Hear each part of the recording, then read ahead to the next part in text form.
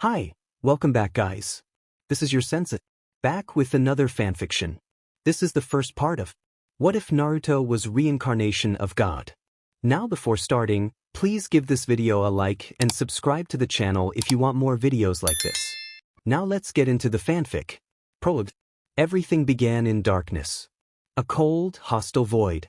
From this dark emptiness, a light emerged. This light brought life. All the gods were created from it, and from the gods, the world was born.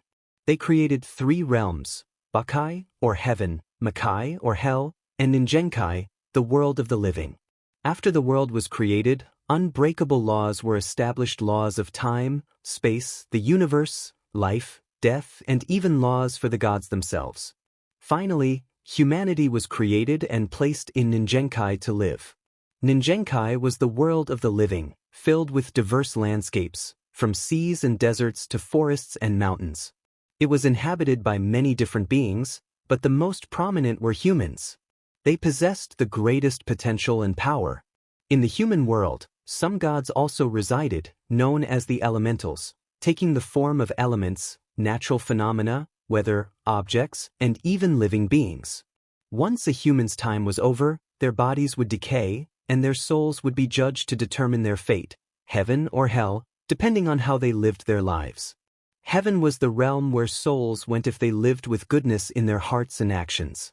It was a world above the clouds, with marble and gold buildings and an air of purity. It was guarded by a race superior to humans, the angels, and ruled by the sacred deities, the gods of heaven. Angels resembled humans, with the only exceptions being the halos above their heads and the bird-like wings on their backs. They were also much stronger and wiser than humans. Their duty was to follow the deities' commands and protect heaven. The sacred deities were the names of the gods who lived in heaven. Each governed a small part, but only 5 held total power, one of whom was absolute.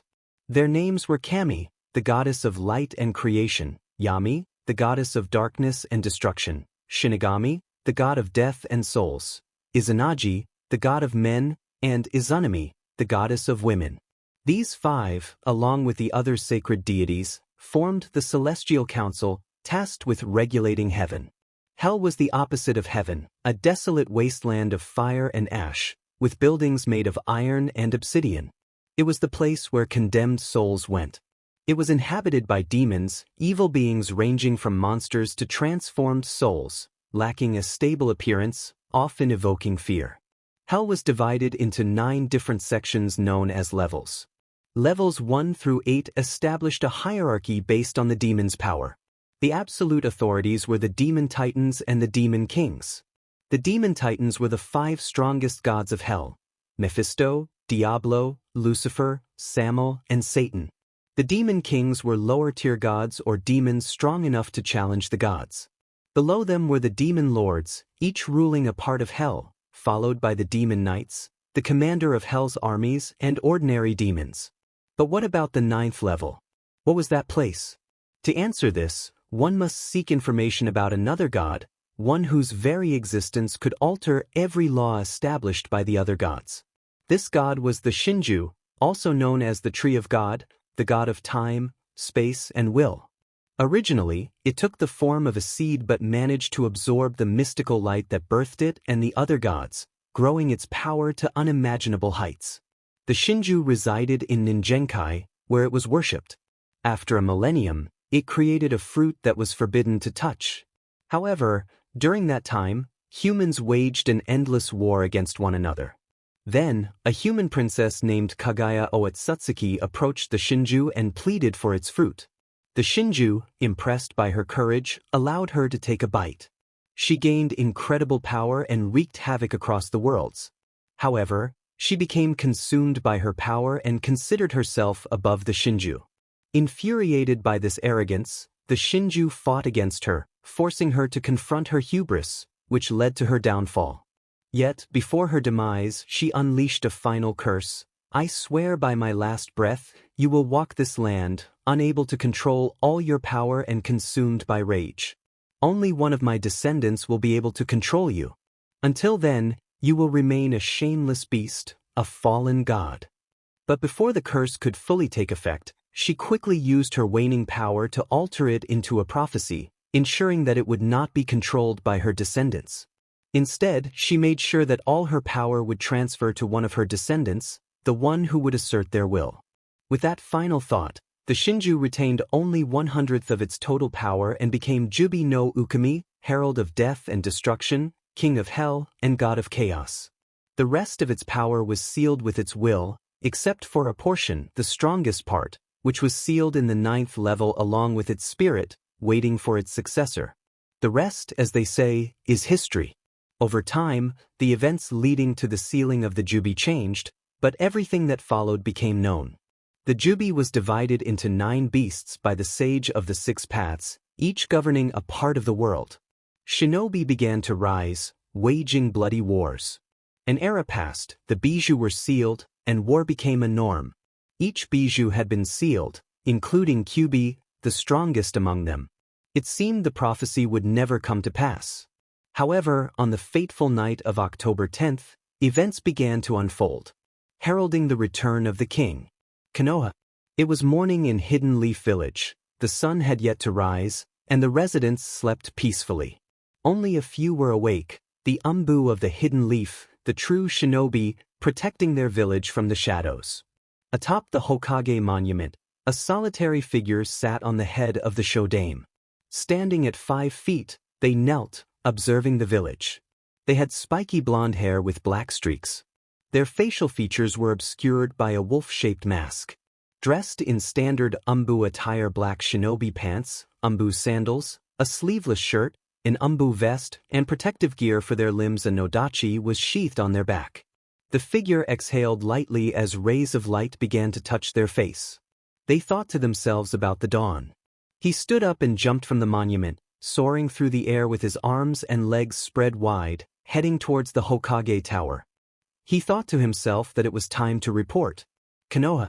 Sarutobi Hiruzen sat behind his desk in the Hokage's office, located on the top floor of the Hokage Tower. The circular room was painted red, with a small leather sofa on the right side adorned with photos of past Hokages and some of the village's greatest ninjas. On the left, a large bookshelf held scrolls of various colors, and there was a small desk for a mission assistant whenever needed. In front of the oak door stood Hiruzen's desk, a grand mahogany piece cluttered with files and writing instruments, accompanied by a large leather chair. The room was illuminated by large windows, creating an awe-inspiring atmosphere for anyone who entered for the first time. Sarutobi, the Sandaime Hokage, was known as Kami no Shinobi for his incredible power, a high-ranking ninja. He was also called the Professor due to his vast wisdom and knowledge. Trained by the 2 previous Hokages, he survived the 3 great shinobi wars and led Konoha through 2 of them. Despite his age, he had only lost some stamina. His skill and strength remained intact. In summary, he was a powerful figure, respected worldwide. However, despite all his knowledge, power, and experience, he found himself unable to solve the mystery before him. His eyes filled with sadness as he looked at the Anbu kneeling before him, but there was also pride. Namikaze Uzumaki Naruto was a prodigy not seen in 100 years. At just 12 years old, he held the prestigious rank of Anbu captain, the 4th highest military rank in the village, in addition to being a Jounin and Anbu commander. He was known in the bingo book as Ukami no Shur, the Wolf of Death, for his lethal skills and wolf mask, holding a high rank of A. As much as he wanted to deny it, the boy was a deadly weapon, a true assassin, a perfect shinobi. He excelled in every area he attempted: ninjutsu, taijutsu, genjutsu, whatever it was. He held the record for the most S-rank missions completed in a single year and was considered by many to be even stronger than Itachi Uchiha. If he were not in ANBU, he would be a potential candidate for Hokage. Hiruzen spoke with a commanding tone, instructing the boy to remove his mask. Naruto complied, taking off the mask and hanging it from his belt. Hiruzen's heart ached as he gazed at the boy, whose features were mostly hidden, save for his crystal blue eyes, devoid of emotion. Hiruzen knew this was merely a facade. He understood that if the boy unleashed all his pent-up emotions, Konoha would suffer damage that would take 5 generations to heal.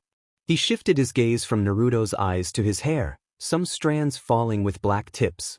He greeted Naruto in a grandfatherly manner, asking how he was. Naruto replied that he was fine, thanking Hiruzen for asking. The Hokage frowned, urging Naruto to relax and not be so formal.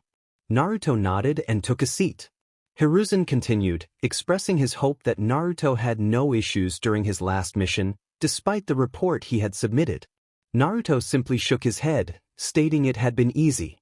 Hiruzen nodded, placing his arms on the table and interlocking his fingers. He had a mission for Naruto, but it was more of a favor. Naruto raised an eyebrow, intrigued, as he pulled an apple from a scroll. Just as he was about to take a bite, Hiruzen's next words caught his attention. He wanted Naruto to enroll in a genin team. Naruto paused, tilting his head in disbelief, asking if Hiruzen was joking. The Hokage shook his head, urging Naruto to listen. The boy took a few bites of the apple before discarding it. He made it clear he was listening, crossing his arms. Hiruzen explained that he wanted Naruto to join Team 7 and monitor Uchiha Sasuke. He revealed that Uchiha Itachi had tragically wiped out the entire Uchiha clan. Hiruzen expressed concern that Sasuke might suffer psychological issues, and he wanted Naruto to keep an eye on him. If Sasuke's behavior posed a threat to the village, Naruto had the authority to intervene. Naruto tilted his head, questioning why Sasuke's sensei couldn't handle it. Hiruzen sighed, explaining that Naruto was his best ANBU, but it was time for him to become a regular ninja. He couldn't add Naruto to the CRA list without him being a standard genin. Naruto looked at him, his eyes momentarily flashing a golden hue, and he asked if Hiruzen truly believed he needed help to restore or create his clan. Hiruzen stammered, trying to respond, but Naruto interrupted, insisting he not be called that in this context. Hiruzen sighed, aware of Naruto's fate, having witnessed it firsthand. Paperwork was the bane of all Kage, a demon worse than the Kyuubi, more powerful than 100 NBU, and as inevitable as death. Just the thought sent shivers down his spine as he watched Naruto skillfully multiply himself at every moment. It was unavoidable, unstoppable, invincible. And yet, this boy claimed to hold the secret. Suddenly, Hiruzen fell to his knees, tears in his eyes, pleading with Naruto to grant his wish. He offered 20, no 30 favors, just to limit his position. Naruto nodded, asking for the details to begin and promising to share the secret before leaving.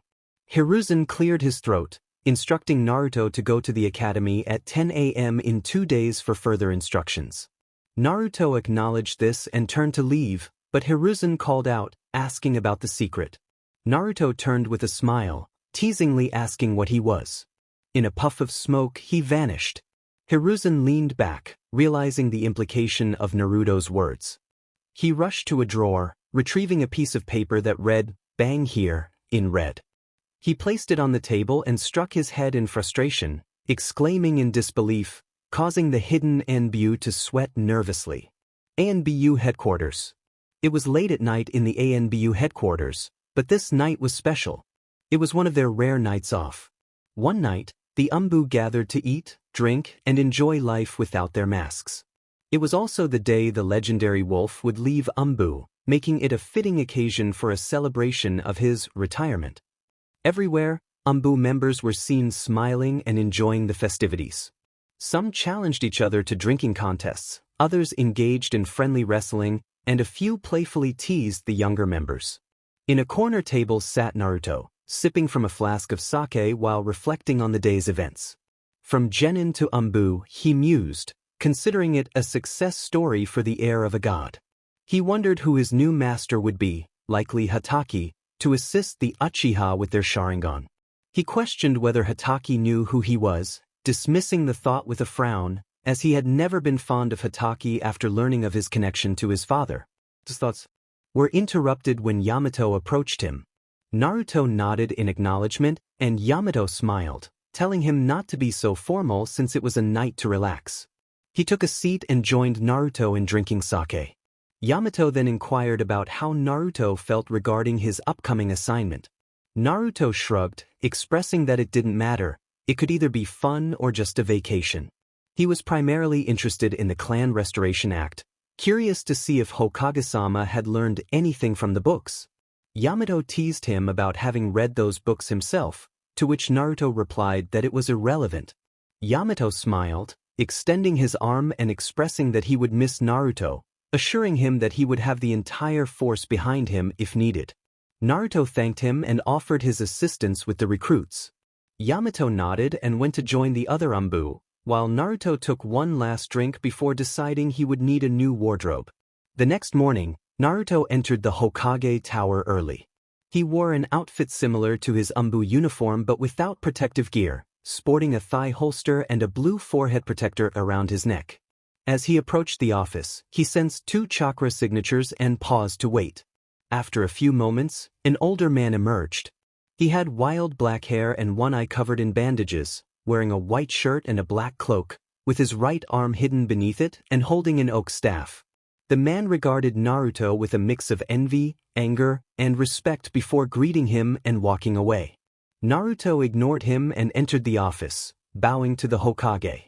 Hiruzen welcomed him with a smile, asking if he was there regarding his inheritance. Naruto nodded in response. Hiruzen stood and handed him a scroll, explaining that it contained the location of his inheritance and a joint bank account with his parents. He suggested moving the funds to a private account, leaving the decision to Naruto. After thanking Hiruzen, Naruto turned to leave but paused to ask if his team leader knew his true identity. Hiruzen confirmed that he did, and Naruto interrupted, guessing it was Kakashi. Hiruzen nodded, adding that people would know about Naruto by noon. As he exited the building, Naruto pondered what he would do about that. Now, Naruto walked toward the shopping district, the streets nearly empty. He thought about needing to buy clothes and stock up on supplies, wondering if his parents had a vault. Regardless, he had made designs and plans for a new house the night before, which he needed to give to the construction company. Approaching a shop called Higurashi Weapons, he recalled hearing from some Anbu that it was the best store in the village and decided to check it out. As he entered, he noticed a burly man exiting. The man stood at 5 feet 7 inches, with broad muscles, dark brown hair tied in a ponytail and brown eyes. He also had a goatee and wore a white shirt, leather apron, black pants, and brown leather boots. Behind him was a girl his age, standing at 5 feet 3 inches, with hair like her father's tied in 2 buns and light brown eyes. She wore a pink Chinese-style shirt, green hakama pants, and blue shinobi sandals. The man approached Naruto, introducing himself as Goro Higurashi and offering assistance. Naruto nodded and handed him a small scroll detailing his order. Goro raised an eyebrow as he read it, his eyes widening at the extensive list. 1,000 kunai, 1,000 shuriken, 200 fuma shuriken, 100 windmill shuriken, 500 needles, 200 meters of ninja wire, 300 sealing scrolls, 10 ninja bags, 5 sets of shinobi gear, and 3,000 explosive notes. Goro asked if Naruto was preparing for war, to which Naruto simply stated that he liked to be prepared. Goro inquired if he could pay for such an order, and Naruto nodded. Both Goro and his daughter were taken aback by the scale of the request. Goro then asked if Naruto needed anything else, and Naruto mentioned he would also buy some clothes. Goro agreed to gather the items, instructing his daughter, Tenten, to help Naruto with whatever he needed. Tenten nodded and began searching through the stock. After a while, she emerged wearing a white shirt with a red wolf on the back that accentuated Naruto's muscles, paired with navy blue pants adorned with red flames liking the bottoms and pockets for scrolls. She wore white shinobi sandals and a blue mask. When she asked if everything was all right with a playful smile, Naruto could only nod in response. He purchased 5 copies of the outfit along with some casual clothing. At the counter, he noticed some chakra metal trench knives similar to those used by Asuma Sarutobi and decided to buy 3 pairs. Goro returned with a large scroll, informing Naruto that, along with the clothing and knives, the total would be around 10,575 ryo. Naruto nodded and produced a blank scroll with a circle on it. Using a brush and ink, he wrote the amount, and in a puff of smoke, the exact sum of ryo appeared on the wooden counter. Both Goro and Tenten watched with wide eyes as Naruto sealed the scroll inside a smaller one and prepared to leave. However, he paused when he heard someone ask for his name.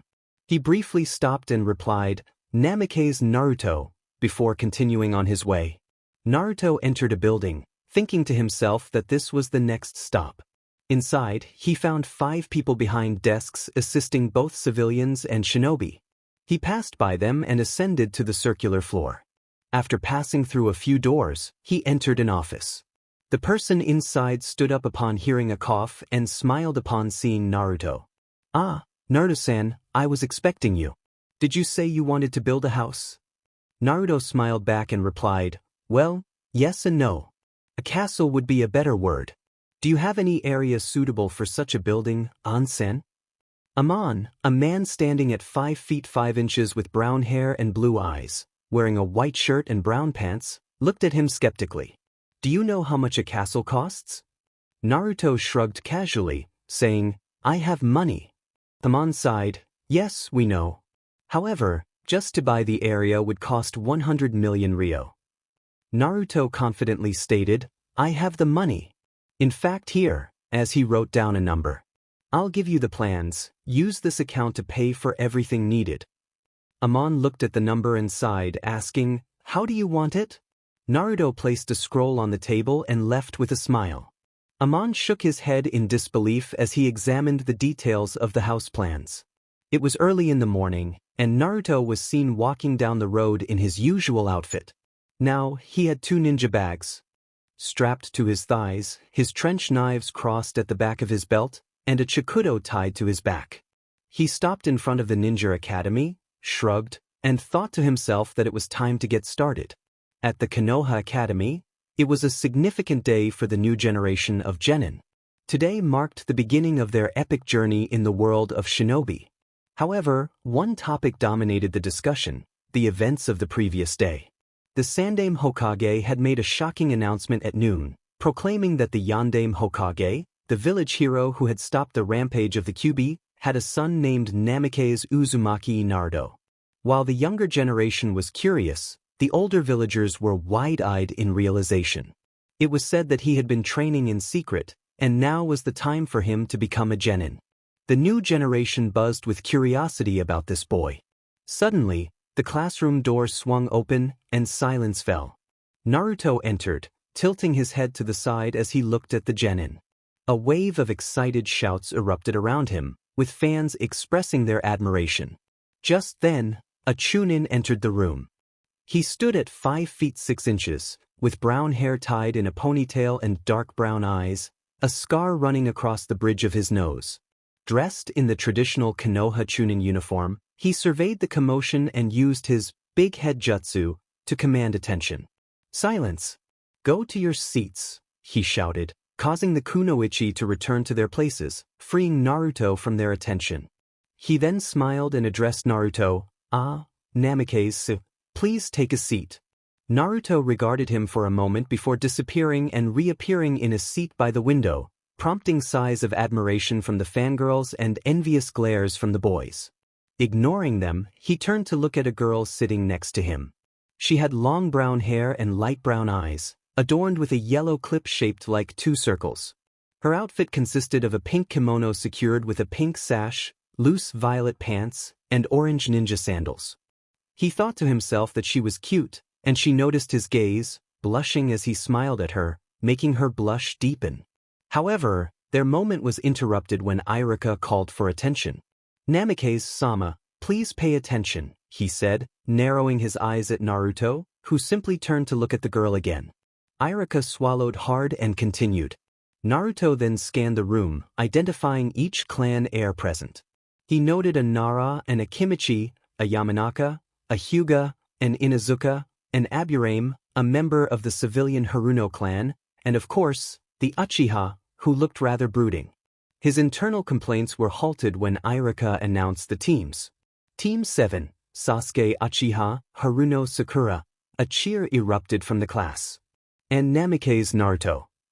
A loud crash was heard as Naruto slammed into the wall, creating spiderweb cracks, his eyebrow twitching in frustration. "Oh Hiruzen, you will pay for this." Irika, sweating, continued. Team 8, Hinata Hyuga, Aburame Shino, and Inuzuka Kiba. Team 9 is still being finalized. Team 10, Akimichi Choji, Nara Shikamaru, and Yamanaka Ino. Ino groaned, "Why those two?" Team 11 will consist of Yakumo Kurama and Sai, and they will be a support team. Wait for your teachers to pick you up. I wish you all good luck, he said proudly. Then, 3 figures appeared in a flash. One was a beautiful woman with black hair and red eyes. Team 8 with me, she instructed. The second was another woman with short purple hair and light brown eyes. Team 11 with me. Move it, worms, she said with a smile that sent shivers down the spines of the genin. The last was a man smoking who stated, Team 10 with me, in a bored tone. Eventually, all the students left except for Naruto, Sasuke, and Sakura. Naruto turned to look at his team. Sasuke had black hair styled like a duck's back and coal black eyes, typical of the Uchiha clan. He wore a high-collared blue shirt, white shorts, and blue ninja sandals. Sakura had long pink hair and emerald green eyes, dressed in a pink cheapao dress, dark green shorts, and blue ninja sandals. At that moment, she was trying to convince Sasuke to go on a date, but he was ignoring her. After 2 hours of this, Naruto's patience wore thin, and he stood up, moving to the door and falling into a ready stance.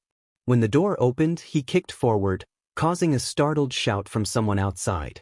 Naruto shrugged as a man with white hair, partially obscured by his forehead protector and wearing a jounin uniform, fell to the ground, clutching his side.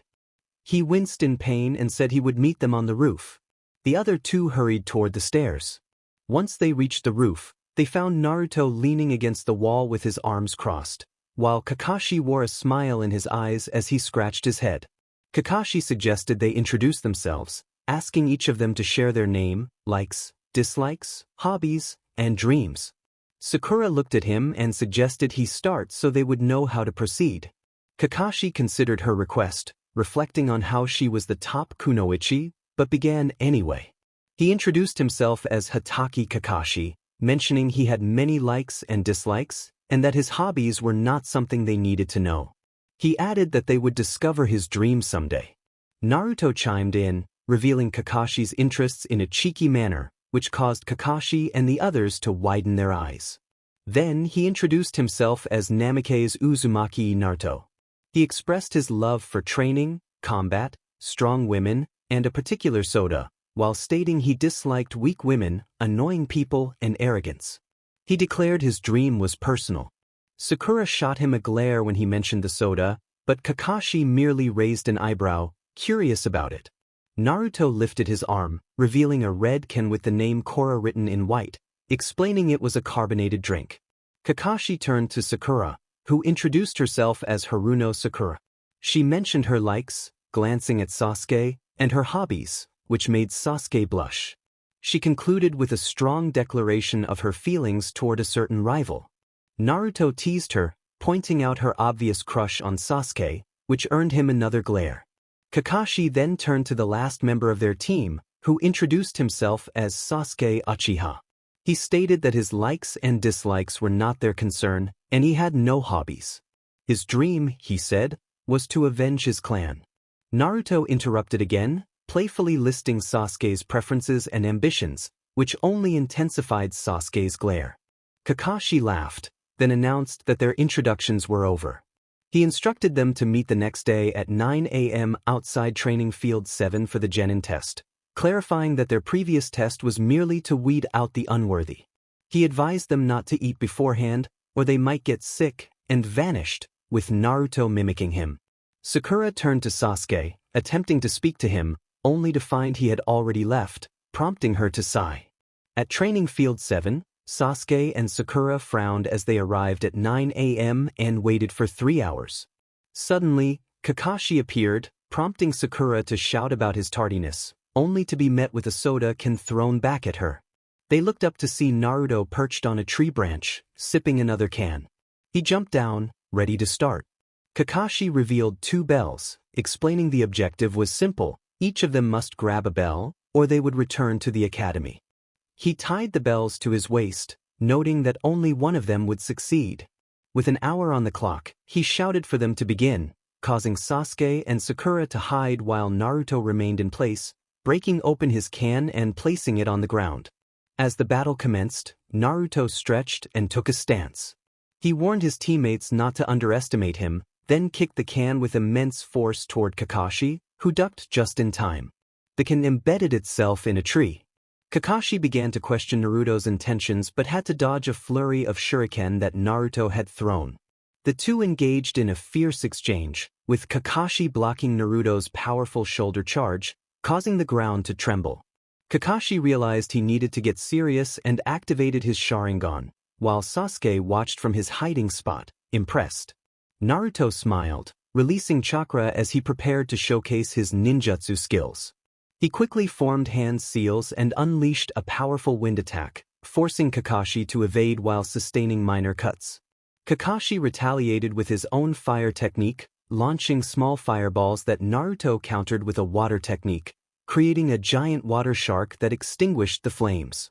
As the battle escalated, Naruto attempted a lightning technique, but Kakashi transformed into a log at the last moment. In a surprising turn, Kakashi trapped Naruto in a genjutsu, but Naruto's overwhelming chakra broke the illusion, allowing him to charge at Kakashi with a blinding speed technique. He landed a powerful kick that sent Kakashi to the ground. When Kakashi regained his composure, he found Naruto had vanished, leaving Sasuke determined not to fall behind. Kakashi looked up to see a kunai coming his way. He used the body switch technique, only to find Sasuke charging at him. They engaged in taijutsu when Naruto appeared behind Sakura. He gestured for her to be quiet, placing a hand over her mouth. She nodded and looked at him, suggesting they form a team, as that was the point of the test. She scoffed, dismissing the idea, pointing out how Sasuke was dominating the fight. Naruto sighed and disappeared, reappearing in a tree to watch Sasuke panting while Kakashi read his book. Sasuke declared he wouldn't lose, unleashing a fire technique that sent a stream of flames toward Kakashi. When it stopped, Kakashi remarked that he hadn't expected a genin to perform such a jutsu, but then executed a secret technique, catching Sasuke off guard. The unexpected move sent Sasuke flying, causing Naruto to sweat in disbelief, while Sakura stood there, stunned. She rushed to Sasuke, only to find him covered in kunai, pleading for help before fainting. Kakashi noted that it had been a low-level genjutsu that Sakura failed to see, just as the timer went off. Sasuke and Sakura stood at attention, watching their sensei while Naruto twirled a kunai. Kakashi expressed his disappointment in them both. He chastised Sakura for falling for a low-level genjutsu and not demonstrating any skills, making her look down in sadness. He then turned to Sasuke, acknowledging his skill but criticizing him for rushing in without a plan, letting his pride overshadow strategy. Sasuke merely scoffed in response. Kakashi then addressed Naruto, his serious expression shifting to one of pain, questioning why Naruto had tried to harm him. Naruto shrugged it off, claiming he had come with the intent to fight seriously, but they had only stuck to lower-level techniques. Kakashi sighed, stating that despite their skills, they had failed to obtain the bells. Suddenly, a sound caught their attention as they turned to see Naruto holding the bells in his hands, while Kakashi's bells vanished. Naruto explained that he had used a lightning genjutsu to grab the bells and set up an illusion that made them appear to be in place. Sasuke's eyes widened in realization, questioning how Naruto had the Sharingan. Kakashi turned to him, revealing it was a gift from a friend, glancing at the memorial stone that bore the names of ninjas who had given their lives to protect the village. Sasuke fell silent.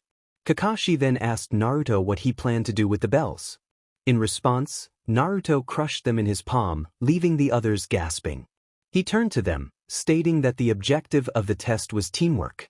Sakura had rejected his help, and Sasuke had not engaged seriously, but he had worked with them to break the bells. Kakashi smiled and nodded, declaring that they had passed thanks to Naruto. Officially forming Team Sasuke smiled, and Sakura beamed with happiness. Naruto then pulled out his chakra blades, enveloping them in lightning chakra, stating he needed to teach Kakashi a lesson. Kakashi stepped back, surprised, just as a thunderous roar echoed, accompanied by Naruto's declaration of retribution for being late. In the Hokage's office, Sarutobi sat with the Jounins, listening to their reports.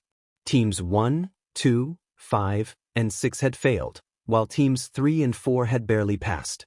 Team 8 had also passed but needed work, and Team 10 had succeeded. The door swung open as a singed Kakashi entered, prompting Sarutobi to inquire about what had happened. Kakashi explained that Naruto had gotten angry, leading to an unexpected outcome. Sarutobi's eyes widened when Kakashi revealed that Team 7 had passed. Sarutobi sighed, instructing everyone to leave. Once alone, he gazed out the window, wondering what surprises Naruto would bring next, smiling at the thought. It was a beautiful day in Konoha, a month after the Genin test. Kakashi announced the team's positions, with Sakura sighing at her codename and Sasuke responding seriously. Suddenly, a cat's scream and an explosion interrupted them, followed by Naruto's frantic shout about a code red. The team rushed to a clearing to find Naruto holding a black cat by the neck, a chakra blade aimed at it. The frightened cat was in a panic. Kakashi, trying to maintain calm, reminded Naruto that they needed the cat alive. Naruto insisted nobody would notice, pleading with a sickly expression that terrified his teammates. Kakashi sighed and placed a hand on Naruto's shoulder, urging him to report to the Hokage. Naruto, however, tossed the cat to Sakura, who shrieked as it scratched her. At the Hokage Tower, Sarutobi congratulated them on capturing Tora the cat, though he was sweating nervously. Just then, a heavy-set woman entered, embracing the cat and causing it to cry out in pain. As she expressed her affection for Tora, Naruto raised an eyebrow. Sarutobi continued, assigning them more missions, which included mundane tasks that made Naruto's eyebrow twitch. When he heard about another low-ranking mission, a wave of chakra surrounded him, causing his teammates to step back. He shouted that he wouldn't accept any more pathetic D-rank missions, leaving Sarutobi amused at the impending explosion. Iruka attempted to calm him down, but had to dodge 2 chakra blades that narrowly missed him, embedding one in the wall. Naruto threatened that Iruka would be next if he didn't stop. Turning to Sarutobi, he demanded a higher-ranked mission. Sarutobi simply handed him a C-rank mission, which calmed Naruto down as he regained control of his chakra blades. Team 7, this will be your first C-rank mission, Kakashi announced, causing Sasuke to smile while Sakura wore a look of mild concern. You must escort a builder to Wave Country. Bring in the client. At that moment, a gray-haired man with a beard and a straw hat entered, holding a bottle that reeked of alcohol. He frowned at the young ninjas, expressing his doubts about their ability to protect him. Do these kids really think they can guard me? They look pathetic. Especially the girl and the boy with black hair. This prompted both Sasuke and Sakura to react, but Kakashi stepped in to calm the situation. I assure you we will be more than enough. After all, I am an elite jounin, and my team is one of the strongest genins. He then turned to his team. Team 7, go home and prepare for a week-long journey. Meet at the East Gate in an hour. Dismissed, he said seriously, and they nodded, exiting the building. Naruto dashed out, but instead of heading to his apartment, he went to meet Amon. As he hurried into the building, he nearly collided with him. Amon greeted him, apologizing that his house wasn't fully finished. Naruto acknowledged this and asked if it would be completed by the end of the week. Amon scratched his chin thoughtfully and replied that it would be, thanks to the funds Naruto provided, which allowed them to hire enough workers and gather supplies to finish what would normally take 3 months in just one. Naruto was pleased to hear this. He mentioned he was going on a mission and wouldn't return until the end of the week before running off. Suddenly, he stopped, realizing he could use the body flicker technique instead of running. With that thought, he vanished in a swirl of leaves. He reappeared in his apartment, which was simple and furnished only with the essentials. Upon entering his room, he opened a small closet filled with scrolls labeled for various purposes. Inside the closet, he retrieved a set of protective gear similar to that worn by Bijū, along with his nodachi, the sword he used when he wanted to toy with his enemies. The sword was made of chakra metal and sheathed in a black smoke casing. He donned the protective gear, strapped the nodachi to his back, and secured his chakra blades at his waist. He took scrolls labeled C-rank gear, healing, rations, and survival items, placing them on a small table before sealing them into a larger scroll. He slung this scroll over his back, crossing it with the Nodachi. After checking his reflection in the mirror and nodding in approval, he left his apartment. Arriving at the east gate, he received surprised looks from his teammates due to his armor and sword.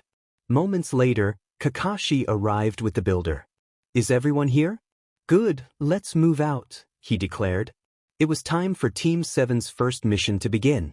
On the way to Wave, Team 7 walked in a defensive formation. Tazuna, the client, was in the middle, flanked by Sakura and Sasuke, with Kakashi in front and Naruto behind. Sakura turned to Naruto and asked where his supplies were. He simply pulled out his scroll, raising an eyebrow from Sakura. Kakashi explained that Naruto's supplies were sealed within the scroll, surprising her. He then engaged in conversation with Tazuna about Wave. At one point, Sakura asked if Wave had any shinobi. Kakashi informed her that Wave was not wealthy enough to afford an academy, which is why they sought help from other villages like Konoha. Sakura nodded, falling silent. Suddenly, Naruto noticed a puddle ahead. It was odd since it hadn't rained in weeks. He thought Kakashi must have noticed but was waiting to see who might be following them. As they passed the puddle, Tazuna and the others remained unaware. Suddenly, the puddle shifted, revealing two rogue ninjas armed with a chain. They surrounded Kakashi, attempting to ensnare him, which made Sakura gasp, but she quickly drew a kunai. The rogue ninjas turned their attention to Tazuna, declaring their intent. However, Sasuke intervened, launching a fire technique aimed at the chain, forcing them to split and dodge. Naruto appeared before one of the rogues, striking with his chakra blades, causing the rogue to collapse.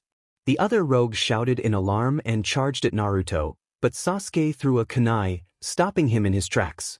Before he could recover, Kakashi swiftly subdued him, pinning him down with a kunai at his neck.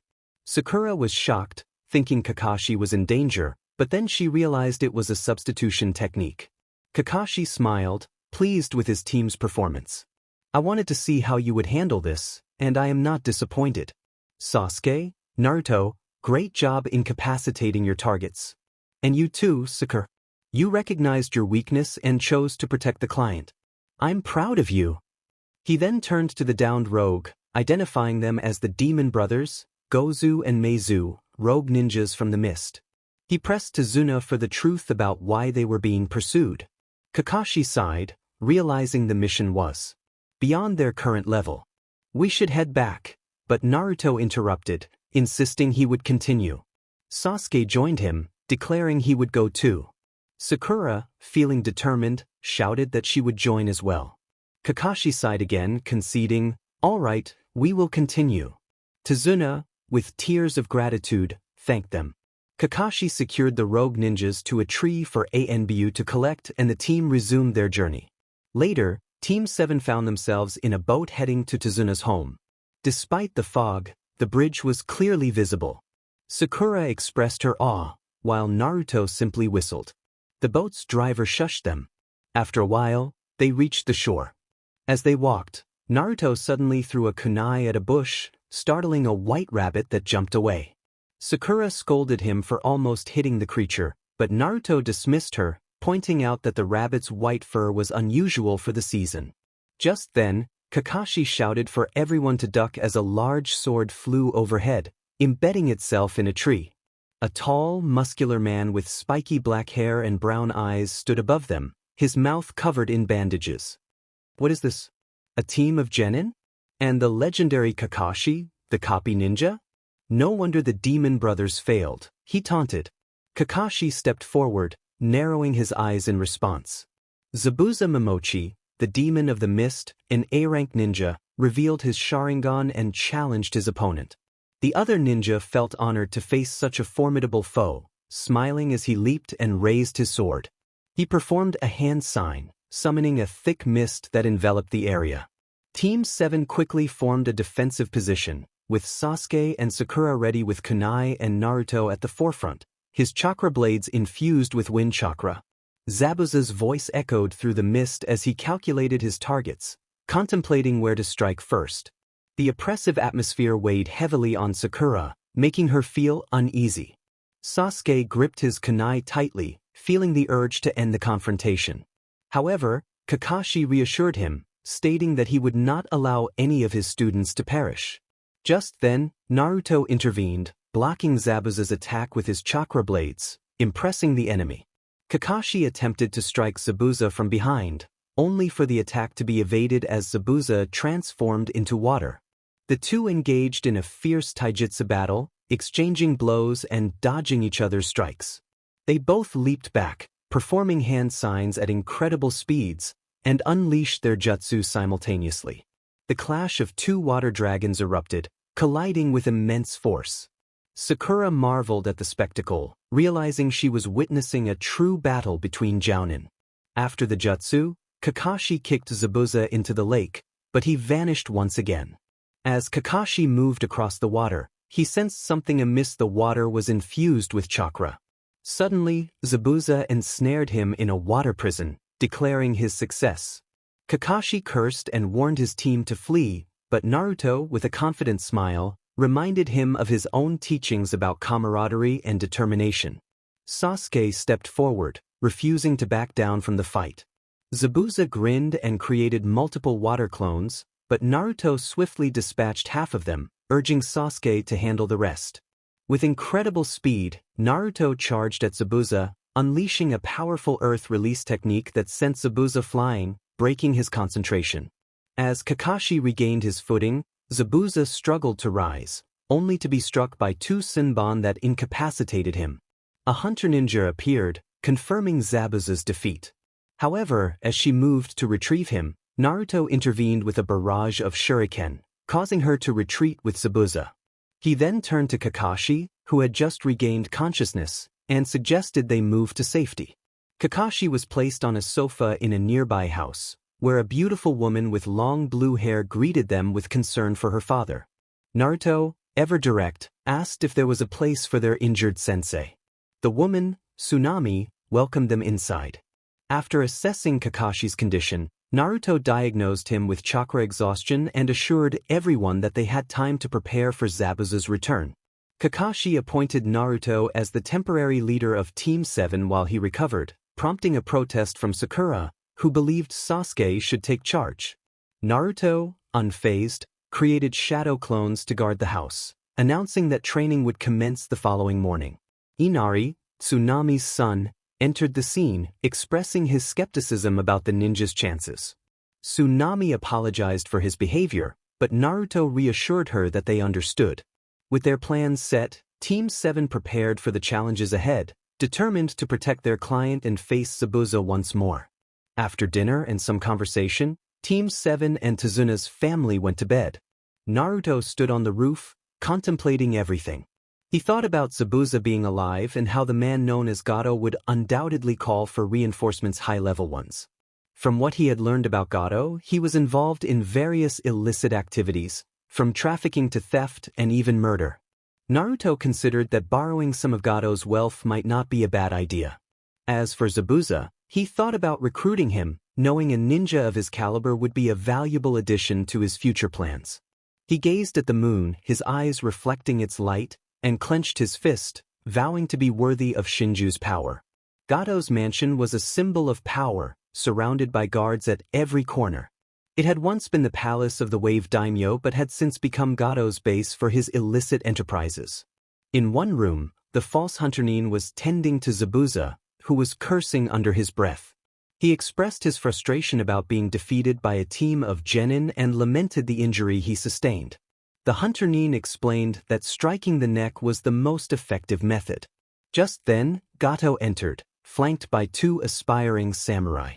He scowled at Zabuza, berating him for being taken down by a mere team of genin. Zabuza admitted he had underestimated them, especially with Kakashi the copy ninja among them. Gato warned him that he had 1 week to rectify the situation, or he would find someone else for the job. Zabuza's companion, Haku, advised him to rest and not to push himself too hard. 4 days had passed since Naruto became the leader of the team, and both Sakura and Sasuke had come to a consensus Naruto was quite demanding. He made them do physical exercises that left Sakura feeling exhausted, and Sasuke looking frustrated. However, today was different. Naruto announced they would learn to climb trees. When Sakura pointed out they already knew how, Naruto demonstrated by climbing a tree without using his hands, which left them astonished. He explained the technique of applying chakra to their feet to stick to the tree, emphasizing the need for balance. He encouraged them to track their progress with kunai before urging them to begin. As Naruto observed their practice, Sakura quickly reached the top of the tree. He praised her and instructed her to continue until she ran out of chakra. Sasuke, however, struggled but eventually made progress, prompting Naruto to remind him to focus. Kakashi watched them with a smile, pleased with their efforts. As the sun began to set, Sasuke finally mastered the exercise, and Naruto announced it was time to return. Upon entering the house, they found Tsunami cooking, and she welcomed them warmly. During dinner, the team and Tazuna's family couldn't help but wonder how Naruto and Kakashi managed to eat with their masks on. Inari, however, had reached his limit. He slammed his hands on the table and confronted Naruto, expressing his disbelief in their chances against Gato and his numerous thugs. Naruto dismissed Inari's concerns, insisting that those thugs stood no chance against a trained team of ninjas. Inari, frustrated, accused Naruto of being naive and not understanding the suffering their country had endured. The atmosphere in the room shifted dramatically. Naruto lowered his head, his bangs obscuring his eyes, and a heavy pressure filled the air. He challenged Inari's assertion that he knew nothing of suffering. He recounted Kakashi's painful past, where his father had taken his own life due to the village's disdain, and how he had lost friends during the Third Shinobi War. He then turned to Sasuke, revealing the tragic fate of his clan at the hands of his brother. In a sudden movement, Naruto appeared before Inari, lifting him by his shirt and locking eyes with him. He demanded to know if Inari had ever faced countless beatings or attempts on his life, or had to survive on the streets at such a young age. With a fierce declaration, he dropped Inari to the ground, leaving the room in stunned silence. He turned toward the door and coldly stated that he was going to blow off some steam before leaving. The room fell silent for a moment, and then Sakura painfully asked if what Kakashi-sensei said was true. He nodded sadly, explaining that it was a softened version of the truth, which widened the eyes of everyone in the room. He reflected on watching Naruto grow up and the hardships he had faced, worse than anyone could imagine. Tsunami and Sakura were in tears, Inari stood frozen in shock, Tazuna was cursing while looking somber, and Sasuke contemplated that Kakashi understood his pain, perhaps even more than he did.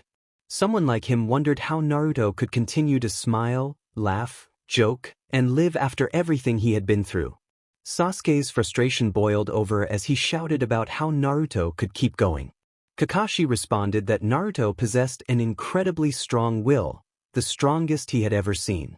He recalled how the Hokage described Naruto's will as a bright sun but expressed concern for the day when all that contained emotion would erupt. He spoke enigmatically about the danger of a sun that had died, becoming a solar explosion that could bring devastation to everything nearby, before heading upstairs. The residents were left with much to ponder. In a forest, Naruto stood amidst the chaos he had created, cutting, striking, and destroying everything in his path. He growled in frustration, blaming a troublesome brat as he sliced a tree in half with his nodachi. His golden aura surrounded him as he infused wind chakra into his sword, launching it at a dozen trees and cutting them all down. He shouted a technique name as sharp winds erupted in all directions, slicing through many more trees. As he paused, he quickly formed more hand signs and unleashed a torrent of water from his mouth, obliterating everything in its path. Next, he wrapped his arm in electricity, the lightning tinged with gold from his chakra. With a fierce determination, he pointed at a tree and unleashed a sharp lightning attack, igniting some of the trees around him. He continued his relentless training throughout the night.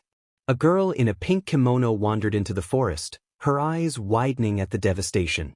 She shook her head, sensing the powerful chakra that lingered in the air. As she walked further, she spotted a boy, the same one who had thrown shuriken at her.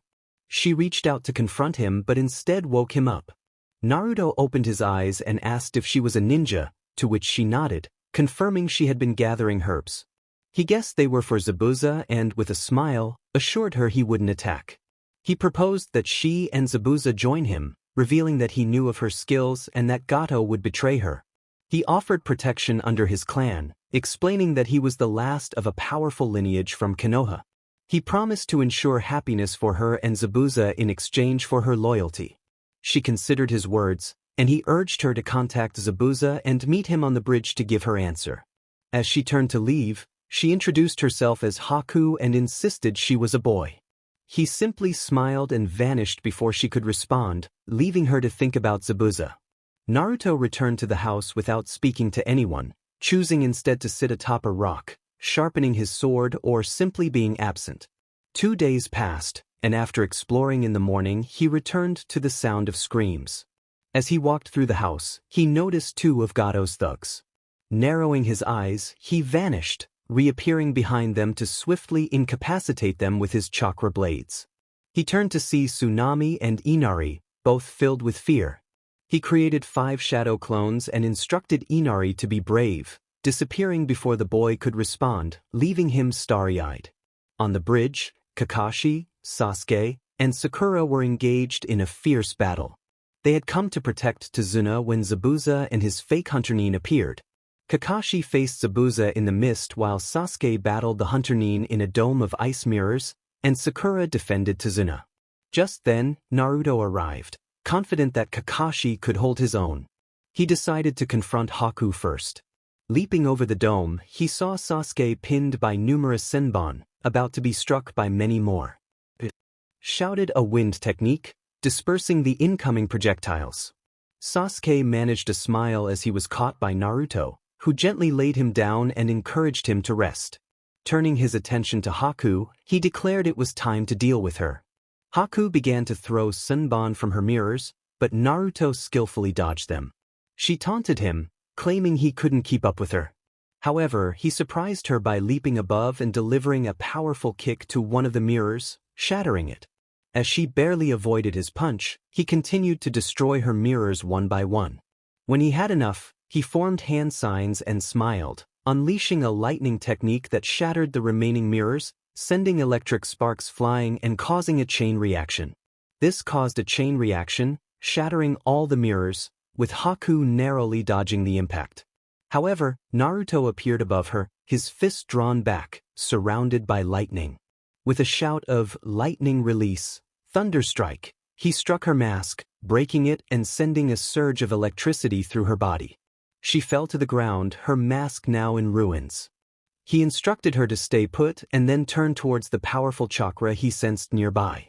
As he ran, he soon spotted Zabuza held in place by Kakashi's tracking dogs, while he prepared his famous Raikiri to finish him off, only for Haku to teleport in to stop him. She quickly caught his wrist, sending a pulse of chakra that disrupted the jutsu, shocking Kakashi. He pushed her away, questioning what she was doing. Naruto huffed and turned to Zabuza, demanding to know what he was doing and if he had forgotten their deal. Zabuza snorted in response, the tracking dogs dissipating as he fell, only for Haku to rush to him, calling out his name. He painfully turned to her, apologizing for the first time, causing her eyes to widen in surprise. Then, applause echoed from the opposite end of the bridge. They turned to see Gato, flanked by an army of thugs and a rogue ninja. He had green hair and blue eyes, wearing an Amigakure headband. His outfit consisted of a sleeveless pink shirt with a black line running down the zipper, black bracelets, and black ANBU pants. He held an umbrella and wore a smug smile. He mocked Zabuza, questioning if this was all the famous demon of the mist could do, as he had hoped Zabuza would weaken them enough for him to finish them off. Zabuza growled at Gato but winced in pain as blood flowed from his legs where the dogs had bitten him. Gato instructed Aoi to finish them off, and Aoi complied, releasing a flurry of senbon from his umbrella. They would have been deadly if not for Naruto, who opened 3 windmill shuriken and threw them around, enclosing them in a triangle. With a shout of "Lightning Release, Thunder Binding," a triangular barrier of lightning formed around them, blocking the senbon. Kakashi, from within the barrier, recognized Aoi and began forming hand seals, ignoring Kakashi's shout to wait. "Lightning Jaguar," he declared, transforming the lightning barrier into a jaguar made of electricity that roared as it charged toward Aoi. However, before it could reach him, Aoi drew a sword hilt, and with a sharp sound, An electric blade formed, slicing through the jaguar. Naruto narrowed his eyes, murmuring about the sword of the Thunder God, wondering how Aoi possessed the sealed form of a sacred weapon. He shook off the questions. He needed that sword. He drew his Nodachi, made of chakra metal, covered it in electricity, and charged forward, with Aoi doing the same. They met in the center, their swords clashing and sparks flying. Naruto grunted as his sword developed minor cracks despite the lightning enhancing it. He pushed Aoi back and shouted, "Wave of lightning!" As a wave of lightning chakra surged toward Aoi, only for Aoi to swing his sword and shatter it. Naruto pressed the attack, continuing to strike Aoi's sword until it began to break after Aoi blocked one of Naruto's more powerful swings. Seizing the opportunity, Naruto appeared in front of Aoi with a Chidori in hand. He stabbed the blade of lightning into its base, damaging it just enough for Aoi not to notice as he jumped back, forming a fist. His hand was surrounded by blue chakra as he charged forward, striking Aoi's sword where he had pierced it. The lightning flickered for a moment, to Aoi's horror, which was all Naruto needed. In that brief moment, he stabbed Aoi's chest and swiftly lifted the blade upward, shattering the sword within the dying Aoi's body. He tossed the hilt aside with a sad sigh and took the sword of the Thunder God from Aoi's hand, sheathing it at his waist. He turned to see Gato scowling at him, who then commanded his thugs to kill Naruto but spare the girls for entertainment after they raided the village. The thugs roared and charged. Hell broke loose. Zabuza wielded his executioner's blade, cutting through thugs left and right. Kakashi surrounded his chakra blades with lightning, moving from one opponent to another. Naruto was a blur of death, breaking necks, arms, and legs while targeting weak points. At one moment, he twisted a man's arm, took his sword, decapitated him, and threw the head at another man. Before the second man could react, a sword pierced through his head and chest. Gato was seen retreating. Naruto took aim and shouted, "Lightning release, electromagnetic kill." The last line of defense was broken. Naruto grabbed Gato by the throat and lifted him. Gato pleaded for his life, but Naruto smiled, assuring him he wouldn't kill him. Gato sighed in relief, only to realize Naruto meant the villagers would. He tossed Gato at their feet, and they began to pummel him. Turning back to his team, he saw Sakura crying over Sasuke's injured form. With a sigh, he sat down, having exhausted much of his chakra from the continuous jutsu. He thought to himself that he should have removed the seals. The village. 3 days had passed since the victory on the bridge. After the battle, Naruto had raided Gato's mansion, taking anything of value, land papers, blackmail documents, business management files, property titles, and numerous accounts of money. He also accessed the vault, retrieving various artifacts along with 30 billion ryo. He kept 10 for himself, 5 for Zabuza, and gave the rest to the people of Wave, along with forming trade alliances with them. Even though only 3 days had passed, the changes were clear to everyone. The people were filled with happiness and optimism for the days ahead. Unfortunately, it was time for a bittersweet farewell. Inari, with tears in his eyes, looked up at Naruto and expressed his sadness about his departure. Naruto smiled and reassured him, encouraging him to be a good boy and protect his family. Inari nodded happily, determined to practice and become as strong as Naruto. The once sad boy was now filled with joy, ready to safeguard his loved ones. Naruto stood up and turned to Zabuza, confirming that he would return in a month. Zabuza nodded, expressing his desire to help Wave recover while he healed from his injuries. They shook hands, and Naruto playfully warned Zabuza not to be late, or he would reopen his wounds. Zabuza responded with a teasing remark, and Naruto laughed as he rejoined his team. Kakashi, with a smile in his eyes, announced it was time to return. As they were leaving, Tazuna suddenly slapped his forehead, lamenting that he had forgotten to name the bridge. He then suggested calling it the Great Tazuna Bridge, which elicited laughter from everyone. Inari chimed in, proposing they name it the Great Bridge of Naruto, and the crowd roared in agreement. Zabuza observed the boy's enthusiasm and thought to himself that he would go far. At the Hokage Tower, Sarutobi Hiruzen, having lived many years and completed countless missions, was astonished to see a C-rank mission escalate to A rank. After Kakashi finished his report, Hiruzen congratulated Team 7 on their achievement, informing them that their payment would be added to their accounts and that they had 2 days off from missions, except for Naruto. The others looked at Naruto curiously, while Kakashi remained engrossed in his book. Naruto took a seat and greeted Hiruzen with a smile, asking what he wanted. Hiruzen sighed, mentioning he wanted to discuss the Raijin and that always reward would go to Naruto's account. Naruto thanked him for the cash, indicating he would use it until he found a better replacement. Hiruzen then brought up Naruto's position as the last of a clan, which made Naruto scoff, dismissing the topic of the Clan Restoration Act. Hiruzen informed him that marriage proposals had arrived in droves, surprising Naruto, who thought they wouldn't start until after the Chunin exams. Hiruzen explained that the council had sent letters regarding the activation of the law, and even clans in Konoha were preparing potential brides. Naruto expressed his frustration at the situation, his eyes shimmering with a hint of gold as he reacted to the news. Hiruzen reminded him that he was not the one becoming famous in the bingo book. When Naruto learned he was now listed as an A-rank ninja due to his victory over Zabuza, he sighed and calmed himself, placing the bingo book in his bag. Curious about the potential brides from Konoha, he listened as Hiruzen mentioned Hayashi's suggestion of Hinata, which Naruto quickly dismissed, citing her weakness. Hiruzen raised an eyebrow at Naruto's response but continued, suggesting Inuzuka Hana, who was described as a strong candidate. Naruto considered her but remained skeptical about the alpha female label.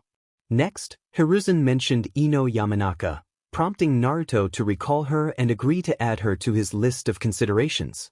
Hiruzen informed him that letters had been sent to clans and nations worldwide, expecting responses by the end of the Chunin exams.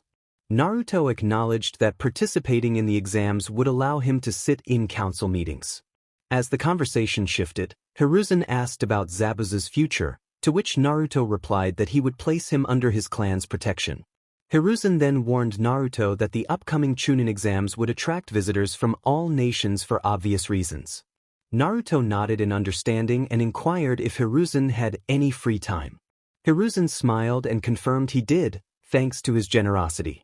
Naruto stood up and invited Hiruzen to place a hand on his shoulder, promising it would only take a minute. Hiruzen raised an eyebrow but complied. As Naruto activated his Shunshin technique, they vanished in a flash of lightning. Outside a grand iron gate adorned with intricate designs, Hiruzen was taken aback by the sight before him. The gate was set within a thick wall made of what appeared to be chakra-infused granite, seemingly impossible to move. At the top of the gate was a sigil he did not recognize, depicting a wolf's head with 10 tails, each adorned with a symbol representing the 5 elements, along with symbols for creation and destruction. Surrounding the estate, which was nearly double the size of the Hyuga complex, was an expansive area, with a massive structure at its center. Standing 100 feet tall and made of chakra wood and stone, it resembled a castle more than a traditional estate. In shock, Hiruzen questioned what this place was, when it had been built, and why he had not been informed. Naruto smiled as he revealed that he had ordered its construction after their meeting when he became a genin, and he was sure Hiruzen had received a form regarding the new clan property. Hiruzen narrowed his eyes, then widened them as he signed the document, though he hurriedly skimmed it, distracted by his reading of Ika Ika. He sighed, reflecting on the enormity of the project and the materials used, realizing it must have cost a fortune. A voice interrupted his thoughts, stating that it had indeed cost billions of ryo. Turning, he saw Aman, who explained that Namikaze had requested the house be built to withstand any assault. It had cost a fortune, but they had managed to create one of the most defensible buildings in the world. Naruto nodded, acknowledging the situation.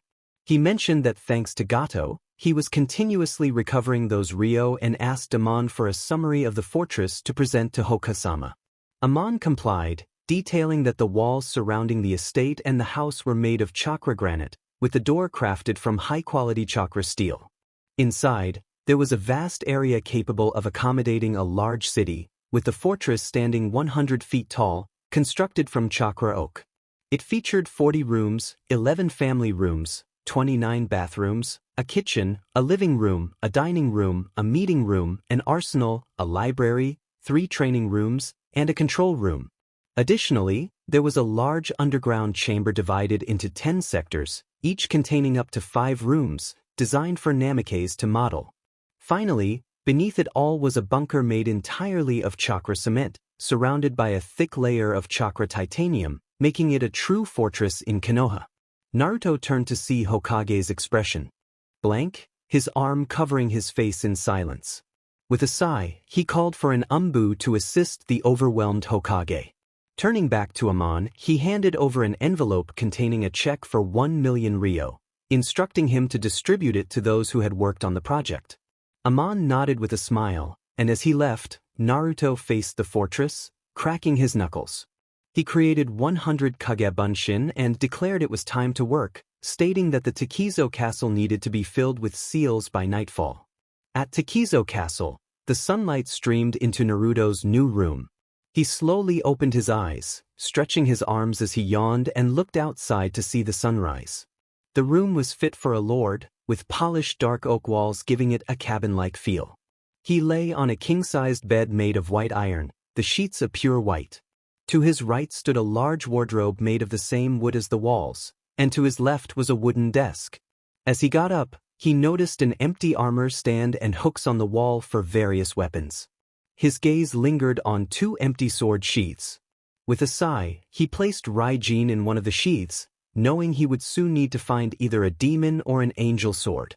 He understood that the chances of finding another god blade were slim, especially since his body could only handle one until he reached demigod status, which would take him another 2 years.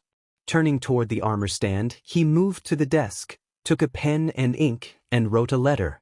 Nodding to himself, he created a Kagebunshin to deliver it to Gado's council, instructing the clone to inform them that the chief demanded action. The clone nodded and vanished. With a sigh, Naruto headed to the kitchen for breakfast, contemplating the seals. He had added seals to the walls, the door, and every inch of the castle. The barrier seals were placed in the control room, linked to all the seals in the house. He had installed high-level special seals there, with enough chakra to last him 5 minutes, which should suffice for about a century, as the new seals reduced the chakra needed to function. All he needed now were the defensive machines he had ordered while the clones worked. After finishing his breakfast and washing the dishes, he made his way to the armory. The armory was a large room dedicated to storing Naruto's weapons. 3 walls were lined with hooks for various arms, while the 4th wall was filled with drawers. Inside the drawers were scrolls containing different weapons, supplies, rations, first aid kits, poisons, and everything related to combat. The right wall displayed various types of swords, from kodachis and wakizashi to nodachi and okatanas, including some unusual blades like a claymore and a stiletto.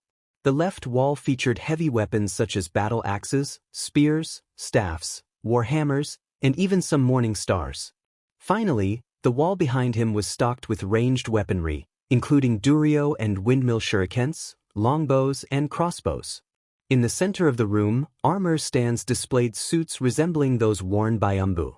He gathered the necessary weapons and stepped outside, sipping his carbonated drink.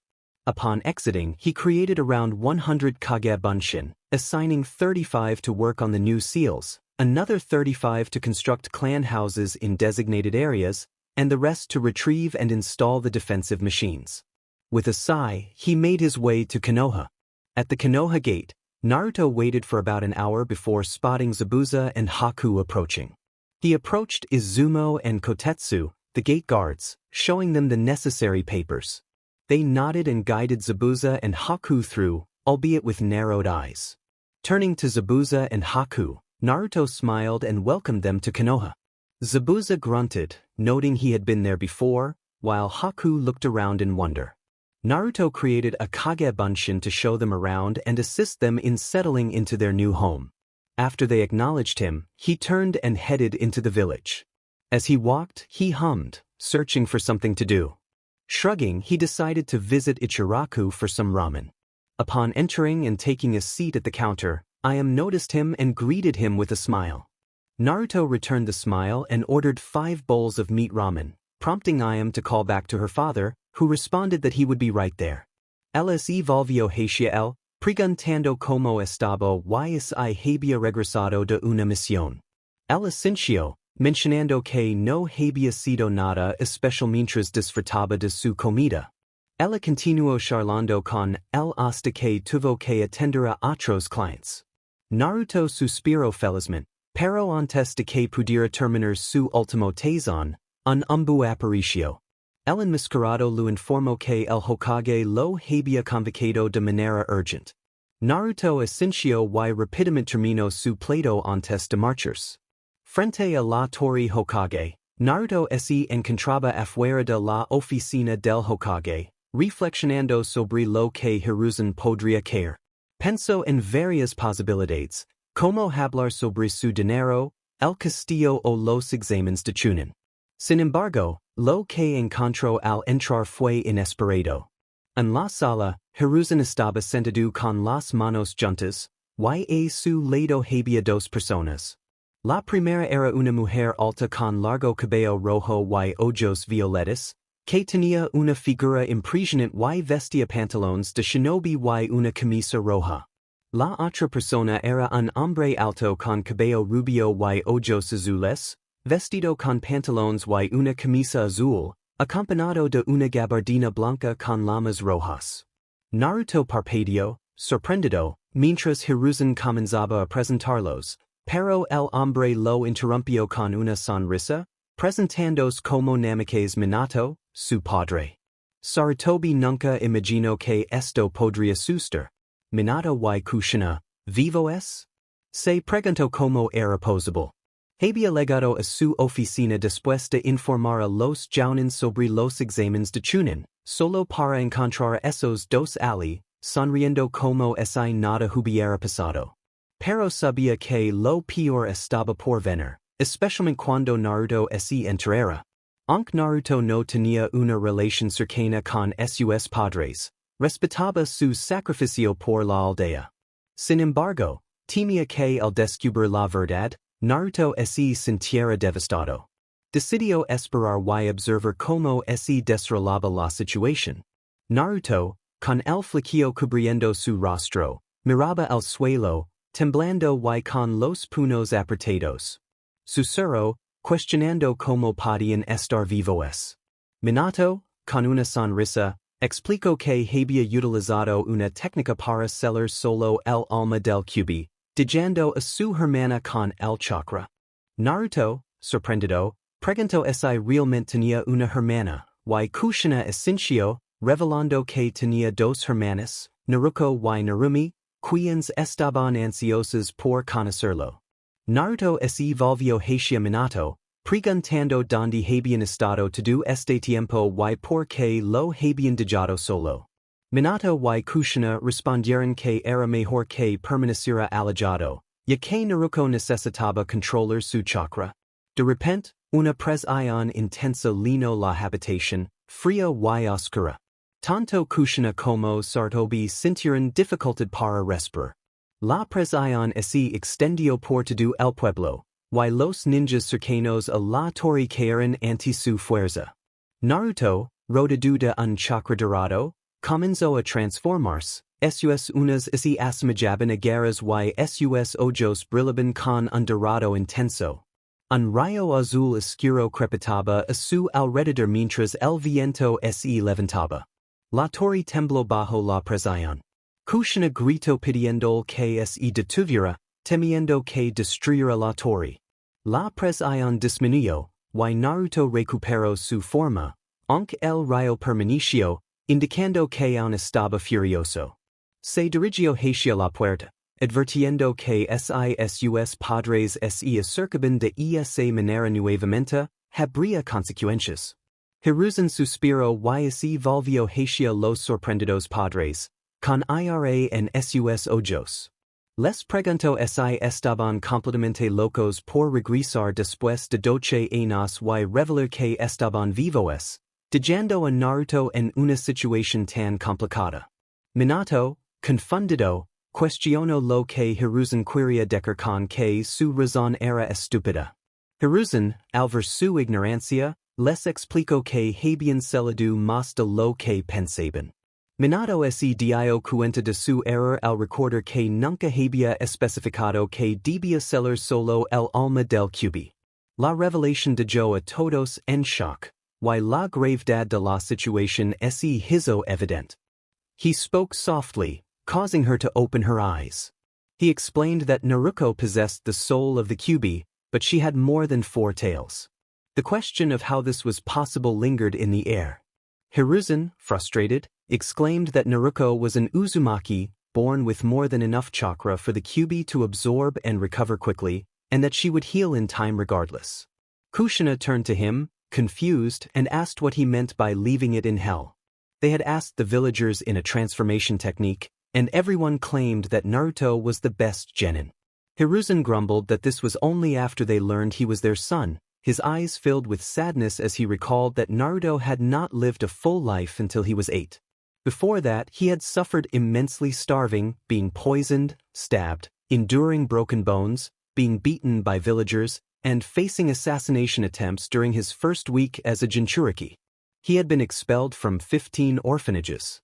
Kushina gasped, her hand covering her mouth as tears streamed down her face, while Minato clenched his fists, tears forming in his eyes as well. Hiruzen stood up, expressing that he had saved Naruto from that fate, but at a cost. He urged them to consider what had caused such suffering, leaving the devastated parents to grapple with their pain. In the Takizo castle, Zabuza had faced many challenges in his life, including armies of shinobi, hunter nins, elite ninjas, and even the Yandere Mizukichi, the strongest since the Nidaime. Kakashi had also encountered numerous threats, including the great QB no Kitsune. Yet both A-rank ninjas agreed on one thing: they never wanted to face an angry Naruto. Zabuza and Haku met Team 7 and Kakashi, deciding to visit Naruto's new home together. They were all taken aback by the castle, feeling an immense pressure that seemed to envelop the entire village. Suddenly, all the clones went into action, activating barriers and seals while organizing everything. They dissipated, and one clone warned them not to go outside for a few hours, leaving them puzzled. Inside the house, Team 7 and the Mist group hid behind the curtains of a window, watching Naruto, visibly upset, unleashing A-rank techniques in the open field below. The area was a disaster, with cracks, holes, and scorched grass everywhere. Naruto was surrounded by his chakra, striking rapidly in midair, moving at speeds too fast for a jounin, releasing golden chakra with each blow, each hit equivalent to a B-rank technique. His roar echoed through the skies, his energy causing the ground to tremble. He shouted in frustration, focusing his attacks on a specific spot until he created a hole large enough for a lake. Finally, he paused as the Hokage rushed toward him, calling for him to stop, only to dodge a gust of wind that tore through the ground. Hiruzen sighed, removing his cloak to reveal his battle armor while summoning Enma, the Monkey King. He requested Enma's assistance, who, sensing Naruto's energy, transformed into an adamantine staff. Naruto created a wind blade and rushed at Kaga-level speeds, swinging at Hiruzen, who raised his staff. The ground beneath Hiruzen cracked from the force. He quickly moved away and formed hand signs, summoning a river of mud to halt Naruto's advance. As a mud dragon head formed, it fired mud bullets at Naruto. In response, Naruto unleashed a torrent of water, causing an explosion as their jutsus collided. From the smoke emerged Naruto, wielding 2 Raikiri, moving them forward. Hiruzen used Enma to defend himself, but the power behind Naruto's jutsu cracked the staff, widening Hiruzen's eyes in shock. He attempted a sweeping kick, but Naruto jumped, only to be struck in the stomach by a follow-up high kick, sending him flying. However, he used chakra to slide across the ground and stop. Seeing Naruto charging at him, Hiruzen formed hand signs and unleashed a fire dragon technique, releasing a stream of flames. Naruto responded by generating a stone wall, which the fire struck, heating the rock. Hiruzen pushed more chakra into the flames, turning them white until an explosion occurred, sending Naruto flying back. He flipped in the air, pushing his hand to the ground to slide to a stop, then charged at Hiruzen, releasing a burst of chakra in his direction. Hiruzen swung Enma overhead, only to be sent flying back by the force as Enma returned to the summoning realm. Both Naruto and Hiruzen rushed at each other, Engaging in a fierce taijutsu battle infused with jutsu, Naruto using water and lightning, while Hiruzen countered with fire and earth techniques. The battle raged on for 5 more minutes until both were too exhausted to continue. Naruto calmed down, his eyes returning to blue, expressing gratitude for the spar and tossing Hiruzen a chakra pill. Hiruzen caught it, shaking his head, understanding the need for the exercise. Naruto turned toward the house, instructing them to explain what had happened while he took a breath of fresh air. Hiruzen reminded him that Kakashi had come to inform him that they had both been signed up for the Chunin exams starting in 2 days. Naruto simply nodded and, with a leaf shunshin, disappeared. In Konoha, a new day dawned, marking the last day before the Chunin exams. Teams from all over gathered to compete for the chance to become Chunin. However, the main gossip revolved around something entirely different. The news of the Yandame's return spread like wildfire, eliciting mixed reactions from the villagers. Some were very happy, believing that Konoha had regained its power, while others were displeased because he had left his son behind, and some simply didn't know what to think. Team 7 also had mixed reactions. Kakashi was glad that his sensei was alive, though he felt sadness for Naruto. Sakura remained neutral, while Sasuke harbored resentment. He thought it was akin to saying that Itachi had returned and been pardoned for his crimes. Similar thoughts ran through each member of the genin teams. Naruto was found walking, his eyes narrowed as the villagers looked at him, some with pity, others with admiration. He ignored them, keeping his mind focused elsewhere. He continued walking until he stopped. Behind him was a square rock with holes. He turned and performed a simple earth jutsu, causing the ground to shift, followed by a loud noise. The rock erupted in a cloud of smoke, and 3 children could be heard coughing. One of them remarked that they had used too many smoke bombs. The boy in the middle looked up and exclaimed Naruto's name. Naruto sighed and told Konohamaru that square rocks didn't exist, or they were following him. Konohamaru was the grandson of the 3rd Hokage. Naruto had met him once in the Hokage's office, and after the boy realized that Naruto didn't care about his status, the training advice he provided helped him become an icon for the boy, someone to look up to in his dream of becoming Hokage. Naruto didn't worry about that but helped Konohamaru and his friends whenever he could. Speaking of friends, he nodded at them, prompting smiles in return. He thought that with enough training, Udon and Moegi, along with Konohamaru, could form a decent team. Konohamaru then asked if Naruto was okay after hearing what had happened. All he received in response was a firm nod. Suddenly, a shout of "Naruto" was heard, and he turned to see Sakura running toward him. She mentioned that she had heard what happened, and he simply affirmed that he was fine, leaving no room for further discussion. Konohamaru looked at Sakura and then back at Naruto, asking if she was his. He raised his pinky finger, making Naruto raise an eyebrow, questioning if he was trying to match his preferences with hers. Konohamaru shouted that it couldn't be true, pointing out her flat chest, which caused Sakura's eyes to narrow. He added that she had a huge forehead, and then he heard a chuckle from Naruto, who found the situation amusing as Sakura chased after Konohamaru, with Udon and Moegi following. Naruto was about to leave when he heard a commotion accompanied by a shout of "Brat." He turned to see Konohamaru being held by a ninja in a black suit that made him look like a cat, with a wrapped item on his back. Behind him stood a kunoichi in a white dress with a battle fan on her back. Both wore Sunagakure headbands. Near Konohamaru was Sakura, with Udon and Moegi hiding behind her legs, all wearing worried expressions. She politely asked the ninja to put Konohamaru down, but he just smiled and raised his fist, stating that the boy needed to learn a lesson. However, before he could strike, Konohamaru vanished as a rock struck the arm of the Sunanin, causing him to cry out in pain. Sasuke was perched in a tree, having thrown the rock, and Konohamaru reappeared next to Sakura just as Naruto stepped in front of them. The children cheered for him, their eyes sparkling with admiration. The girl from Suna thought the black-haired boy was cute, but the blonde was a total knockout. The cat-like man growled as he searched for the item on his back, and the kunoichi shouted at him, asking if he was going to use karasu. He simply smiled and assured her he would only teach them a lesson. Naruto crossed his arms and remarked that he didn't think the friend in the tree would appreciate that. They turned eyes wide, to see a boy standing in the tree. Temari murmured the name, Gaara. The boy, Gaara, descended using a sand shunshin, while Sasuke wondered how he hadn't noticed him before, as he also jumped down to stand between Naruto and Sakura. Gaara coldly told Kankuro that he was a disgrace to their village, silencing him with fear in his eyes. Sakura questioned what the Sunanins were doing there, noting that while they could be allies, they couldn't just waltz into the village.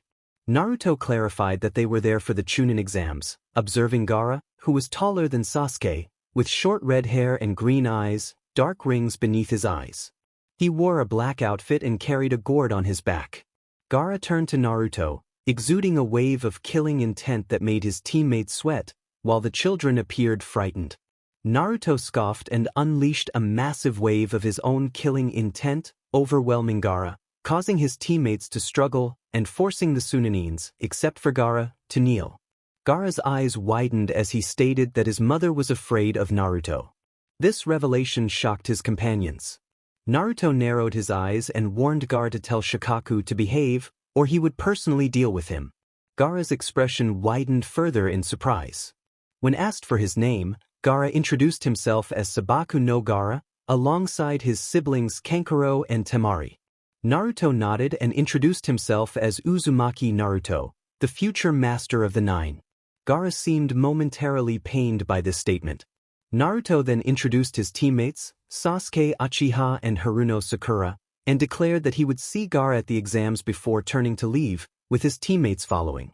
Gaara watched them for a moment before instructing Kankuro and Temari to follow him as they departed. As Naruto walked, his teammates trailed behind him.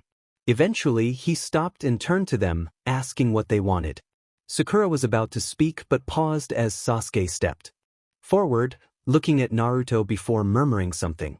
Naruto raised an eyebrow, prompting Sasuke to apologize for how he had treated him, admitting that he hadn't realized Naruto had it worse than he did. He expressed regret for what Naruto had endured and for his own behavior, raising his arm in a gesture of reconciliation. Naruto regarded him for what felt like an eternity before shaking his head and stating that they were teammates and needed to trust one another, not fight among themselves. Sasuke nodded in agreement and then turned to Sakura, who looked down before speaking. She acknowledged that she had treated Naruto poorly, thinking he was an obstacle to winning Sasuke's favor, but she realized that he only wanted to help them. Thanks to him, she had become less afraid of the life of a ninja. Although she still felt weak, she hoped to no longer be a burden. She bowed slightly, and Naruto looked at her and nodded. Despite their difficult moments, he acknowledged them with a smile, causing them to blush with embarrassment. He accepted their apologies and invited them to his home to discuss the Chunin exams. They exchanged glances and nodded in agreement as he led the way. At Takizo Castle, Sasuke asked Naruto why he referred to a castle as a home. Sakura marveled at the living room, having only seen the circular hallway leading to the stairs and various rooms of the castle. Naruto placed 3 glasses filled with kora and some sweets on the table before settling into his white leather armchair. He explained that he believed every man's house is his castle, and why shouldn't a castle be considered a home? The living room was spacious, with light yellow walls and a chandelier overhead. It featured a large arrangement of sofas and armchairs, all in white leather, forming a rectangle around a marble coffee table. The sofas were slightly angled, giving the room a more inviting feel. Sasuke and Sakura, seated together on one of the sofas, took a sip of their drinks. Sakura exclaimed how good it was, earning a nod of agreement from Sasuke. Naruto proudly confirmed its quality and shifted the conversation to the Chunin exams. He explained that the exams consisted of 3 parts, with the first part changing each year. The second part was a survival test in a dangerous area, and the third part would involve elimination rounds, taking place weeks later to allow for spectators. He suggested they think about their training and roles within the team. After much practice, he felt they understood each other's abilities well. He proposed that since he was a versatile fighter, he could take on any role. Sakura would act as their support, watching their backs and using genjutsu to assist and heal them. Sasuke would be the primary attacker, using his Nintai and Sharingan to confront enemies head-on. That left Naruto to be the tank, absorbing damage and retaliating with equal force. They nodded in agreement, recognizing it was a solid plan. Naruto then mentioned the need for a team leader, someone responsible for strategy and guiding them through to the elimination rounds. Sakura was about to suggest Sasuke, but he interrupted, stating that Naruto should lead. He acknowledged Naruto as the best strategist and superior fighter, making him the ideal choice. Sakura reluctantly agreed, admitting that Naruto had an aura that commanded respect. This made Naruto smile, and he teased that at least she hadn't offered apologies to cheer him up as he grabbed a sweet and led them onward. Sasuke and Sakura gasped at the sight of Naruto's armory, having only seen such a collection of weapons in a shop. Naruto turned to them and pointed out 2 sets of armor, which Sasuke approached first. The armor was state-of-the-art, made of dark steel yet felt incredibly light.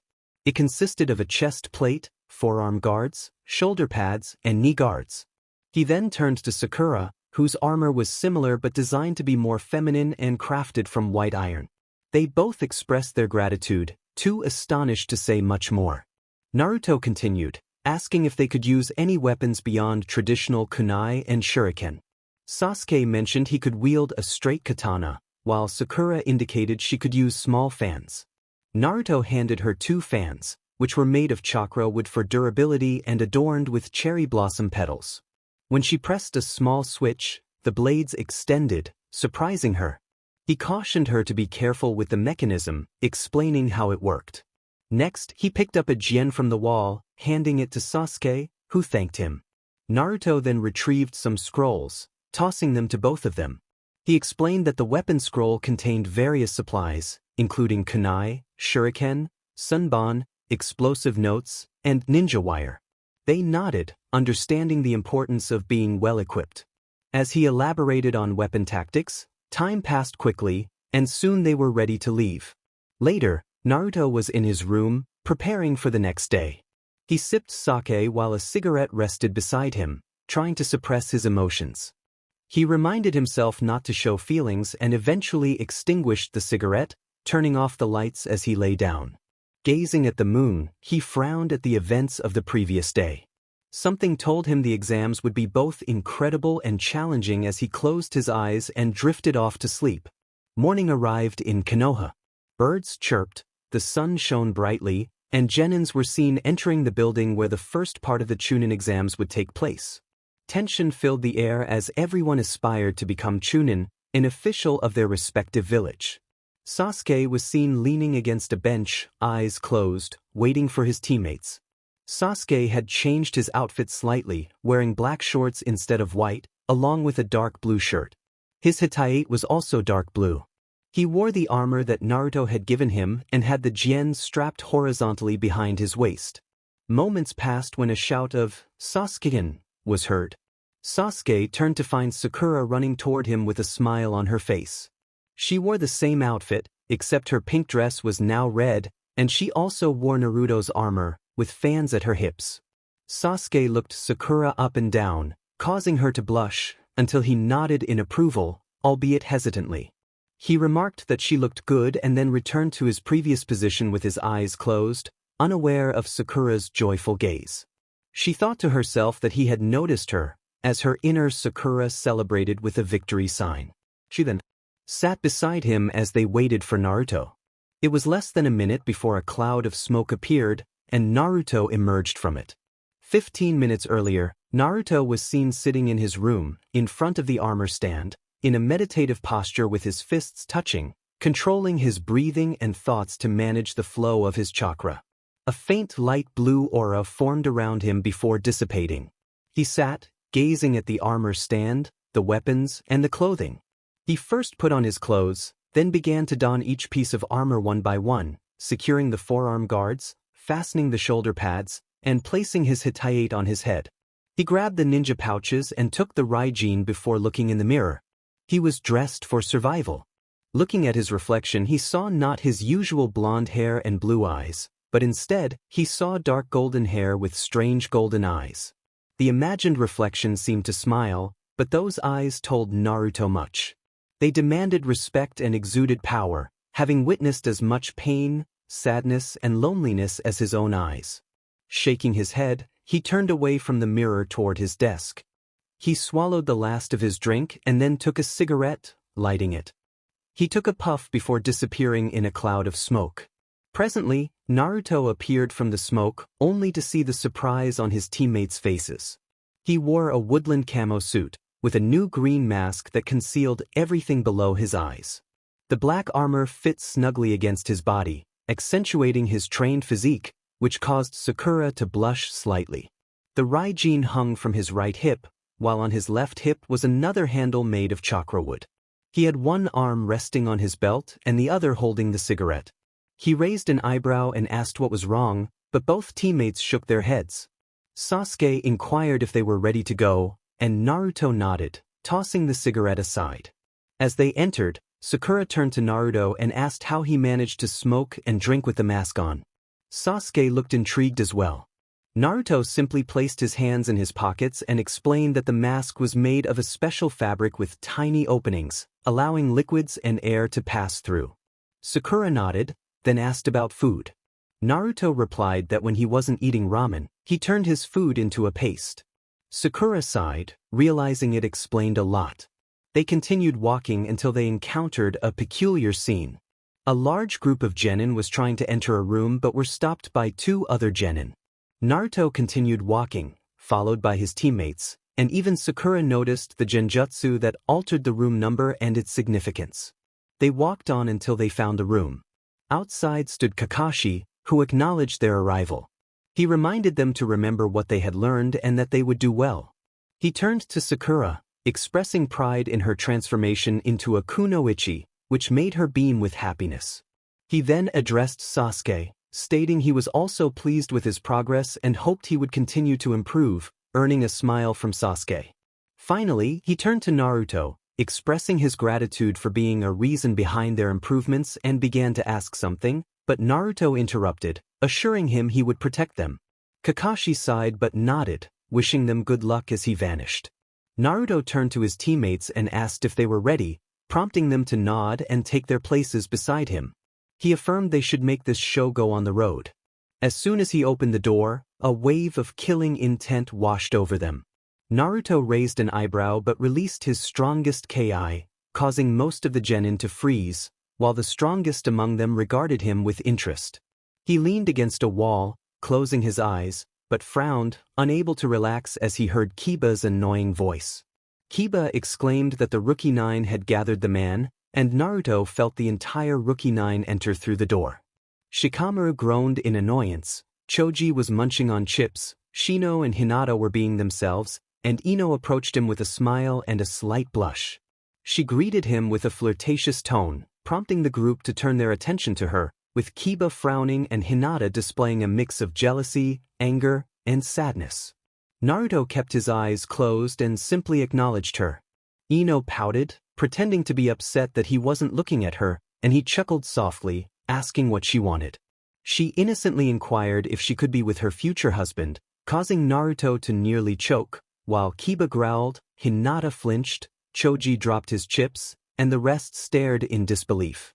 After coughing, he sighed and opened one eye to look at her, stating that it was never official. Ino frowned, asking what he gained by saying no. He closed his eyes again and explained that if she wanted to be his wife, she needed to do 3 things. First, get to know him. Second, become stronger. And third, stop dieting, as it would harm her figure.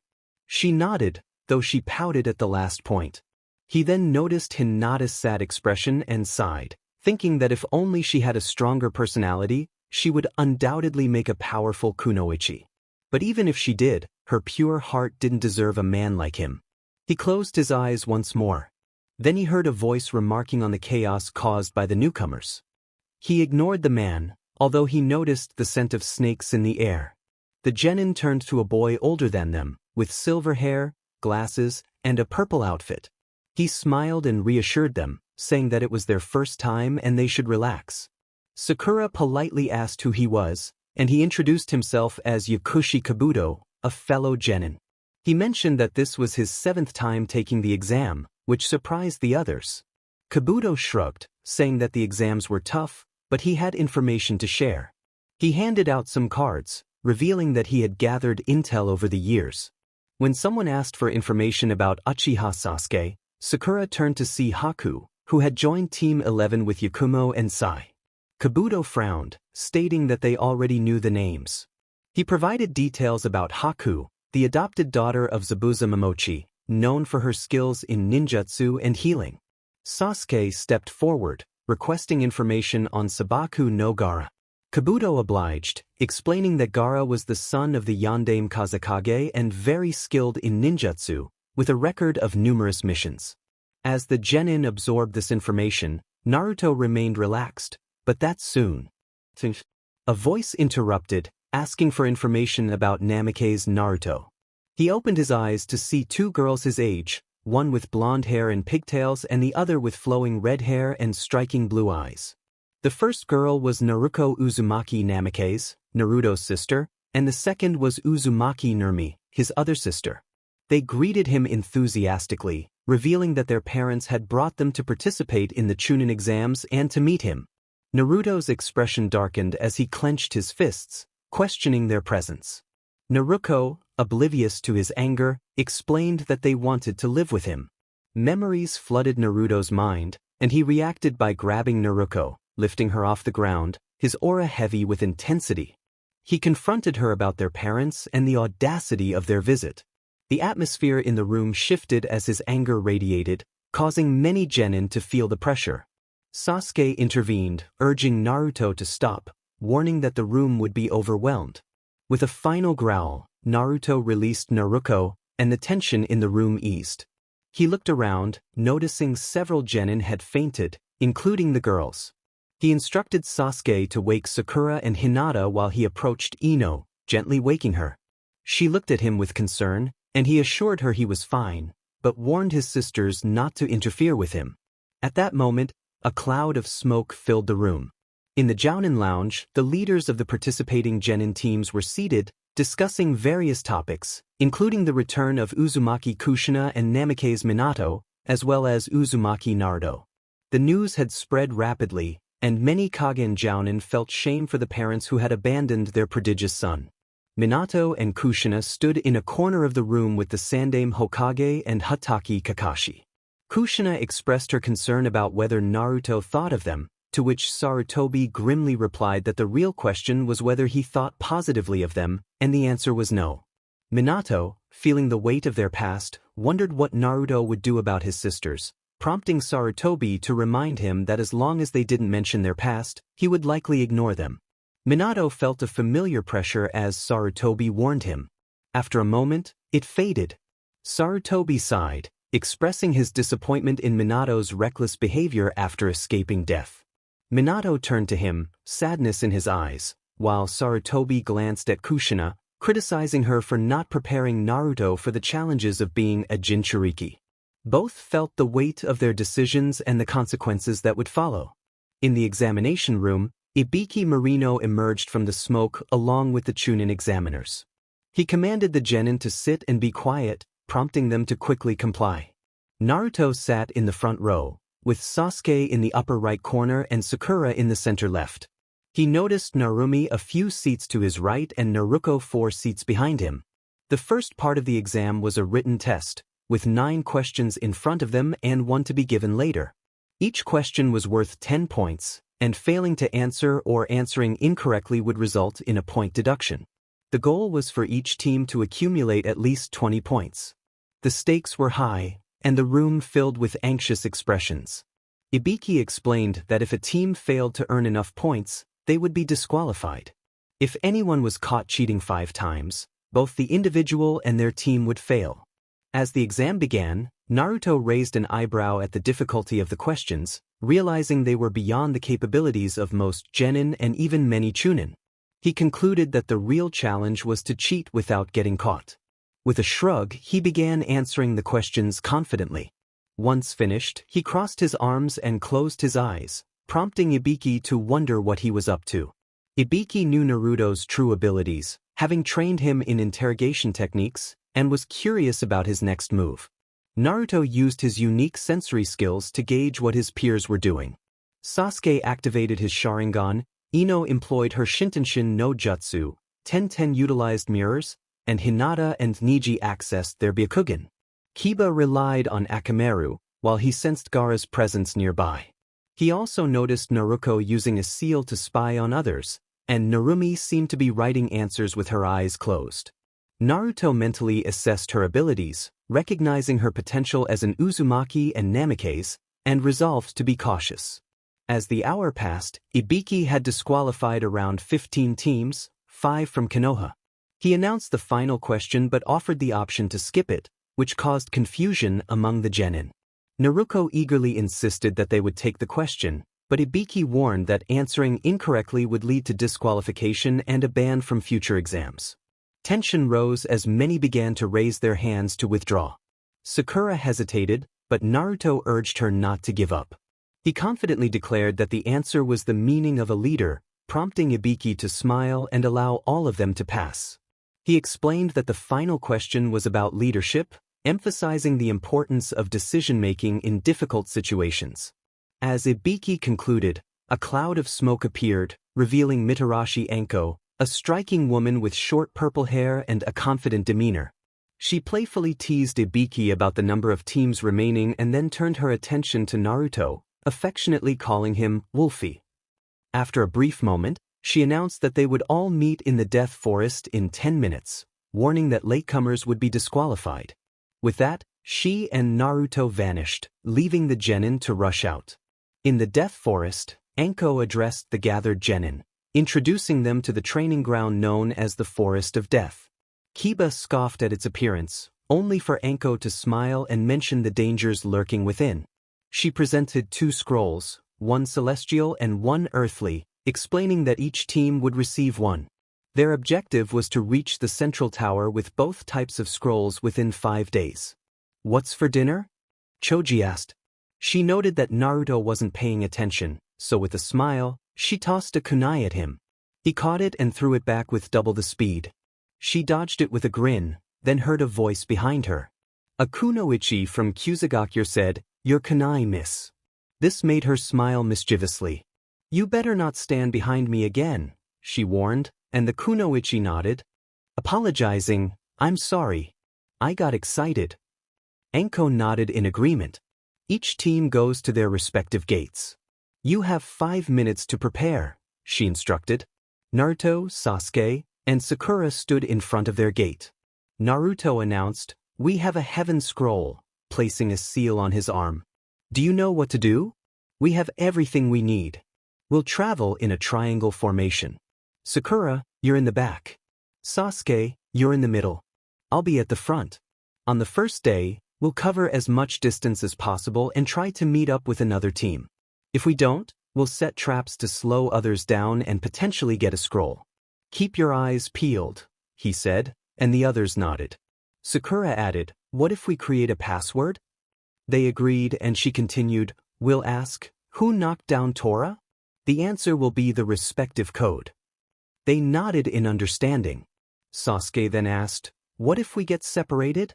Naruto turned to him, reassuringly saying, "If we get separated, I'll come find you. Don't worry." Sasuke nodded in response. Naruto extended his arm, asking, "Ready?" Both teammates placed their arms over his, raising them into the air, and they shouted, "Yes." They turned as the bell rang, signaling the opening of the gate, and rushed inside. The second part of the Chunin exams had just begun. Naruto and his team hurried through the Forest of Death. They had been running for hours, taking a 15-minute break every 3 hours for Sakura, yet they hadn't encountered any other teams. Even Naruto's sensory abilities, which could detect chakra from over 100 meters away, found no signs, and he used them every 100 meters. Frustration bubbled within him. He knew the chances of finding a Earth scroll on the first day were slim, but he hoped to at least run into one of the many teams in the forest. Unfortunately, luck was not on their side. He glanced at the sky and saw the sun setting quickly. "Now we need to find a good place to camp," he told his teammates, who nodded in agreement. After a few minutes, they stumbled upon a rocky area of the forest. Naruto surveyed the surroundings, then used an earth jutsu to create a small cave-like opening. They settled inside while he lit a fire and warmed their rations. They ate in silence until Sakura spoke up. Naruto, she began, catching his attention. How bad was your life in Konoha? She asked, prompting Naruto and Sasuke to pause, the latter looking at the former. With a sigh, he set down his food. I guess I should start from the beginning. We're teammates, it's only fair, he said. They nodded, listening intently as he pulled out a kunai and twirled it in his fingers. Well, after I was born, my parents abandoned me due to certain circumstances regarding me. The village hated me. Even as a child, I faced as many assassination attempts as a Kage from a mid-level village. I was placed in numerous orphanages, but they all turned me away after a while. From ages 4 to 6, I lived in an apartment paid for by the Hokage. During that time, I had to learn to fend for myself. I learned to cook, clean, and repair anything to take care of the place. It was tough, of course. Shops always kicked me out, so I had to scavenge to survive. During that time, I occasionally faced another attempt on my life or got beaten by drunken villagers. One day, my apartment caught fire with me inside. I jumped out, only to land in an alley where a gang was waiting. That was the first beating I experienced, resulting in broken bones and cuts, among other things. This continued for a year until one fateful night, he said, shaking his head and biting his lip, unwilling to recall those memories. At that moment, Sakura had tears in her eyes, while Sasuke frowned, looking at him with sadness. I thought my brother killing my entire clan was the worst. But you, Naruto, had it even worse. How are you still sane? She asked, causing him to frown. I'm not, he admitted, making them look at him in surprise. What do you mean? Sakura inquired. Before I went to that department, a Yamanaka under the Hokage sealed away all my most painful experiences. Even so, all I remember are flashes, and I'm glad because if I remembered more, I wouldn't be the same, he explained, leaving them in silence. He shrugged it off. Enough of that. We need to sleep. It's important to save our strength, he said. Nodding, they settled into their sleeping bags, with Naruto keeping watch for the first time. He stood with 2 kunai in hand, breathing slowly, appearing almost lifeless.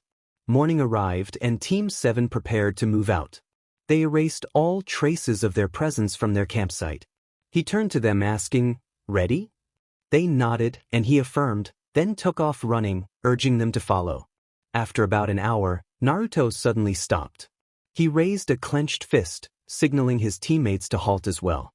He scanned the area, instructing, "Stay here," before vanishing. Naruto perched atop a branch, observing a team from Amigakure below. With a grin, he drew 2 kunai. He flipped upside down from the tree and, with a swift motion, dropped down. As soon as he was within range, he plunged both kunai into the throats of 2 of the 3 members. Blood spilled as the 3rd teammate spun around in shock, but quickly began forming hand seals. Water release, wild water wave, he shouted angrily, sending a torrent of water toward Naruto, who dodged and retaliated with wind release, great vacuum sphere, unleashing a massive sphere of wind that slammed the Amigakure ninja into a wall, the microscopic blades within the sphere finishing him off. Searching their bodies for the scroll, he smiled as he found one, but sighed when he realized it was another heaven scroll. His expression darkened, however, as he heard a whistling sound. He turned just in time to leap back as a giant snake crushed the spot where he had been standing. With a growl, he launched multiple shuriken and executed a technique known as wind release, gale palm, increasing their speed and easily piercing the serpent, defeating it. However, he soon found 3 more serpents charging toward him. He pulled out kunai with explosive tags and sent them flying at the beasts, pieces of flesh scattering. More serpents quickly surrounded him. With another growl, he unleashed wind release, vacuum waves, releasing blades of wind in every direction from his mouth. Grasping the chakra handle, he formed a kaze no yaiba and dashed left and right, taking down serpents until he reached the source of the problem. A massive black serpent capable of spitting out many others. He swiftly took 100 explosive tags and charged at the serpent, using his jounin speed to strike various parts of its body. He then threw the remaining tags into its mouth and shouted, "Kai!" With a tremendous explosion, The serpent was no more. Realization struck him. That was a serpent summoning, not one from Anko. Orochimaru. Sasuke, Sakura. His eyes widened as he ran toward them. He arrived just in time to see Sasuke being bitten by Orochimaru. Orochimaru turned to him with a smile, greeting him. Naruto growled, gripping his sword and releasing his chakra. With a grin, Orochimaru threw a kunai at him, which Naruto sliced in half as he rushed forward at Kage speed, aiming to decapitate him, only for Orochimaru to transform into a mud clone. Dodging a strike, Naruto attempted to retaliate, but Orochimaru ducked and delivered a kick that shattered the wooden handle of his sword. Before the Kaze no Yaiba could disperse, Orochimaru gestured with his arm, causing Naruto to lose his sword, which cut through him, only for Orochimaru to revert to mud once more. He heard a shout of wind release, wind cutter, as a powerful wave of wind approached, forcing him to use Kawarimi. Wind release, air bullet drill. Naruto shouted, launching spheres of wind at high speed. Orochimaru dodged them and quickly engaged Naruto in a taijutsu battle. Meanwhile, Sakura was tending to Sasuke, having created a temporary shelter, watching the ongoing fight and praying for Naruto's victory to help Sasuke. Orochimaru noticed her and, with a smile, vanished, reappearing above her, ready to strike with a kunai. Naruto cursed and appeared in front of him, grabbing Orochimaru's kunai arm and redirecting it toward Orochimaru's own torso. However, Orochimaru became slippery, appearing above him again. Naruto attempted to use his arm but failed, allowing Orochimaru to bite him on the neck. He cried out in pain but used his free hand to form a Kaze no Yaiba, slashing Orochimaru's face and leaving a deep scar from his cheek to his torso, causing Orochimaru to scream in rage. He recoiled, leaving Naruto to collapse to the ground. A terrified Sakura rushed to him, pulling him close to Sasuke. 2 hours had passed since the encounter with Orochimaru, with Sakura on guard, holding a kunai. She hoped they would wake up soon. Unfortunately, a team from Otogakure appeared. The leader, a man wrapped in bandages, demanded Sasuke Uchiha, with Sakura ready for a fight. As he approached, she smiled, but he suddenly stopped. He and his team leaped onto the terrain, clearly setting a trap. Pathetic, he remarked, stepping forward, only to notice Sakura's smile. The moment he stepped on the ground, she cut a nearby rope, causing a giant log to fall. Zaku shouted, Zankaha, unleashing a gust of wind that shattered the log, making Sakura gasp while he grinned. He moved to attack her, only to receive a kick from Rock Lee. He declared he would protect her with his life. Sakura nodded, hoping Naruto would wake up soon. Unbeknownst to them, within Naruto's mind, a unique scene unfolded. A white serpent slithered through the dark corridors of what appeared to be a castle. It descended a staircase, faintly illuminated by a red flame-like aura. It continued downward until it found what seemed to be Naruto's consciousness, sleeping before a large metal door. Surrounded by ceiling tags, chains, and other security measures, the serpent smiled and sent an acidic current that melted the central lock. Slowly, all the other locks opened. It had no idea what it had just triggered. As the door swung open, a golden surge of power erupted, the flames illuminating the room clinging to it, until a giant wolf head burst forth, incinerating the serpent. Then, the most horrific memory appeared. The serpent had no idea what it had just unleashed, accelerating the release of something truly terrible into the world. The boy gasped, believing it was over, but it continued. People took turns, some even using the poor boy as they ignored his pleas to stop. Finally, they ceased and removed the chains.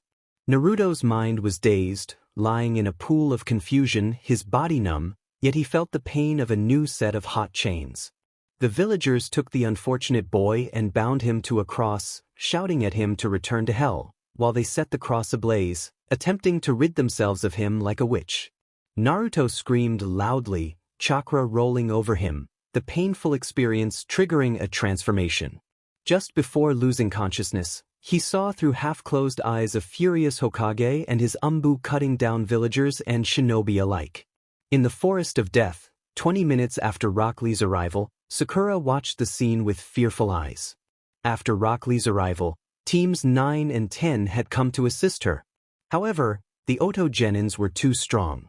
A moment ago, Sasuke had awakened, chakra flowing from him as he demanded to know who had done this. When Zaku pointed at him, he prepared to attack, but everyone froze as a powerful pressure descended upon the area.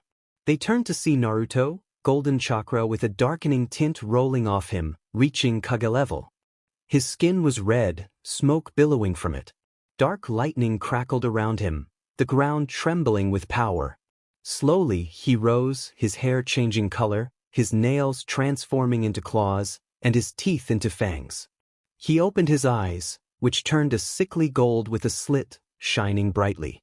He stood tall, his body expanding, cracks appearing in his skin from which black light emerged.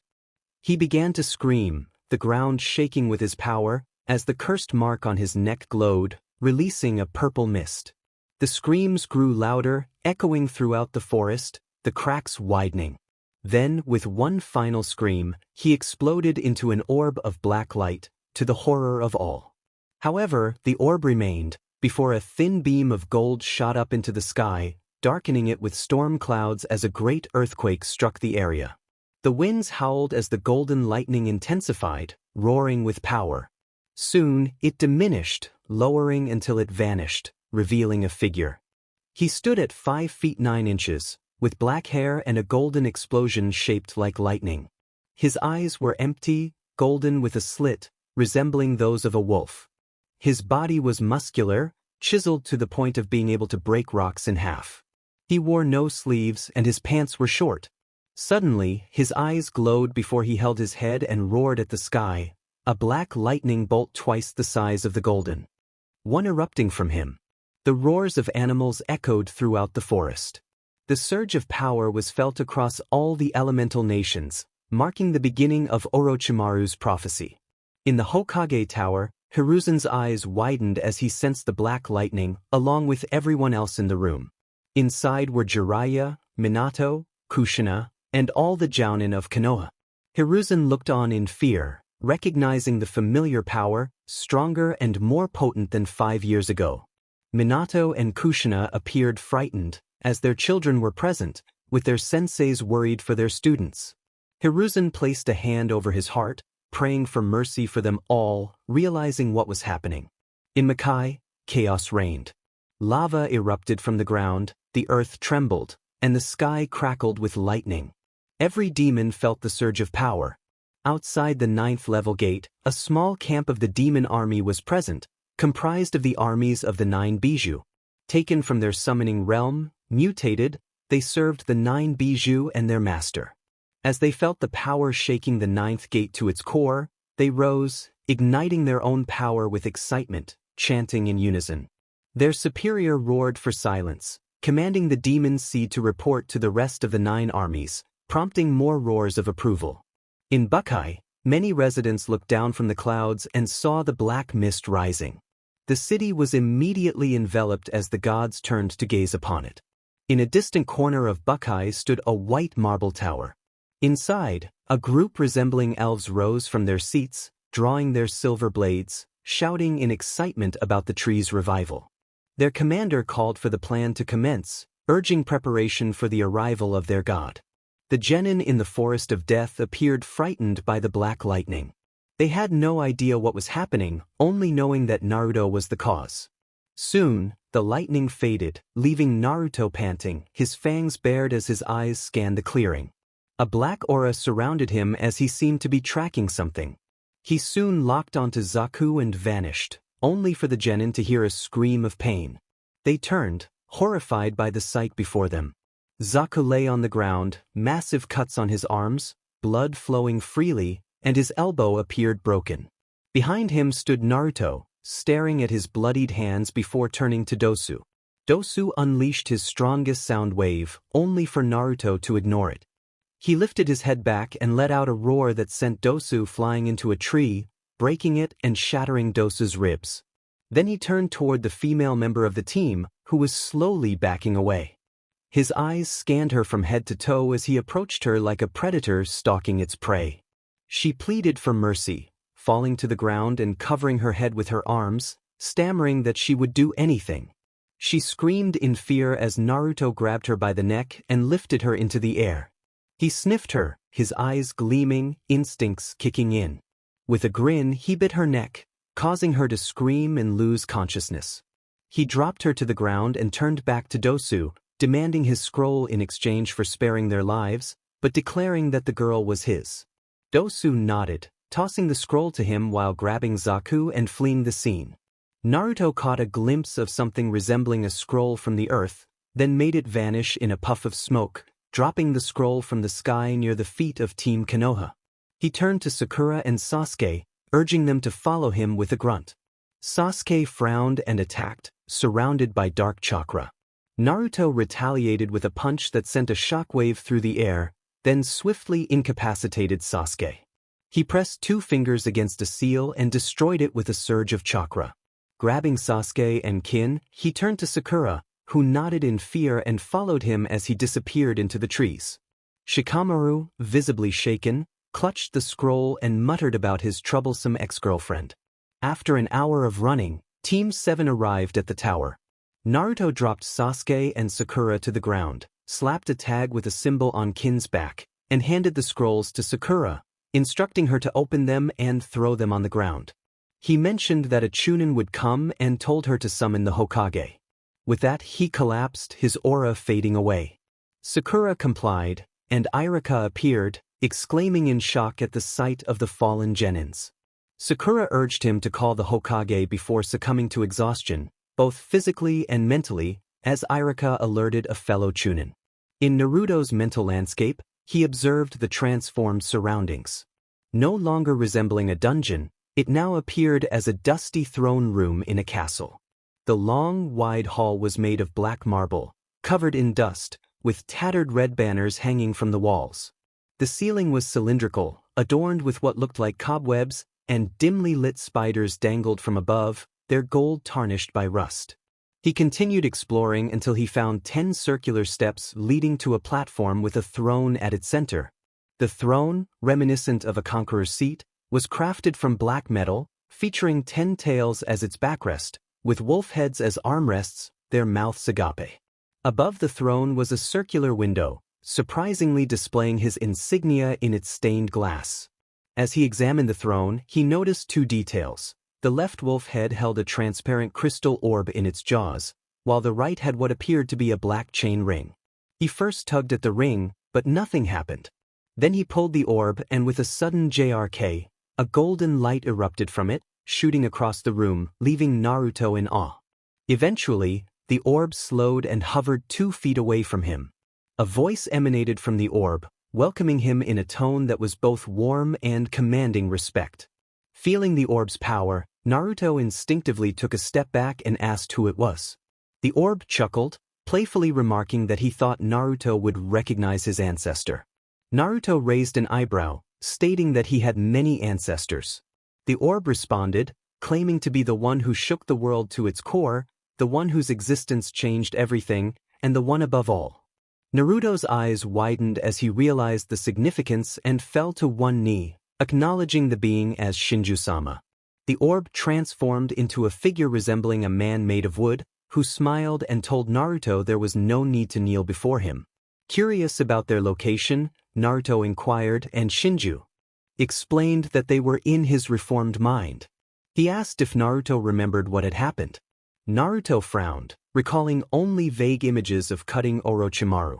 Shinju revealed that Orochimaru had done something foolish that awakened hidden power within Naruto, elevating him beyond a demigod. He explained that by the age of 16, Naruto would become a full, ageless god, but this gave them time to adjust to his new abilities. Until he fully transformed into Shinju, the being would reside within him. Grateful, Naruto acknowledged the power he felt, describing it as intoxicating and urging him to control it. Shinju warned him of a heightened energy and that demons would be drawn to his power, with men seeking to kill him and women attempting to dominate him. He explained that if Naruto defeated them without killing them, they could become his slaves or companions. Additionally, until he learned to control his power, every battle would heighten his instincts. Once mastered, only intense battles would have that effect. Finally, he revealed that Naruto could wield 2 divine weapons and 10 sacred and demonic weapons simultaneously. Naruto opened his eyes, yawning and stretching his arms. He looked around the room within the tower and, with another yawn, stood up. He noticed his hospital gown and grumbled as he removed it. After retrieving a pair of boxers from a seal, he put them on and examined himself in the mirror. His now permanently golden eyes narrowed as he touched his black hair, reflecting on his appearance at 15. A smile spread across his face as he appreciated how he looked. Then he dressed in a simple blue outfit, though both the pants and shirt were a bit short, leaving his muscles defined. He wrapped white bandages around the parts of his pants that were exposed. He nodded to himself, clenching his fist as he thought about the preparations that had begun. Soon, the world would bow before the power of the Alpha. An explosion of power surged through him, causing his eyes to shine. 5 days had passed since the start of the second part of the Chunin exams. The remaining genin gathered in a small arena within the tower, listening to the Hokage's speech about the Chunin exams. Many eyes were on Naruto, astonished by the immense power he had unleashed. They could hardly believe that a mere human could possess such strength, Jinchuriki or not. Whispers filled the air, but Naruto paid them no mind. Instead, he focused on controlling his emotions. His memories had been laid bare, and a terrifying fury simmered within him, anger for the village, for his parents. He wasn't sure how he would react if he encountered either of them, but he knew it wouldn't be pleasant. His feelings toward his sisters were complicated. He didn't hate them unless one counted their naivety. However, if they ever provoked him, he would show no remorse.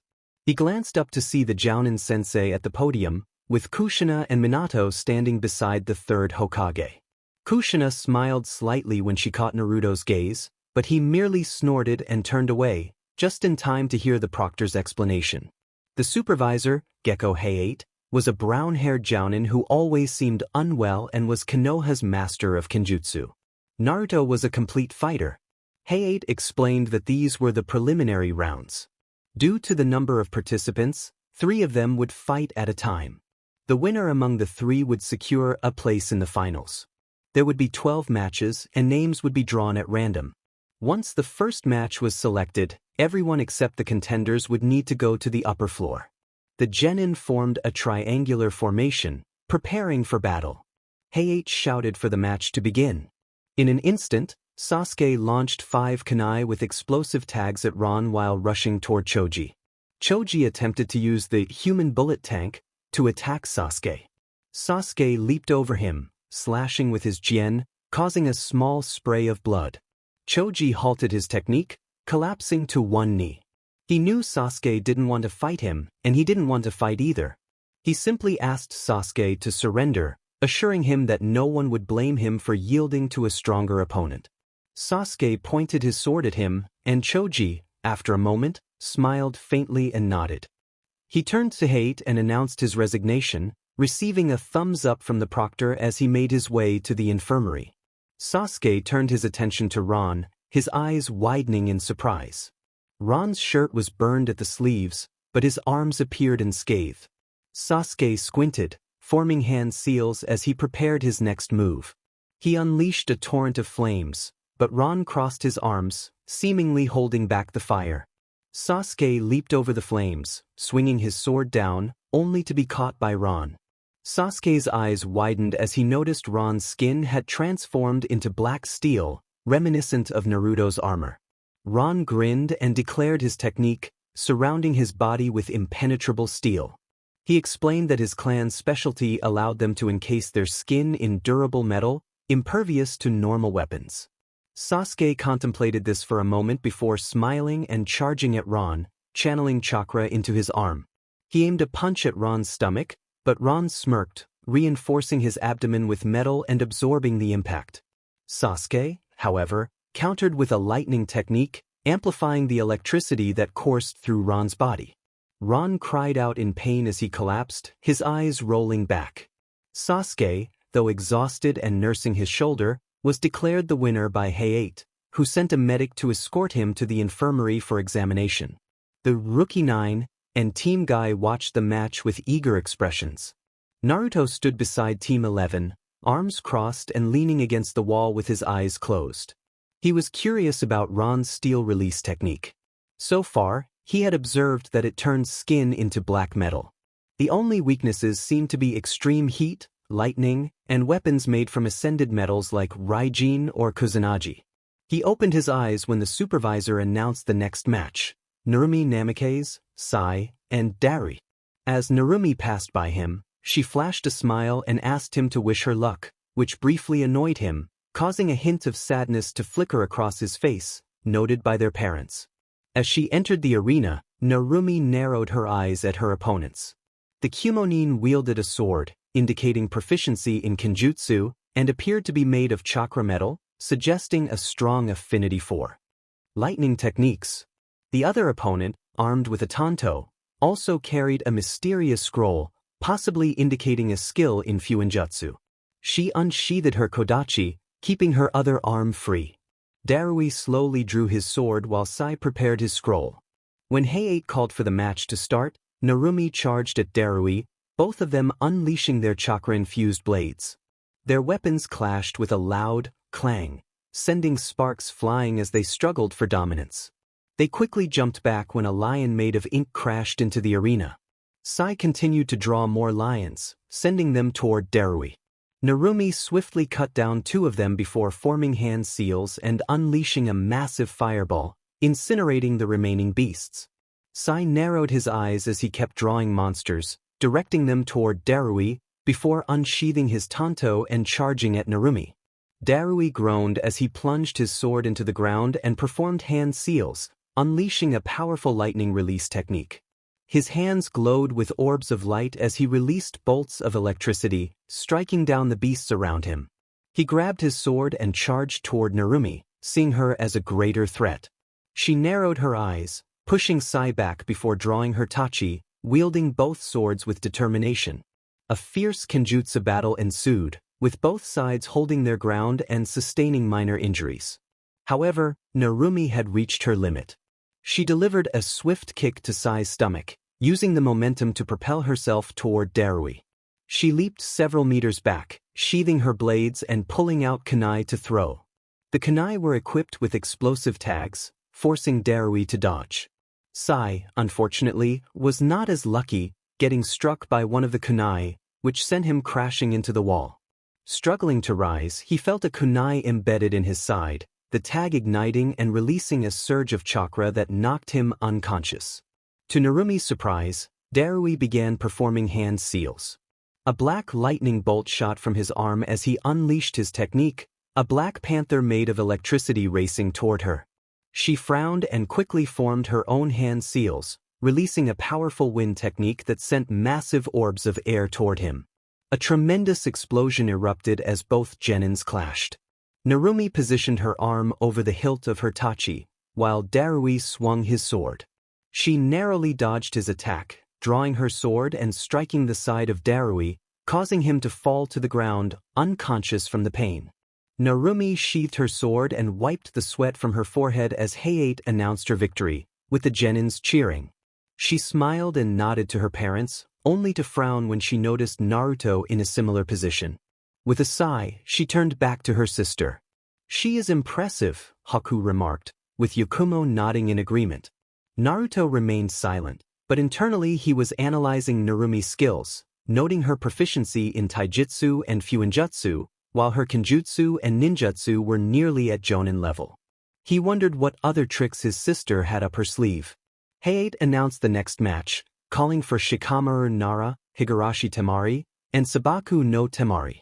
The 2 women immediately took their positions, while Shikamaru took his time to arrive. Upon reaching the arena, he found the 2 women shouting at each other. He simply stood back and observed as the supervisor began the match. Tenten quickly threw kunai and shuriken at Temari, who deflected them with her fan.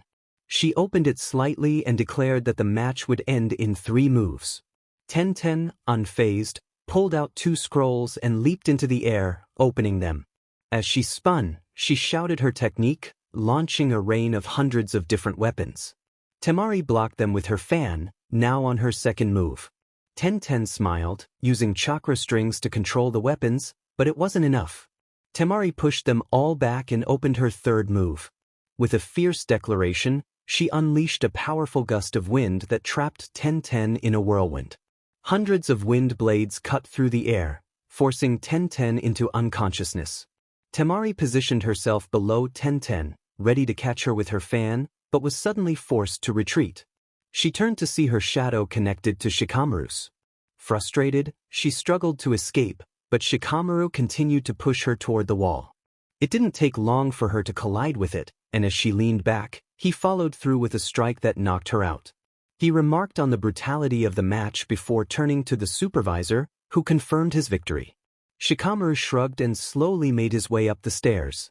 Once he reached the top, Naruto nodded in approval. Shikamaru returned the gesture and chose to sit beside him. He acknowledged the strategy he had used, noting how he waited until one opponent was weakened before using his skill to overpower the other. Naruto complimented him on his clever tactics, and Shikamaru simply thanked him, turning his attention back to the arena. Hayate announced the next match, calling for Sabaku no Gaara, Rock Lee, and Kai Kanjiki. Rock Lee dropped into a taijutsu stance, Kai activated his bloodline ability, and Gaara began to let sand trickle from his gourd. The match commenced. Rock Lee charged at Gaara, launching a high kick that was blocked by the sand. He followed up with a flurry of punches until Gaara's sand caught his foot, sending him flying back. Gaara intercepted some metal orbs thrown by Kai, who rushed in after Lee. Gaara sent Lee flying while capturing Kai in a tight grip of sand. With a smile, he formed a fist, tightening the sand around Kai, causing a loud crunching sound. Observers gasped as they witnessed the intensity of the match, some feeling excitement at the display of power. Gaara released the sand, and Guy turned to Lee, urging him to remove his weights. Lee hesitated, recalling Guy's earlier warning about using them only in extreme emergencies. Guy simply smiled and gave him a thumbs up, allowing it this time. Lee complied, removing the weights and dropping them to the ground with a loud thud, surprising the onlookers. With newfound speed, Lee charged at Gaara, catching him off guard and landing several hits. However, cracks began to form on Gaara's face, which quickly healed. Gaara smirked, declaring that Lee could not breach his second defense. Lee, determined, murmured an apology to Guy and performed a hand seal, activating his technique. He dashed toward Gaara with incredible speed, kicking him into the air, catching Gaara by surprise. Then, he appeared behind Gaara, wrapping him in a bear hug before slamming him down to the ground with tremendous force. Lee struggled to rise, while Gaara appeared increasingly frustrated. He unleashed a wave of sand that struck Lee, sending him reeling. Lee dodged after a while. He activated the gates of rest and life, energy surging from him as his eyes turned white and his skin flushed red. He vanished, and Gaara suddenly felt a powerful kick that shattered part of his armor. He was sent flying, only to be kicked again. This continued, with Gaara being struck repeatedly, until Lee delivered a simultaneous punch and kick, executing the reverse lotus. Gaara fell to the ground in pain, struggling to rise as fatigue set in, while Gaara growled, trying to regain his footing. In the stands, the genin watched in awe, having never seen such an intense match. Naruto smiled, impressed by Lee's performance. The Jounins were equally astonished, with Kakashi scolding Guy for teaching Lee so many gates. Gaara screamed in pain, a wild look in his eyes. He sent sand towards Lee, who cursed and vanished, feeling the sting of the attack. Lee then shouted for the Gate of Pain to activate, charging at Gaara with all his strength. Gaara continued to cry out until he was slammed directly into the wall. Sand exploded around him as a massive wave surged towards Lee. He charged through it, energy swirling around him, and called for the Gate of Closure to activate, delivering a blow that shattered the ground against Gaara's face, breaking his armor and sending him crashing down. Gaara attempted to rise, fury in his eyes, while Lee collapsed to the ground. Gaara sent his sand to ensnare Lee's legs, causing him to cry out in pain. Just as Gaara prepared to crush him, Guy intervened. The referee declared that due to the interference of a teacher, Sabaku no Gaara was the winner. Gaara frowned, glancing at Naruto, who nodded in acknowledgement as he returned to the stands. Shikamaru shuddered, along with many of the genin. The supervisor announced the next match: Ni Yujito, Akatsuchi, and Haku Momochi. The genin moved forward, with Naruto wishing Haku good luck, receiving a slight nod in return. The supervisor called for the match to begin. Haku faced her opponents, quickly drawing her senbon and throwing them with precision. She made a small gesture towards Yujito, who raised an eyebrow but nodded in agreement. Haku charged at Akatsuchi, throwing senbon that he dodged using a substitution technique. When he reappeared, he had to raise a wall of earth to block a fireball from Yujito. He growled and slammed his hands into the ground, summoning an earth golem that charged towards Yujito. He then sprinted at Haku with surprising speed, throwing punches. She blocked one, wincing in pain, while dodging the rest. Meanwhile, Yujito was engaged in a struggle against the golem. Although it was slow, it was durable and strong. The battle reached a stalemate until Yujito had enough. She leaped back, enveloping herself in lightning chakra, and charged forward with her arm extended, executing a powerful lariat that knocked the golem's head off. She skated away at high speed, dissipating her chakra, then leaped and formed hand seals, unleashing a fiery attack with shuriken. The blazing shuriken flew towards Akatsuchi, forcing him to raise another wall for protection. He quickly formed hand seals, sending flying stones from the broken wall towards them. Haku responded with her own hand seals, firing water bullets to destroy most of the stones while dodging a few. At the same time, Yujito accelerated towards Akatsuchi, forcing him into a taijutsu battle. Haku then formed hand seals, creating a water vortex and sending a wave crashing towards her opponent. Yujito smiled, delivering a swift strike to a pressure point on Akatsuchi's leg, causing him to drop to one knee. She then leaped over him, sending him flying towards the water with a powerful kick. Akatsuchi crashed headfirst into the wave, emerging dazed and sliding to the ground, his eyes rolling back. The two women turned to face each other, Haku panting while Yujito simply smiled, settling into a stance. Some genin cheered while others disapproved of the teamwork, yet they all applauded. Naruto clapped as well, pleased with how the match was unfolding. He thought about how skilled the Iwa Nin was, with solid earth ninjutsu, good speed, and strength complementing his overall style. He had just been unlucky. Those two controlled 4 of the 5 elements together. Their teamwork was impressive even though they didn't know each other well. Yujito's close combat kept him at bay while Haku's long-range abilities supported her. Both were strong, but Haku was destined to struggle, as the Kumonin was a fighter and possessed the Nibi no Nikomata. Yujito looked at Haku, teasing her about the match being too good for her to win just by knocking her out. Haku smiled, preparing herself as her blue chakra flared, cooling the air around her. She warned Yujito not to underestimate her, her eyes shining with an icy blue hue. Yujito smiled, flames swirling around her as lightning crackled, her eyes glowing with chakra. Haku raised her hand, summoning ice spears to strike. Yujito frowned and jumped over them. Haku clenched her fist, sending the spears flying towards her. Yujito's eyes widened as she unleashed a massive fireball to counter the attack, resulting in an explosion. However, some of the spears broke through, leaving a deep scar on her left bicep. She plunged into the ground and, with a pulse of chakra from her legs, launched herself at Haku, extending her claws. Haku cursed, forming an ice sword. They clashed, but it was clear that Yujito had the upper hand. She dodged a swing aimed at her legs and then delivered a kick to Haku's head, sending her backward. Placing a hand on her hip, Yujito commanded Haku to surrender. Haku stood firm, refusing to give in, and performed a hand seal to activate her secret technique, summoning ice mirrors that surrounded Yujito in a dome. Haku's reflection appeared in each mirror, taunting her to surrender as she couldn't keep up with Haku's movements. Yujito scanned her surroundings, only to be struck by a senbon in her shoulder. She growled, turning to grab Haku's leg. This continued for a minute, with Yujito becoming a pin cushion. Yujito growled, chakra surging as she leaped into the air, forming hand seals. She unleashed a small fireball towards the ground, which erupted into a large explosion, engulfing all the mirrors in flames. When the smoke cleared, Yujito stood tall, her clothes singed, with Haku lying beneath her, also scorched and motionless. Heiei nodded, declaring Yujito the winner. She acknowledged him and ascended the stairs. All the genins were left in awe of the battle.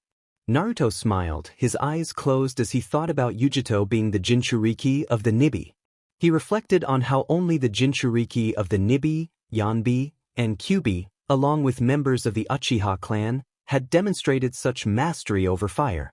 Soon, he turned his attention to the announcement of the next match, which featured Sakura Haruno, Ino Yamanaka, and Inoue Orihime.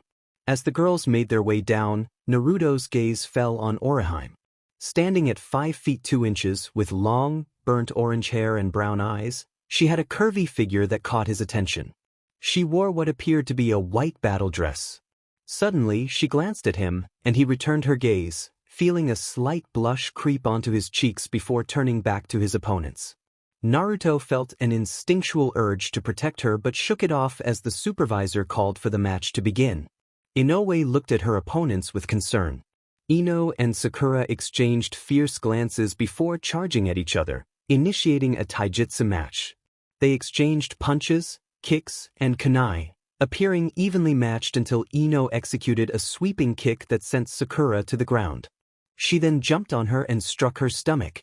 Sakura gasped in pain and used a substitution technique. Ino turned just in time to throw 5 kunai at Sakura, only for them to vanish in a puff of smoke. She repeated this tactic 3 times until Sakura landed a punch on Ino's face. Ino stumbled back, throwing shuriken in retaliation, which Sakura skillfully dodged. Ino then activated her family's jutsu, sending 2 kunai in Sakura's direction. Sakura attempted to evade but found herself trapped as Ino invaded her mind, withdrawing just moments before the kunai struck.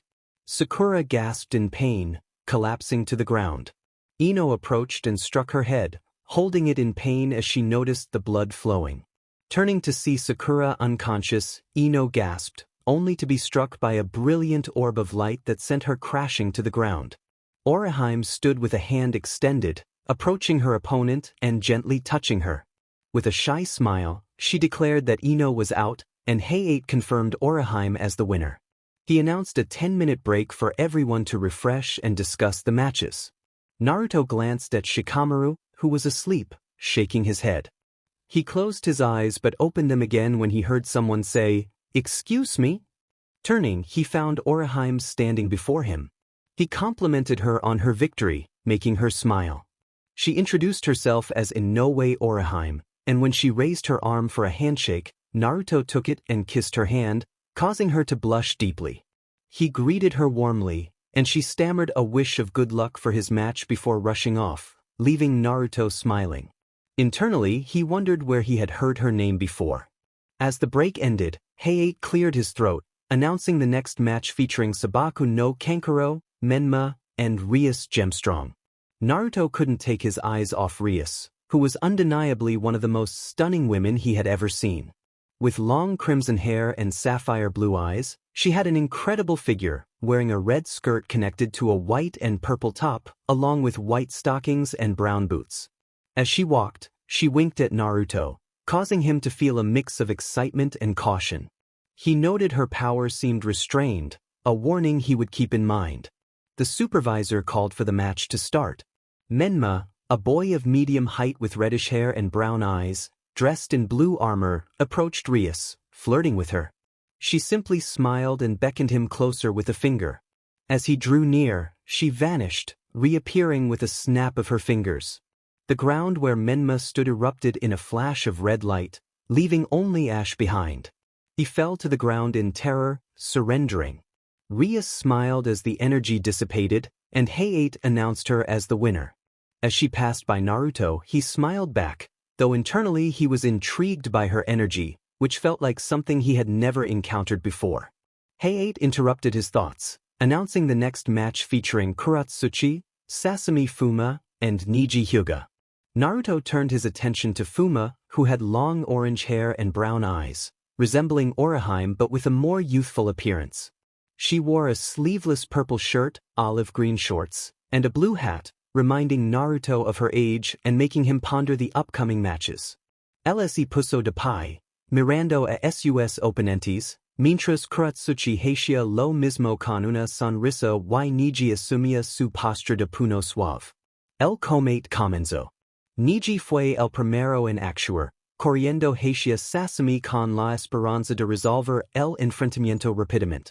Envió una palma hacia su pecho, pero ella utilizó Kawarimi, reapareciendo en otra parte la arena y lanzando kunai hacia él.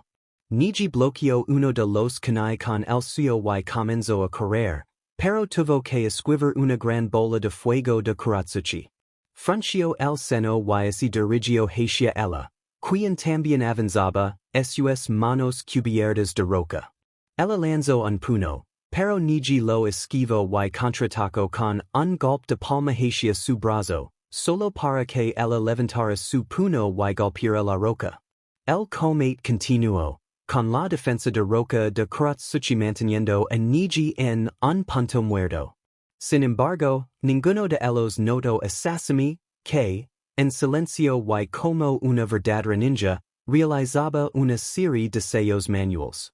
Una vez que legó el sello de Ram, un gran pulso de chakras y liberó, alertándolos, pero ya era demasiado tarde. Bringer of Darkness. De repente, el campo de visión de Niji y Kuratsuchi se cubrió de oscuridad.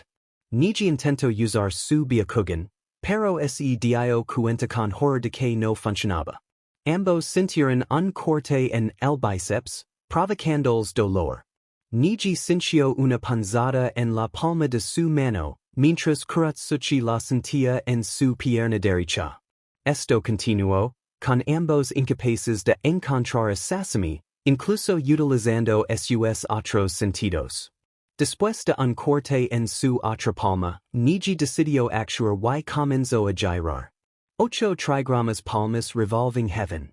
Formó una cúpula en espiral de chakra. Sasami, que estaba cerca de atacarlo nuevamente, fue empujada hacia atrás por la fuerza. Kuratsuchi, sintiendo la energía del chakra, realizó sellos manuales. Técnica de liberación de tierra, bala de dragón de tierra.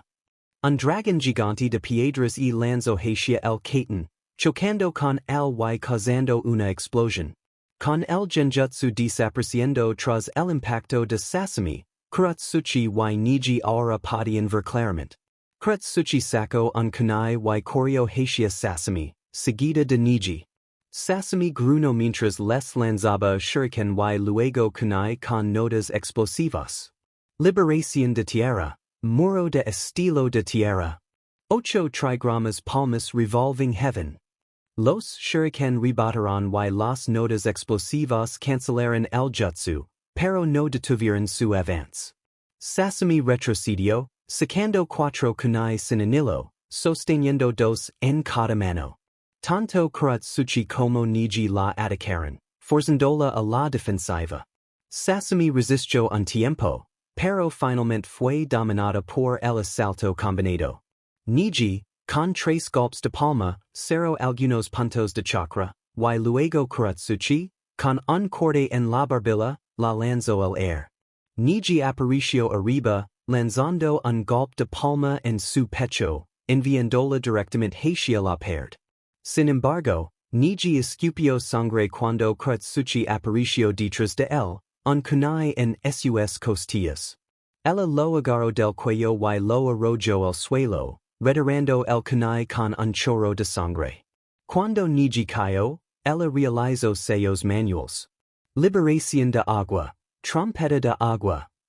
Un gran chorro de agua se estrelló contra Niji, empujándolo al suelo. Una vez que el agua se disipó, Niji estaba inconsciente. Ganadora Kuratsuchi, anunció Hate, mientras ella sonrió y subía las escaleras. Al finalizar el combate, Naruto, junto con Shikamaru y Sasuke, que había regresado con un hombro vendado, pensaban lo mismo. Ese ninja de IW más poderoso que el Chunin promedio. Puede usar taijutsu con destreza y controlar 3 naturalezas de chakra. Y ese miembro del clan Fuma también era capaz. Su estrategia fue perfecta en esa situación, pero debería haber ido eliminar. Si no, al menos podría haber atacado un punto que los llevaría a la inconsciencia. O bien, tal vez el próximo combate sea mejor. Sin embargo, gotas de sudor caen sobre las caras de los genin, ya que la temperatura de la arena se enfrió tanto como cuando Haku liberó su poder. Hayate parecía alarmado. Inazuka Kiba, Namikaze Naruto y Uzumaki Naruto, Daijo. Cada persona se acercó al final de la barandilla, mientras Naruto caminaba lentamente hacia la arena. Sasuke parecía asustado y Shikamaru también. A medida que bajaban, formaron un triángulo. Kiba parecía engriado, Naruto parecía triste y Naruto parecía agitado. Comenzar, anunció Hayate.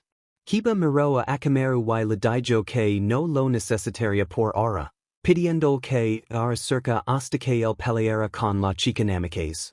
Luego se volvió hacia Naruto y se burló de él, sugiriendo que se rindiera. Naruto, sin embargo, solo se giró hacia Naruto. Ella miró el suelo y luego a él, expresando su acuerdo y reconociendo su fuerza, pero afirmando que no había forma de que pudiera derrotarla. En las gradas, Hiruzen, Kakashi, Sasuke y Shikamaru suspiraron, pensando que tal vez podrían evitar un baño de sangre. El flequillo de Naruto le cubría la cara, pero pronto la risa comenzó a aumentar, resonando cada vez más fuerte mientras él la miraba con una sonrisa desquiciada. Sus ojos brillaban mientras el chakra de oro oscuro fluía de él en ondas. En solo unos segundos, alcanzó un nivel de poder impresionante, causando que Kiba quedara inconsciente por la abrumadora energía, mientras algunos genins más débiles caen derretidos, y los sensei y el Hokage sudaban. Naruto mostró los colmillos a Naruto, sugiriendo que pondrían a prueba su teoría. De repente, sintió un golpe en la nariz cuando un ataque la envió volando contra una pared. Las telarañas se rompieron cuando ella se levantó lentamente. Naruto, con un brazo sobre su cadera y su rostro enojado, le dijo que había considerado usar un estilo diferente, pero que ella lo había obligado a cambiar de opinión. Desapareció y corrió hacia Naruto, lanzando un puño hacia su brazo, haciéndole esquivar. Luego saltó para realizar una patada de burrito, pero fue golpeado en el estómago por una patada alta. Fue enviado a volar, pero Naruto apareció detrás de ella en un instante y la devolvió al otro lado. Luego, se posicionó sobre ella y lanzó una patada de salto, dejándole caer al suelo. Then he grabbed her and tossed her lightly into the air, following up with a rapid series of punches aimed at her midsection, causing her to cough. Up in the stands, Minato gripped the railing tightly, sweat forming on his brow and fear evident in his eyes. He had warned Naruto during the break not to provoke Naruto under any circumstances, but she had simply insisted that he was weaker than her. Minato knew that Naruto was strong as he was. He could only pray that Naruto would show restraint. Kushina, on the other hand, covered her mouth in fear, tears streaming down her face. Memories of her time with Naruto flooded her mind as she saw Naruto, alone and battered. She cried out for him to stop, pleading desperately. Sarutobi shook his head, wishing he could intervene but feeling powerless to stop Naruto. Naruto continued to strike, blood trickling down his face. He delivered a powerful blow to her face, followed by an uppercut to her chin, declaring his move as he launched her into the air. As she descended, he unleashed a flurry of spinning kicks, sending her crashing to the ground. He approached the debris slowly, but halted when a heavy aura of malice descended upon the arena, accompanied by a burst of red energy erupting from the rubble. He dodged the explosion, watching as it created a large dent in the wall, then turned to Naruto with a grin. Naruto was enveloped in a thick veil of red energy, her eyes glowing crimson with slits, 3 tails of energy flowing behind her. She let out a roar that shook the ground, but he remained unfazed. He cracked his knuckles and charged at her, and she mirrored his movement. She swiped at him with her claws, but he dodged and struck her face. She staggered back and retaliated with a powerful kick, pushing him back several feet. She leaped towards him, but he countered with a backward kick, sending her flying through the air. As soon as her foot touched the ground, he lunged forward, executing a front flip kick that slammed her back down. He aimed his open palm at her, unleashing a burst of golden chakra that struck her at close range. Then he seized her by the neck, the energy barely affecting him as he placed his hand on her stomach. He released a massive wave of chakra, and the world around them turned white. Naruto opened her eyes, groaning as she blinked slowly, trying to recall what had happened. All she remembered was pain and nothingness. However, memories of the battle in her three-tailed form came rushing back. She was astonished that Naruto had handled her so effortlessly. Looking down, her wide eyes revealed that she was bound by black chains. Turning to see the chains connected to Naruto's back, she was startled when he acknowledged her presence, stating that she was awake. He then glanced at Kyuubi, and her eyes widened in surprise. The cage had vanished, along with the seal. Instead of a massive nine-tailed fox, a small dog-sized fox stood in its place, looking frightened. Naruto smirked, commenting on how the mighty Kyuubi had fallen, but he didn't blame it. Instead, he congratulated it for not warning Naruto about his true identity. He offered a choice: surrender what he came for freely and live another day, even promising a gift. He warned that any attempt to stop him would result in death. When Kurama opened his eyes, Naruto commanded him to obey.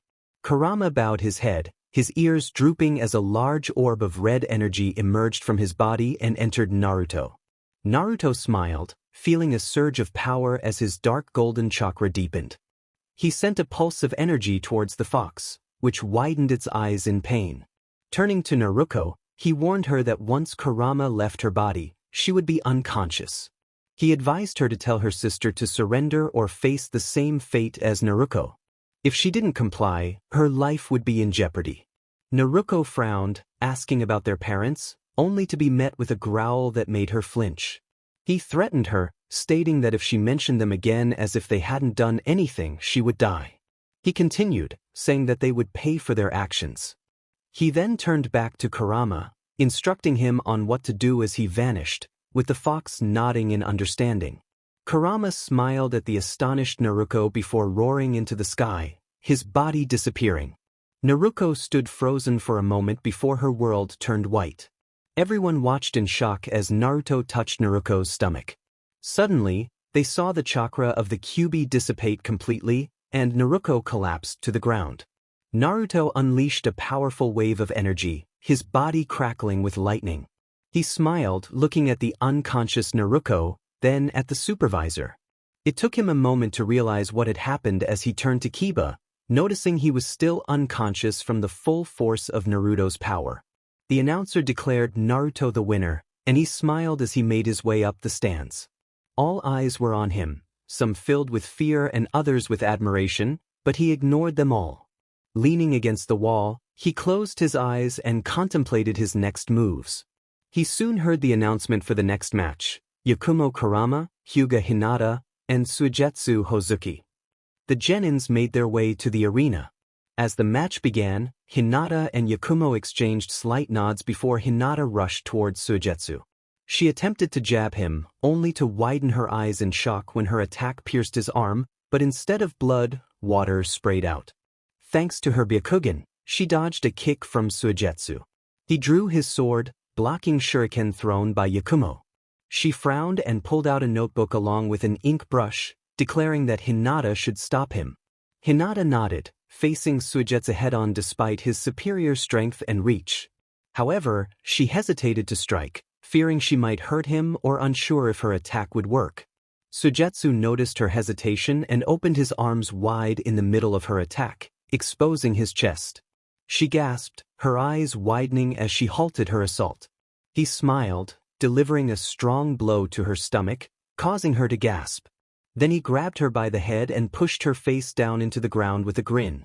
Hinata lay there, dazed, her eyes blank. Suigetsu turned to Yakumo, only for his words to be swallowed by darkness.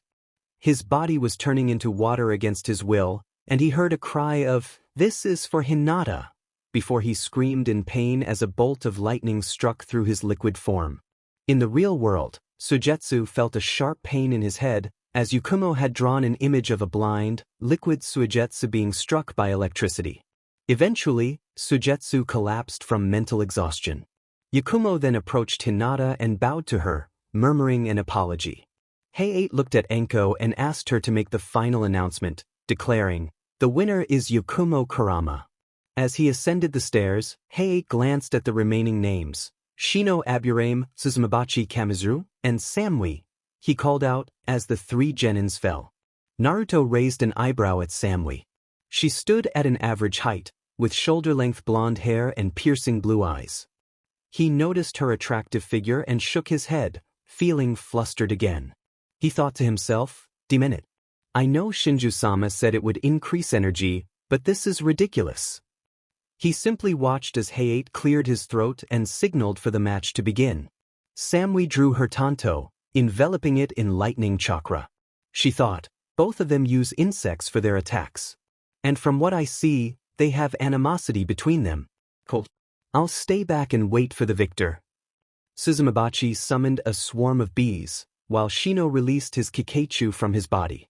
The insects buzzed and attacked each other as Shino charged towards Suzumabachi. He tried to dodge a punch but failed, receiving a kick to the ribs and a punch to the shoulder. She jumped back and summoned the bees, which shot their stingers at him. They pierced him, only to reveal an insect clone. The insects swarmed back at the bees. Shino appeared behind Suzumabachi and struck her in the back. He then pulled out a kunai and aimed for her, only for her to vanish in a substitution technique.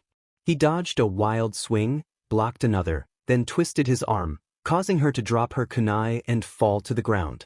However, she summoned a bee with an explosive note and detonated it at close range. All that remained were the insects, which bit her and drained her chakra. She tried to defend herself, but due to her distraction, Shino sent more Kikeichu toward her. Eventually, she fainted from chakra exhaustion. Samui declared, "Great battle. Now surrender, or your insects will get hurt." Her tanto was poised at the back of Shino's neck, her palm aimed at the insects, surrounded by lightning. Shino conceded, stating, "It's logical to surrender. My insects come first. Proctor, I give up." Heiei nodded, announcing, "Winner Samui," as she sheathed her tanto. Shino nodded in acknowledgement, and she returned the gesture. Heiei cleared his throat. "I'm sorry to say this, but due to the uneven numbers, there will be one more match of 1 versus 1, he said, looking at the board. "Inoue Oriheim and Yakumo Kurama," he called, as the two girls descended. "Begin." Inoue looked at Yakumo and nodded with a smile. Yakumo nodded back, sending shuriken toward her as she prepared her chakra. Inoue dodged them, then, anticipating Yakumo's move, raised a barrier made of yellow chakra. Yakumo smiled, thinking, "Do you think that will stop me?" She released her genjutsu. Nothing happened. Yakumo stared wide-eyed, thinking, while Inoue smiled. The barrier transformed into an orb, making its way toward Yakumo. She extended her arms, only to recoil, crying out in pain.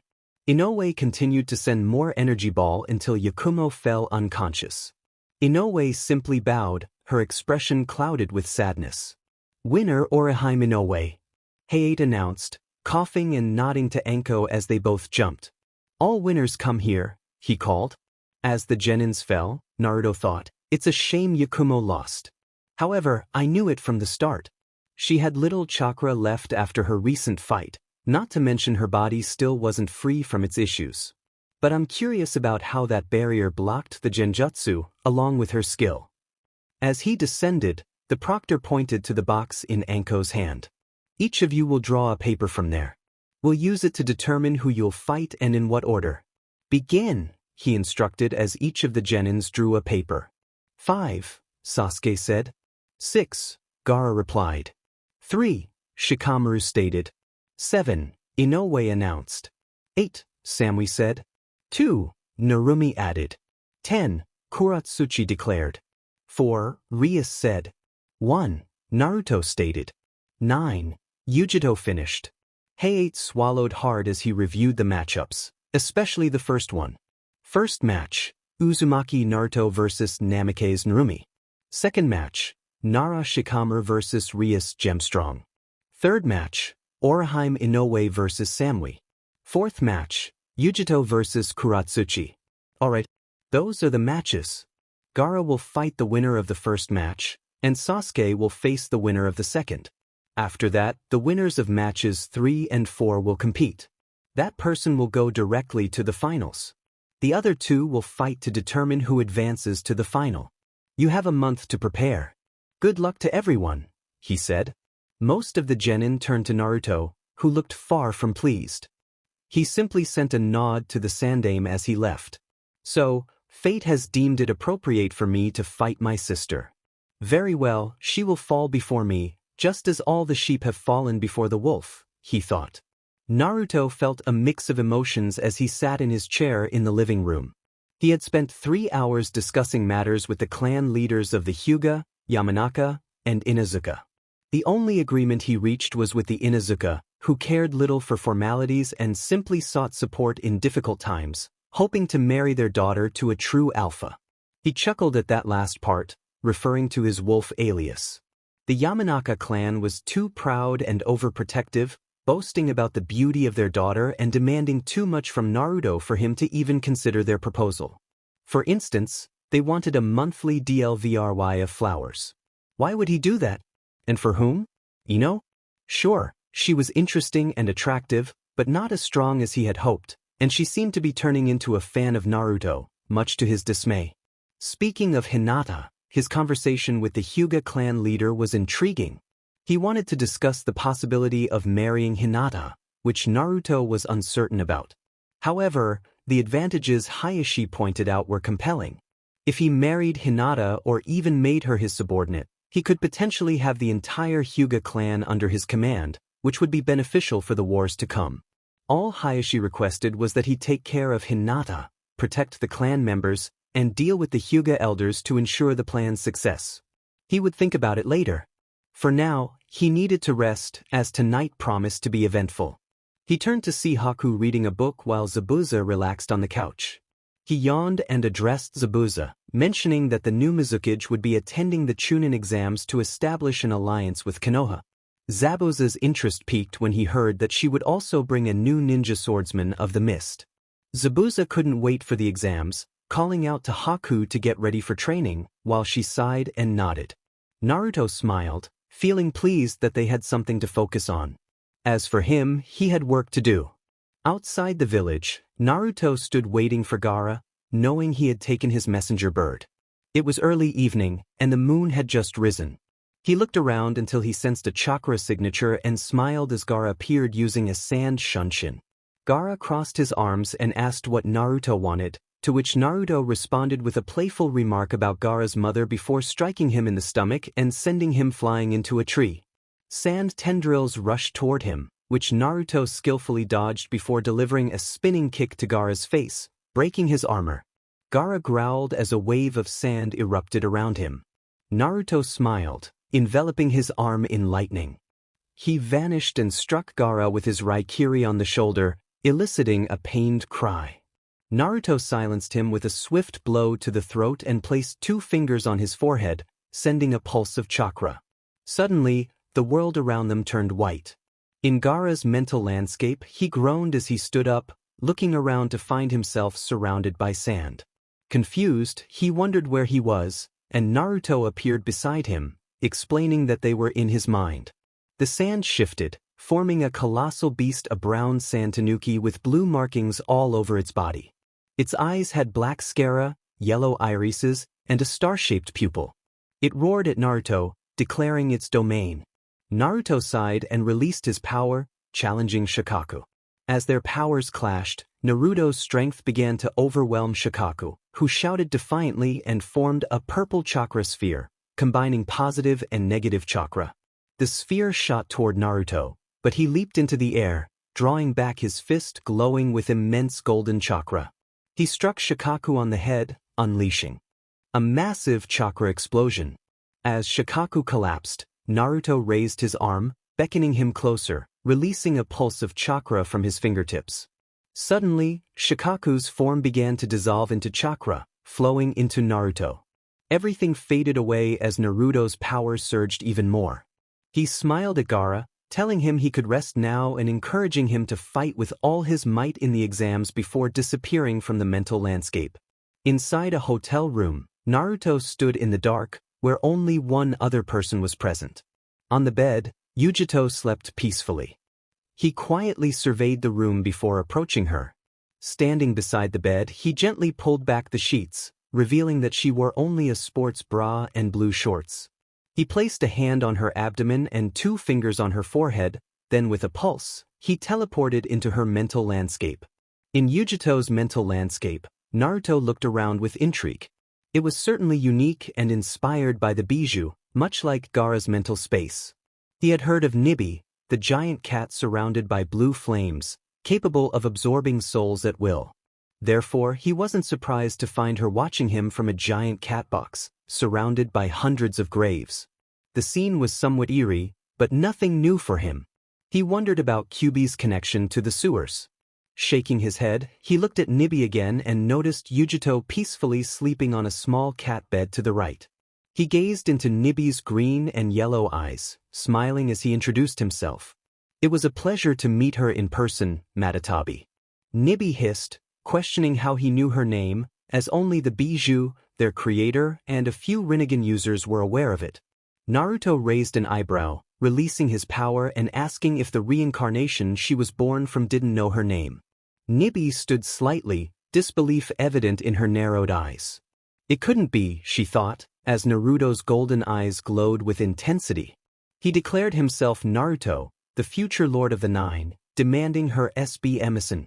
If she did not comply willingly, he would take it by force. Nibi asserted that she was not like Shikaku, Son Goku, or even Chome, stating that she would not fight an opponent she knew nothing about. She leaped in front of him, vowing to protect Hellcat Mistress with all her might. Her blue flames blazed as Naruto simply smiled, ready for a wild encounter, opening his arms in a mock gesture. Nibi growled, tilting her head back to form a fireball twice the size of any great fireball Naruto had seen. She unleashed it with a roar, creating a massive explosion. From within the smoke emerged Naruto, his clothes singed but otherwise unharmed. Nibi attempted to crush him with her paw, but he raised his arms to stop it, then pushed back with great force, appearing in front of her to deliver an axe kick to her head. Nibi roared in pain, creating a sonic wave that pushed Naruto back. She looked at him, both angry and surprised, questioning how he was uninjured. Her flames burned as fiercely as the sun, she exclaimed, claiming only divine fire like Amaterasu was stronger. Naruto smiled, calling her foolish and remarking that he thought cats were intelligent. He vanished, delivering a chakra-enhanced strike to her paw, causing her to cry out as she retaliated with her other paw, only for him to counter with a water barrier, dampening her flames.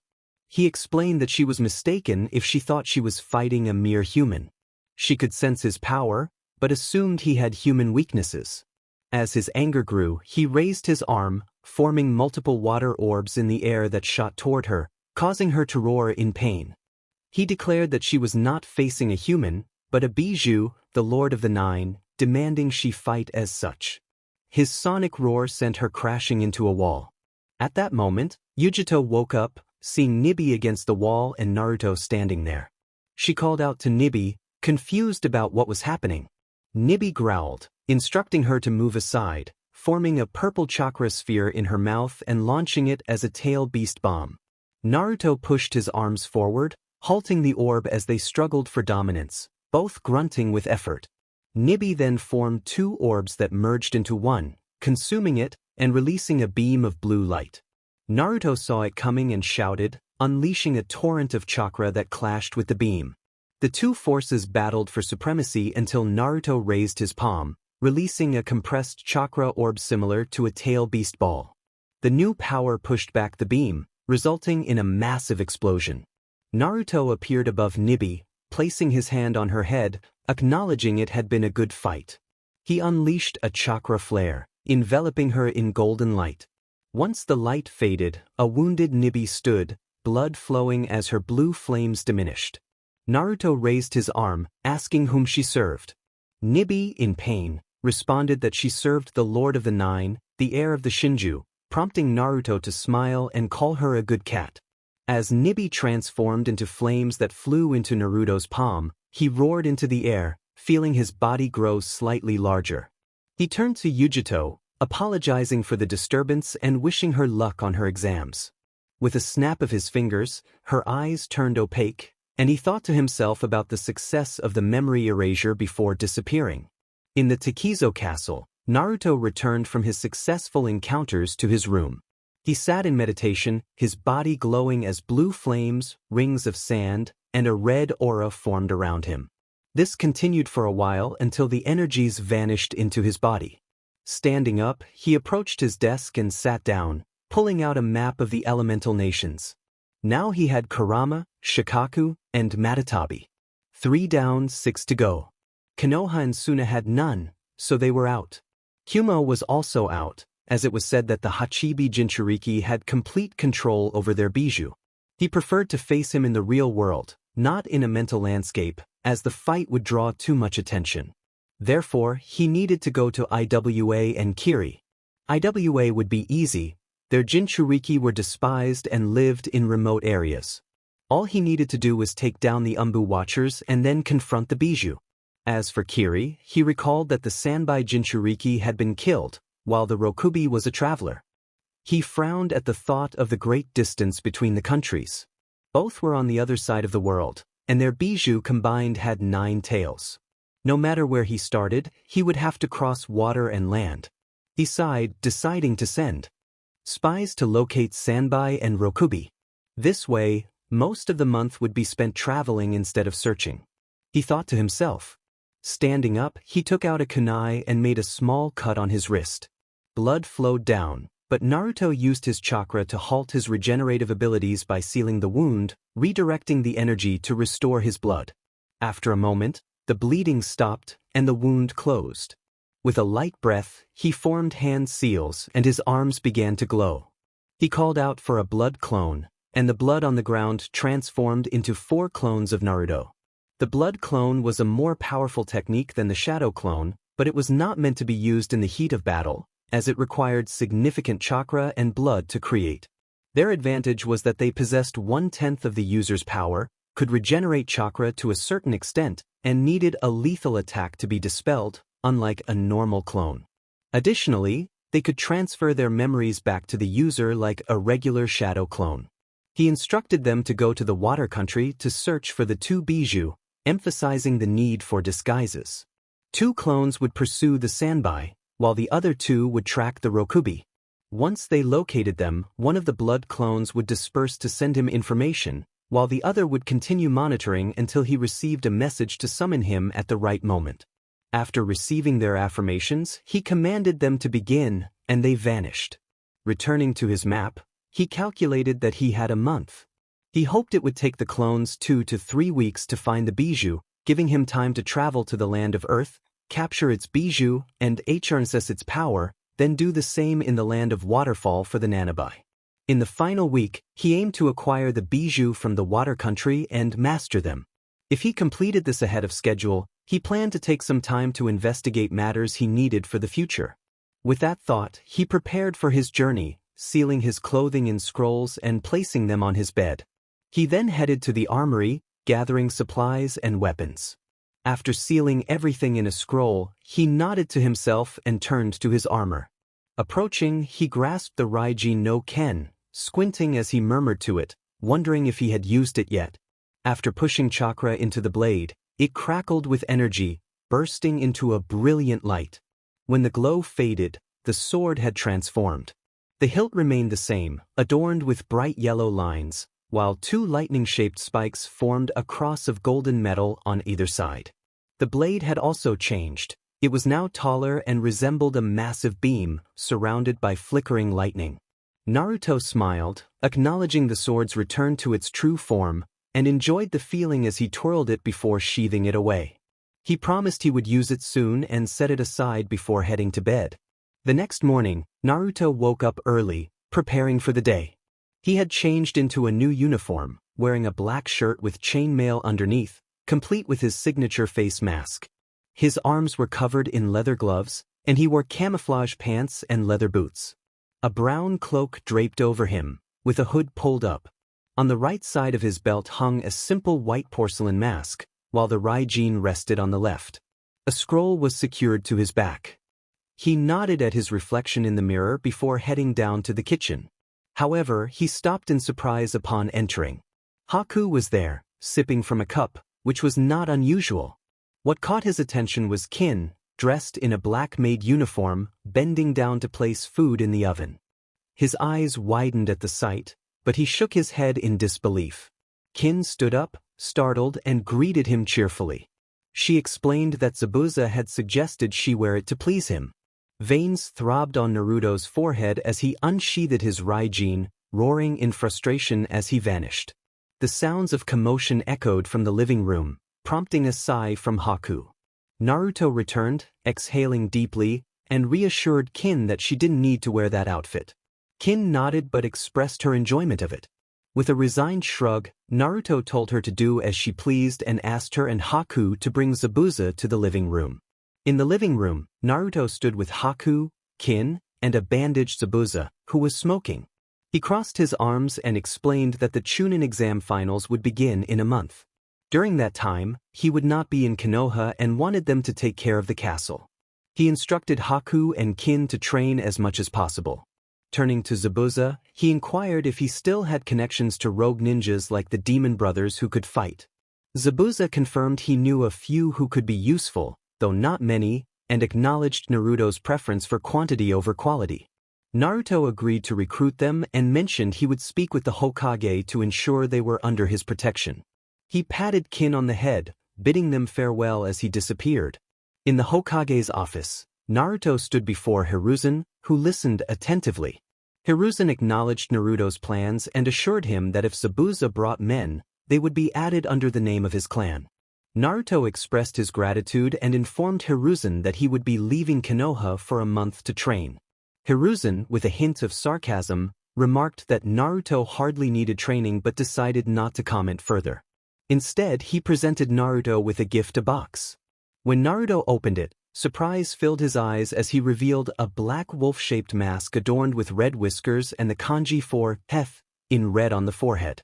Hiruzen explained that it was the same mask Naruto had once worn, refurbished for him. He had intended to give it to Naruto's successor but felt none would deserve it, confident that Naruto would not meet his end anytime soon. Leaning closer, Hiruzen urged him to do what he must, calling him Ukami. Naruto nodded in acknowledgement and returned the gesture. Hiruzen then made a playful wager, stating that if something surprised Naruto, he would owe him 100,000 ryo. Naruto shrugged in agreement, ready for whatever lay ahead. He expressed doubt about the situation as he exited the building, leaving Hiruzen to ponder the return of the Ukami no Sure. Naruto was walking toward the gate when he spotted Gaara. They exchanged glances and after a moment, Gaara bowed slightly. He expressed his desire to become Naruto's subordinate, which raised an eyebrow from Naruto, who questioned the reason behind this request. Gaara looked down and explained that Naruto had cured him of his insomnia and freed him from the demon that tormented him, giving him a sense of purpose. Naruto sighed and agreed, instructing Gaara to rise and to keep this matter confidential. He advised Gaara to send him a message the following day if he had anything to discuss. Gaara nodded and continued on his way through the gates, while Naruto reflected on the preparations that were nearly complete, anticipating the events to come. The grand day had finally arrived, the day every genin had been eagerly waiting for the start of the Chunin exam finals. Young ninjas would showcase their skills for a chance to become Chunin. It was also the first time in history that all 5 Kage would observe a Chunin final together. The stadium was filled to capacity with civilians and shinobi alike, including ninjas from around the world, as well as provincial lords and daimyos. In the arena stood 8 genin and Shiranuigama, a tall man with shoulder-length brown hair, concealed by a scarf and brown eyes. He wore the Konoha Jounin uniform and had a sunbon in his mouth. Most of the genin looked on in awe, while some remained indifferent to the crowd. One, however, gazed at an empty space. Gunma reassured Narumi that everything would be fine, and she sighed in response, nodding. Narumi had undergone a transformation over the past month. She wore a complete red outfit with red mesh armor, umbu protective gear made of high-quality steel, and carried a kodachi at her waist and a tachi on her back, with 2 kunai sheaths at her hips. Her hair was styled in a high ponytail, ready for the battle ahead. In the stands, the shinobi were engaged in conversation, with the hottest topic being the first match, Uzumaki Naruto vs Namikaze Narumi, the 2 strongest genin facing off from the start. While genins and chunins believed Narumi would win, the jounins placed their bets on Naruto, and for good reason. A serious or angry Naruto was a sight to behold. In the center of the stadium, in front of the Kage box, the Namikaze family sat together, smiling outwardly but feeling anxious inside. They wanted to support both of their children but knew that cheering for one would deepen the rift between them and provoke the other. It was best to sit quietly and observe. Narumi remained silent, her wounds mostly healed but still wrapped in bandages on her chest. Beside her were Asuma Sarutobi, Kurenai Yuhi, and Mato Gai, who were placing bets Kurenai on Narumi and Gai on Naruto, while Asuma simply smoked his cigarette. Naruko held her chest, thinking of her brother. In the Kage box, 3 of the 5 Kage were seated, the Sandame Hokage, the Yandame Kazekage, and the Godai Mizukage. The Kazekage had brown hair and black eyes, his mouth concealed by a mask, dressed in the Kazekage robe. The Godai Mizukage was tall and slender, with long brown hair and emerald green eyes, wearing a long blue dress with mesh armor underneath, high-heeled sandals and shin guards. They discussed politics until the door opened. A tall, dark-skinned man with a muscular build entered first, sporting short platinum blonde hair slicked back, a mustache and a goatee. He wore a white haori and the raikage hat, leaving it open to reveal his chest and a golden belt with a boar emblem. He had golden bracelets on his arms and wore black pants. Following him was a man with short, spiky dark hair and 1 brown eye, the other covered by an eye patch, dressed in the standard Kumogakure jounin attire. Next came a shorter man with a triangular beard, mustache, and a large red nose, bald except for a ponytail on top of his head. He wore a green and yellow coat over traditional Iwagakure attire and the Tsuchikage hat. Behind him was a tall shinobi in standard Iwagakure jounin uniform, with short dark gray hair and brown eyes, also sporting a beard. They were the Yandame Raikage, the Sandame Tsuchikage, and their bodyguards. The Kage stood and bowed, receiving bows in return. Hiruzen welcomed them, expressing gratitude for their attendance, which was met with nods from Inoki and a grunt from A as they took their seats. Mei then noticed an empty 6th seat and inquired about it, but was interrupted when the door opened again. Hiruzen stood, announcing the arrival of 2 men. The first was a man with black hair in a ponytail and red eyes, wrapped in black bandages, with only his face visible and a purple tunic on top. He also held a katana. The more notable figure beside him was tall, with long gray hair, a beard and piercing purple eyes that radiated power, a cross-shaped scar on his left cheek. He wore a royal blue kimono adorned with intricate designs, white hakama pants, and a red obi. Attached to his obi was a katana with a black handle, sheathed in a steel scabbard decorated with a blue dragon. Hiruzen bowed, introducing Uzumaki Kenshin, the Namikaze of the Shodame and a former successor to the Yuzukage seat, leaving the rest of the room in awe.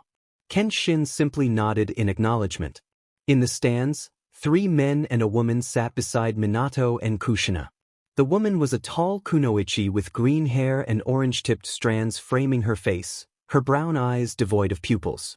She wore a sleeveless black top, backless and fitted gray shorts, along with an obi. She was Pakura, the legendary user of Scorch Release. Next to her sat a young man with short blue hair and dark eyes, sporting shark-like teeth and black glasses. He wore urban camouflage pants and a gray shirt with thin black stripes, and on his back was a massive sword wrapped in bandages, with only 2 handles visible. Era Chojuro, the bearer of Hiramakarei. Next to him sat a man with dark skin, platinum blonde hair, and sunglasses. He wore the standard attire of Kumogakure, adorned with 8 red pouches. He was Killer B, the companion of the Raikage. The latter was a tall man with gray hair, a goatee and yellow eyes. He wore a light blue kimono with white waves on the sleeves and black hakama pants. A Hittite with a wave insignia rested on his forehead. When Kushina saw him, she stood up with wide eyes, exclaiming that he couldn't be alive. The man smiled and lit a cigarette. Minato raised an eyebrow, questioning who he was.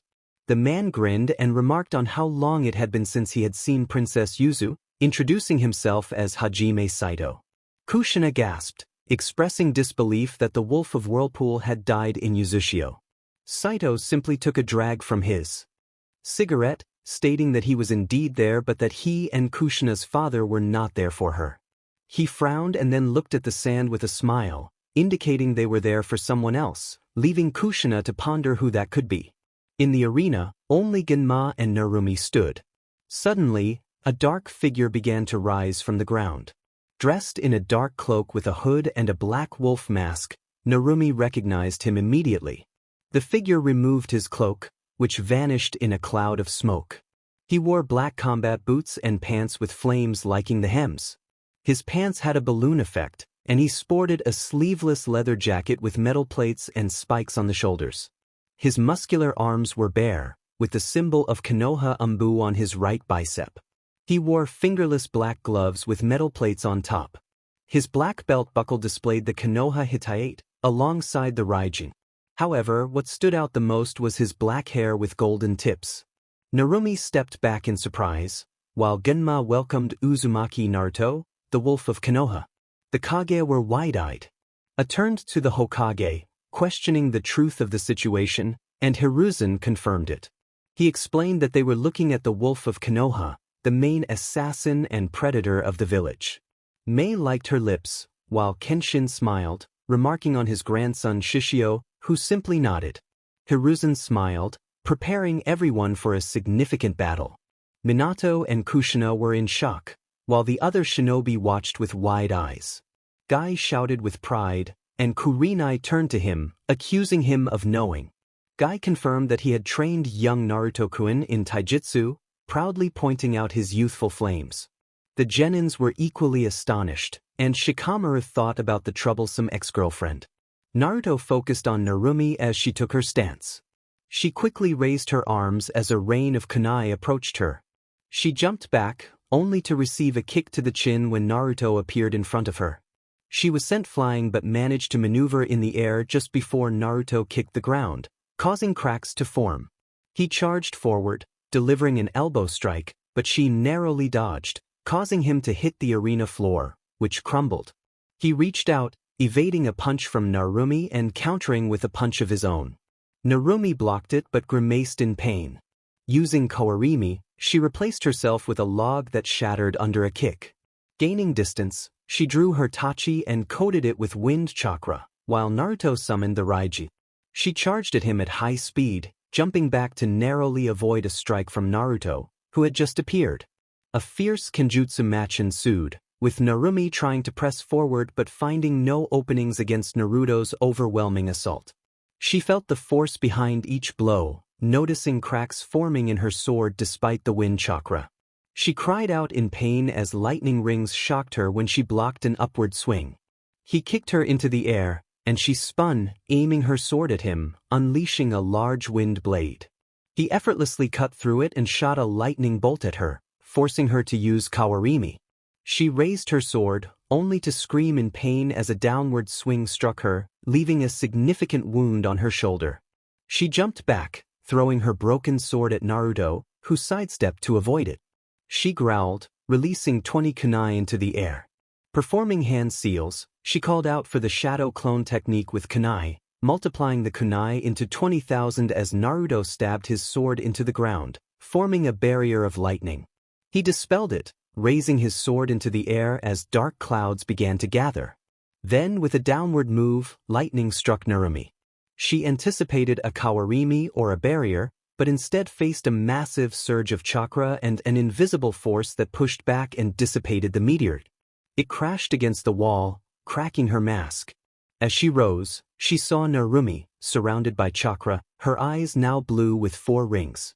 Narumi frowned, stating she hadn't expected to use this so early and urged Naruto to feel proud to witness the power of the Rinnegan. The Jounin were astonished, questioning if she truly had the Rinnegan, with Minato confirming it.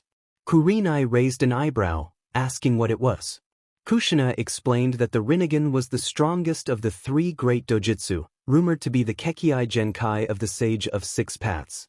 It was activated by some members of the Uzumaki clan and rarely by members of Uchiha and Senju, granting complete control over the elements along with other abilities. Kurenai listened in surprise, while Saito remained silent. The Kages were equally taken aback. Inoki asked if Hiruzen had known about Narumi's Rinnegan, receiving a negative response. Raza raised an eyebrow, wondering what the wolf would do next. Kenshin narrowed his eyes, contemplating that his granddaughter had unlocked the Rinnegan and what Naruto would do in response. In the arena, Narumi performed hand seals, summoning 2 clones that unleashed a torrent of flames toward Naruto, one creating earth bullets and the other a wind hurricane. The 3 jutsu combined into one, with Naruto dodging but still getting partially hit. Narumi raised an arm toward him, pulling him closer with a shout of, "Universal pull." The 2 clones performed hand seals, one sending a jet of water toward him while the other electrocuted him, resulting in an explosion. The clones of Narumi dissipated as the real one sent Naruto flying with a shout of, "Universal push," crashing him against a wall. Naruto quickly emerged from the rubble, leaping into the air and swinging his sword multiple times, sending waves of lightning toward Naruto. As the dust settled, he struck the ground, creating a slice that tore through the earth and shattered the wall of the arena. Suddenly, a red flash appeared beside him. He turned just in time for a blue sphere of chakra to collide with his face, as Narumi sent him flying with a Rasengan. Naruto crashed against the wall again, while Narumi gasped that it was for Naruto. However, a massive wave of chakra surged through the air. Narumi stepped back as Naruto emerged from the debris, laughing, his mask showing large cracks. He continued to laugh as the waves of chakra rose, until a bright light appeared when the chakra returned. He looked at Naruto, gasping. A dark aura surrounded him, and his eyes glowed golden behind his mask. He expressed his fondness for the mask as he removed it, eyes closed. When he opened them, they were exactly like Narumi's, except golden with slit pupils. He smiled, revealing his fangs, and challenged her to see how her Rinnegan would fare against his. In the Kage box, a shouted in disbelief, and the rest of the room stared in shock. Hiruzen, sweating, remarked that he had known Naruto possessed that power. Raza turned to him, questioning the fairness of Naruto's participation, stating that he was beyond even an Umbu commander. Inoki nodded in agreement. Mei liked her lips, gazing at Naruto with eagerness. Kenshin proudly declared that Naruto was his grandson. The Jounins were equally astonished. Asuma shouted in disbelief, while Guy exclaimed about youth. Saito thought about what else Uzumaki might reveal. Naruto's eyes widened in shock. Minato was taken aback, unable to believe that Naruto had awakened the Rinnegan. Kushina held her chest, thinking of her son. In the arena, Narumi raised her arm as Naruto mirrored her action, both shouting, "Universal push." The 2 waves canceled each other out, but Naruto shouted again, sending Narumi crashing into a wall. She stood up, exclaiming that it was impossible. Naruto smiled and used universal pull, drawing her closer. He taunted her about needing 8 seconds to reuse universal push, while he needed none, suggesting she hadn't practiced enough. With a grin, he proclaimed he would show her the power of the Rinnegan. To Narumi's surprise, Naruto's left arm transformed into what appeared to be a piston. He released her, only to strike her with the piston, sending her flying. The piston morphed into an arm cannon, firing a beam of black chakra at her. She barely dodged as the ground disintegrated beneath it. Naruto then launched numerous rockets at her, forcing her to evade. One struck her, breaking her armor, and she grimaced in pain. Naruto smiled and returned his arm to normal, slamming both palms against the ground, calling forth a summoning technique. 2 enormous birds with Rinnegan eyes charged at her. She raised her arms and shouted, "Universal push." using a significant amount of chakra to destroy them instantly. Gasping, Naruto gestured for her to come closer. She growled, forming a Rasengan and infusing it with wind chakra, transforming it into a massive shuriken that whirred ominously. Naruto acknowledged her skill, and Narumi shouted her technique, rushing toward him. As she pushed forward, he prepared for the universal push. To her horror, a barrier stopped her attack, absorbing the wind Rasengan. He grabbed her by the arms and struck her stomach, causing her to cough up blood. He then pressed his palm against her head, sending chakra into her mind. She screamed in pain as he released her and kicked her away.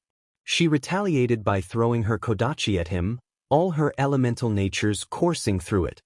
He raised an arm as a large head with Rinnegan eyes engulfed her, only to spit her out, forcing her to dodge as it destroyed nearby trees. The head vanished, and he remarked that she still had yet to touch the surface of the Rinnegan, expressing his disappointment. Narumi, angered, declared she would not lose, unleashing all her chains of chakra toward him. He vanished, reappearing atop the wall, taunting her about her depleted kunai and swords, and how most of her chakra was spent. She growled, sending her chains at him, but he simply jumped, dodging them as they struck the ground. He appeared in front of her, and they engaged in a brief taijutsu exchange that lasted only 10 seconds.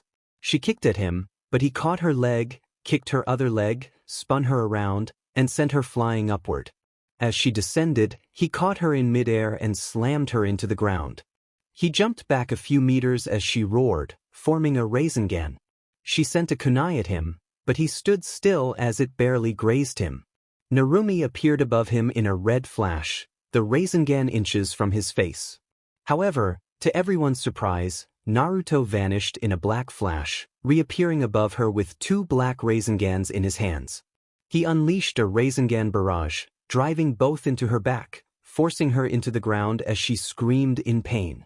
An explosion followed. Once the smoke cleared, Naruto stood victorious over Narumi. He frowned, stating that if she had the Kyuubi and mastered the Rinnegan, the fight would have been entertaining. He sighed and left the arena as medics attended to Narumi. In the stands, Minato and Kushina were stunned, watching the end of the battle in shock. Naruto was wide-eyed. Minato thought about how Naruto had used a Hiraishin without a seal, while Kushina reflected on how he had mastered the Rinnegan. Naruto thought of her brothers and sisters. Asuma dropped his cigarette, and Guy had tears in his eyes from the battle, exclaiming about youth. The genins were all in awe of the fight, and soon the crowd erupted into cheers. In the Kage box, the Kage applauded, unable to contain their excitement over the incredible battle. Kenshin smiled, also clapping, thinking well done his grandson. Shishio glanced at Kenshin and then at Naruto, acknowledging that he was indeed of Kenshin's blood. Hiruzen smiled, feeling proud of Naruto, reflecting that even if his future seemed dark, his flame was too bright to extinguish. Naruto appeared in the waiting room, observing the reactions of the other contenders. Shikamaru was murmuring about a problematic ex-girlfriend, while Kuratsuchi and Samui appeared alarmed. Gaara and Yujito nodded in his direction, though Yujito wore a frown. Oraheim blushed, Rias winked, and Sasuke nodded, his eyes reflecting anger.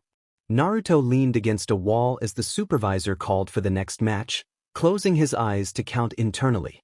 Suddenly, feathers began to fall as explosions shook Konoha. He opened his eyes just in time to see the Kage's box explode, with the Kage leaping onto the roof. A smile spread across his face as the sound ninja began to invade. He drew the Raijin, the sword pulsing with excitement, while his gaze shifted to the Rinnegan. It was time to complete the preparations and spill some blood. On the roof, the 5 Kage and their bodyguards faced Orochimaru. In a flash of yellow, Minato and Kushina appeared. Orochimaru smiled, raising his arms and acknowledging the presence of everyone. He hadn't expected the legendary Betusai to be alive or present, nor Shishio, the Sword of Fire. But it didn't matter, he had what he needed to deal with them all. He nodded to 5 shinobi behind him, who positioned themselves at the corners of the roof and struck their hands together, creating a large purple barrier around the group. Orochimaru then slammed his hands onto the ground, invoking the technique that summoned several coffins. The first coffin opened to reveal a man with long black hair, dark eyes, and dressed in black with red samurai armor. He was Hashirama Senju, the first Hokage. The next coffin revealed a man with white, fluffy hair, red eyes, and 3 red markings on his face, wearing a hapuri with the Konoha symbol and blue samurai armor. He was Tobarama Senju, the second Hokage. From the third coffin emerged a man with long silver hair and dark eyes, dressed in the traditional Konoha uniform. He was Tsukumo Hatake, the White Fang of Konoha. 4 coffins opened simultaneously, revealing 4 members of the 12 Ninja Guardians.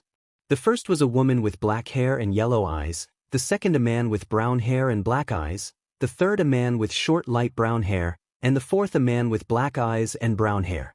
The final coffin revealed a man with light brown spiky hair and jade green eyes, dressed in a Wagakure Jounin attire. He was Gari of the Explosion Release. The last coffin unveiled a man with long blonde hair, light irises, and dark scara, wearing a respirator and the standard Amigakure outfit, complete with a bulletproof vest adorned with whirlwinds. He was Hanzo the Salamander. Orochimaru smiled, questioning if they thought he would come unprepared, as the Kage frowned. Hiruzen turned to Minato and Kushina, assigning them to handle the first and second Hokage while he took on Orochimaru. He revealed his battle armor, commanding the Kage's bodyguards to take on the 4 Ninja Guardians. Kenshin drew his sword, Mei expanded her chakra, and Raza surrounded himself with golden dust, stating they would handle Hanzo. Orochimaru pushed his hand forward, the reanimated shinobi rushing into action, declaring the battle had begun. In Konoha, chaos erupted as the sound shinobi invaded, accompanied by what appeared to be an army of rogue ninjas, ronin, and bandits. They charged in, wreaking havoc. Large serpentine summons besieged the walls, but Jiraiya held them back. Important buildings were guarded by Umbu, while Jounin fought valiantly and Chunin directed the genin on what to do. Civilians and academy students took shelter in the monument bunker, protected by the Chunin Academy. The Hokage Tower and the orphanage were defended by root shinobi. The stadium and its surroundings were in complete disarray. Konoha's Jounin bodyguards and Kei battled against the infiltrating ninjas. Kakashi wielded 2 kunai, taking down enemies, while Kurinai ensnared them in genjutsu, allowing Asuma to finish them off with his chakra blades. Guy unleashed his formidable taijutsu. Killer Bee employed his unorthodox 8-sword fighting style to cut through waves of enemies, with Saito eliminating anyone who came close. Pakura conjured 3 orbs of white flames to immobilize enemy shinobi, while Chojuro wielded the Hiramakarei in the form of 2 swords to cut down any ronin. Outside, Zabuza, Haku, the Demon Brothers, and other shinobi prevented any enemies from reaching the arena or the academy. Zabuza grinned maniacally, swinging his Kubikurabocho at any foe in sight, while Haku froze them in place for the Demon Brothers to slice them apart, coordinating their attacks to eliminate threats. The genin were stationed at the hospital, 2 blocks from the stadium, and in the library across from it. They were protected by Yujito, who unleashed fire, Gaara, who crushed enemies with sand, Shikamaru, who manipulated shadows, Sasuke, who fought with his Sharingan, Rias, who utilized her special red chakra, and Inoue, who activated her special ability. Samui and Kuratsuchi stood in the middle of the street, defending each other, with Samui wielding her sword and Kuratsuchi using her earth-based fists. Naruto was having the time of his life, darting from place to place, swinging his Raijin with fervor. His eyes sparkled, and his fangs were bared as his speed and power surged. He spotted Kabuto and smirked, appearing in front of him and slicing his arm. Kabuto cried out in pain, leaping back. Naruto swung his sword, sending a wave of lightning that revealed a log. He ducked as Kabuto swung his chakra scalpel at him, disappearing only to reappear behind him and stab him in the stomach. Kabuto coughed up blood but quickly ducked and used a substitution technique, narrowly avoiding decapitation. He reappeared, sending snakes at Naruto, who cut them in half and surrounded Kabuto with rings of lightning. Kabuto screamed in agony as he was electrocuted, his healing interrupted. Using a body flicker technique, he vanished, but Naruto appeared in front of him again. He rolled into Kabuto's stomach, then struck his chin with his knee, followed by a high kick. Kabuto soared into the air, only for Naruto to appear above him in a flash of black and strike him down. He then pointed his hand at Kabuto, transforming it into a metal cannon, unleashing a black lightning bolt that disintegrated him. As he landed, he spat on the ground. He turned, noticing the purple barrier, and smiled before vanishing. Minato faced off against the second Hokage, Tobirama, in a fast-paced taijutsu match. Minato ducked under a punch, narrowly missing a quick kick as Tobirama leaped away. He attempted a high kick only for Tobirama to vanish and try to stab him, which Minato skillfully dodged. This back and forth continued for some time, with neither side gaining an advantage. Minato thought to himself that Tobirama was strong, his speed and reflexes matching his own, and their taijutsu skills were equal. He decided that ninjutsu would be the key to winning this match. Just in time, he disappeared to avoid another strike, reappearing a few meters back before leaping again and throwing a kunai, activating the kunai shadow clone technique. The kunai multiplied into hundreds. Tobirama allowed them to hit him, passing through his form but healing instantly. He performed hand seals, summoning a massive wave of water toward Minato. Minato cursed and vanished in a flash of yellow. Tobirama continued with hand seals, transforming the wave into a water sphere the size of a house and sending it at Minato. Minato drew his kunai, the air around him filled with summoning marks. The orb was consumed, only for a burst of water to strike Tobirama as Minato pointed his kunai at him. Seizing the moment, he vanished in a flash of yellow, appearing before Tobirama and unleashing an Udama Rasengan into his midsection. Explosion rocked the area as Minato jumped back. To his surprise, Tobirama was still standing, half of his face remaining while the rest of his body regenerated. Minato noticed the ceiling tag and rushed toward him. Tobirama, now missing his legs and part of his torso, shot a stream of water at Minato, who leaped over it and sent a Rasengan toward his head.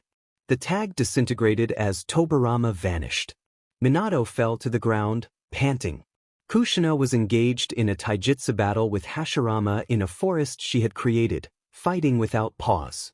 She wielded her katana, infused with wind chakra, while Hashirama had his fists surrounded by wood. She executed a downward spin, only for Hashirama to catch her and kick her back, breaking her sword. Growling, her chakra flared as she shouted that it was her family's sword. She sent a punch that shattered the wood in his hands. They continued to fight, now incorporating jutsu. Kushina unleashed a jet of pressurized water, but Hashirama raised a wall of wood to block it. The wall transformed into roots, pursuing her. She leaped up, swinging her arm as a blade of wind shot toward him, which he narrowly dodged. Hashirama raised his arm, forming a wooden spear that flew toward her. She spat out a sphere of water, slowing it down and breaking it apart, then launched a bullet of wind that split it in half as she charged toward Hashirama. He dodged but was grazed when Kushina appeared in front of him, slashing his arm with a wind blade formed from her own arm. She continued to swing at him, cutting him in various places, but he kept regenerating.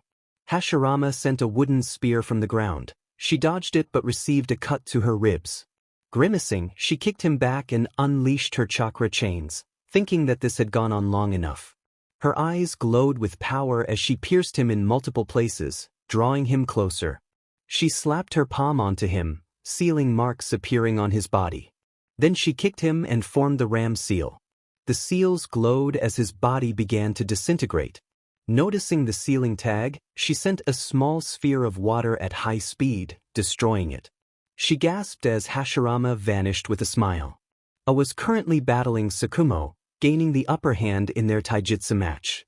He was faster, landing numerous strikes with his lightning-infused limbs, causing no harm as Tsukumo kept regenerating. A grabbed Tsukumo, throwing him into the air before appearing and slamming him into the ground, creating a thunderous explosion. Tsukumo groaned as he stood up, his destroyed body quickly repairing itself. He charged at A, delivering a punch wrapped in lightning chakra, but A shrugged it off, his lightning armor protecting him. He struck Tsukumo, who flipped in the air and launched a massive fireball at the Raikage, who dodged it effortlessly. A then jumped over him, attempting a kick, which Tsukumo avoided while trying to slice him with a chakra blade. Across his arms, the blade barely grazing him, then, with a surge of power, pushed Tsukumo back and slammed both fists into his chest. Tsukumo was sent flying back as if followed with a torrent of flames aimed at his chest, which he protected with his arms. Once the jutsu ended, A frowned, feeling the heat of the flames that had burned him. He vanished just as Tsukumo sent an earth pillar in his direction, reappearing above him to attack.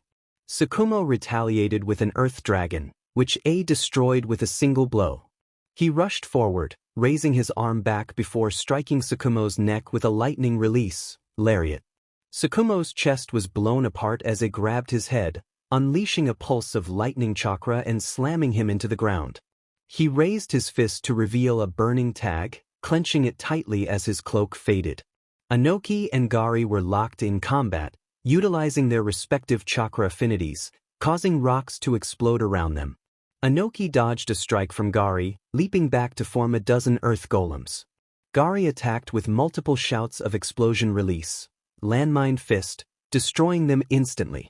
Inoki retaliated with a rain of sharp rocks, only for Gari to use explosion release, exploding palm, obliterating each rock with small explosions. Inoki sent an earth dragon toward him, but Gari destroyed it as well. However, Gari was forced to dodge a stream of fire, followed by a tornado of wind. He closed in on Inoki, engaging him with a giant fist, which Inoki evaded, revealing an earth clone. The battle continued, with Inoki skillfully avoiding Gari's attacks using golems and clones while maintaining distance with long-range strikes. Soon, sweat began to bead on Inoki's forehead as he resolved to end it. He created a clone and performed hand seals, unleashing wind release, pressure damage and lightning release, false darkness. A cyclone of lightning ensnared Gari and exploded, damaging his body. Inoki sent his clone to Gari, who was quickly defeated, but that was all Inoki needed. He unleashed his technique, Earth Release, Swamp of the Underworld, striking his arms against the ground. Mud enveloped Gari's legs, making movement impossible and draining his chakra. Gari looked up to see a white cube forming between Inoki's palms. Inoki propelled the cube toward Gari, and it expanded, trapping him inside. He then called out, Dust Release, Primitive World Separation, and the cube erupted. When the smoke cleared, nothing remained. Inoki fell to the ground, wincing in pain from his back. Kenshin, Mei, and Raza were currently engaged in battle against Hanzo. Despite their numerical advantage, the Amikage held his ground, a testament to his victories over the three Sannin. He was locked in combat with Kenshin, wielding his Kuzurigama, while Kenshin fought back with his chakra-infused sword. Raza distracted Hanzo with his gold dust, creating openings for Mei to launch her attacks. Their teamwork was flawless, but Hanzo was simply too skilled to be outmatched. Kenshin ducked under a swing of the Kuzurigama and leaped forward, gripping his sword with one hand while the other lightly touched the blade. He unleashed Dragon Soaring Flash, striking Hanzo's chin, only for the wound to begin regenerating. Raza then hit Hanzo with a wave of gold dust, sending him into the air, while Mei launched a lava ball at him. However, Hanzo appeared a few meters away, unleashing a stream of flames that was countered by a wall of gold dust. Mei and Kenshin followed up with two water dragons that struck him, but Hanzo's sides were already healing. Sora squinted at the sight of Hanzo's exposed ribs, and wondered how he had earned his title. Mei frowned and turned to Hanzo, realizing he had a poison sac implanted within him. Kenshin rushed toward Hanzo, calling for Raza to bind his legs. Raza nodded and quickly tied Hanzo's legs with gold dust. Mei formed a water sphere near Hanzo, and Kenshin leaped into the air, propelling himself down toward him. He drew his sword and shouted Dragon Hammer Flash, Disaster, stabbing Hanzo's ribs right where the poison sac was located. Hanzo soon froze, and Kenshin pulled his sword free, urging Raza to crush Hanzo's legs while Mei unleashed her corrosive mist, Acid Mist Release, Qualified Mist. The mist enveloped Hanzo, its corrosive strength at its peak, destroying his body in seconds. Raza then encased the mist in a dome of gold dust while Kenshin placed a seal on it. The seal glowed, and an explosion shook the ceiling as the gold dust dome disintegrated.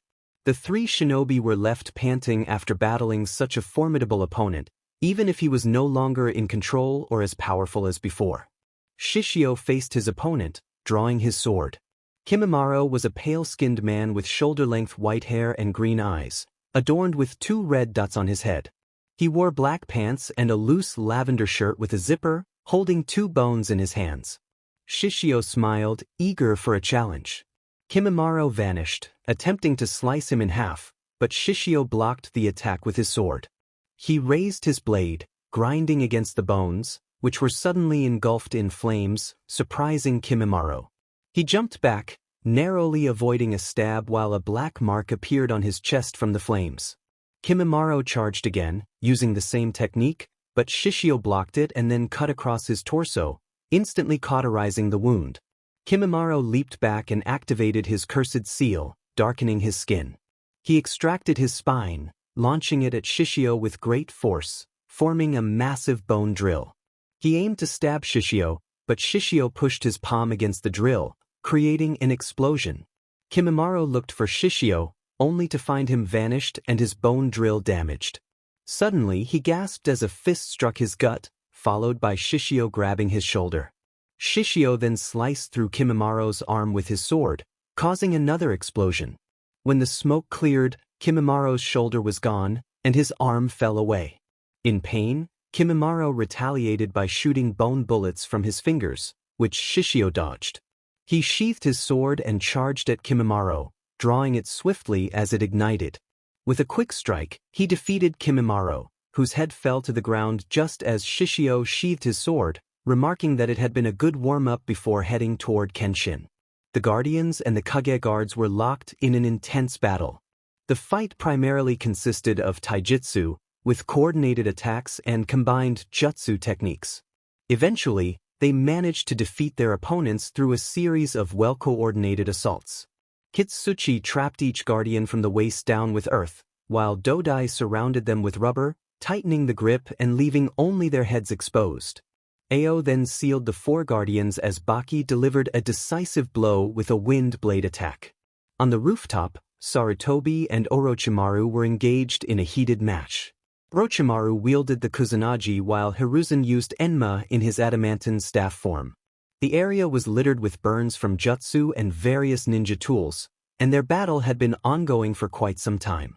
Orochimaru was furious, leaping back and exclaiming that it was impossible for an old man like Sarutobi to fight as if he were 10 years younger. Sarutobi smiled, standing firm with his staff pointed at Orochimaru, claiming he might not be as strong as in his prime but was still strong enough to defeat him, attributing his strength to training. He vanished, reappearing above Orochimaru and swinging his staff down.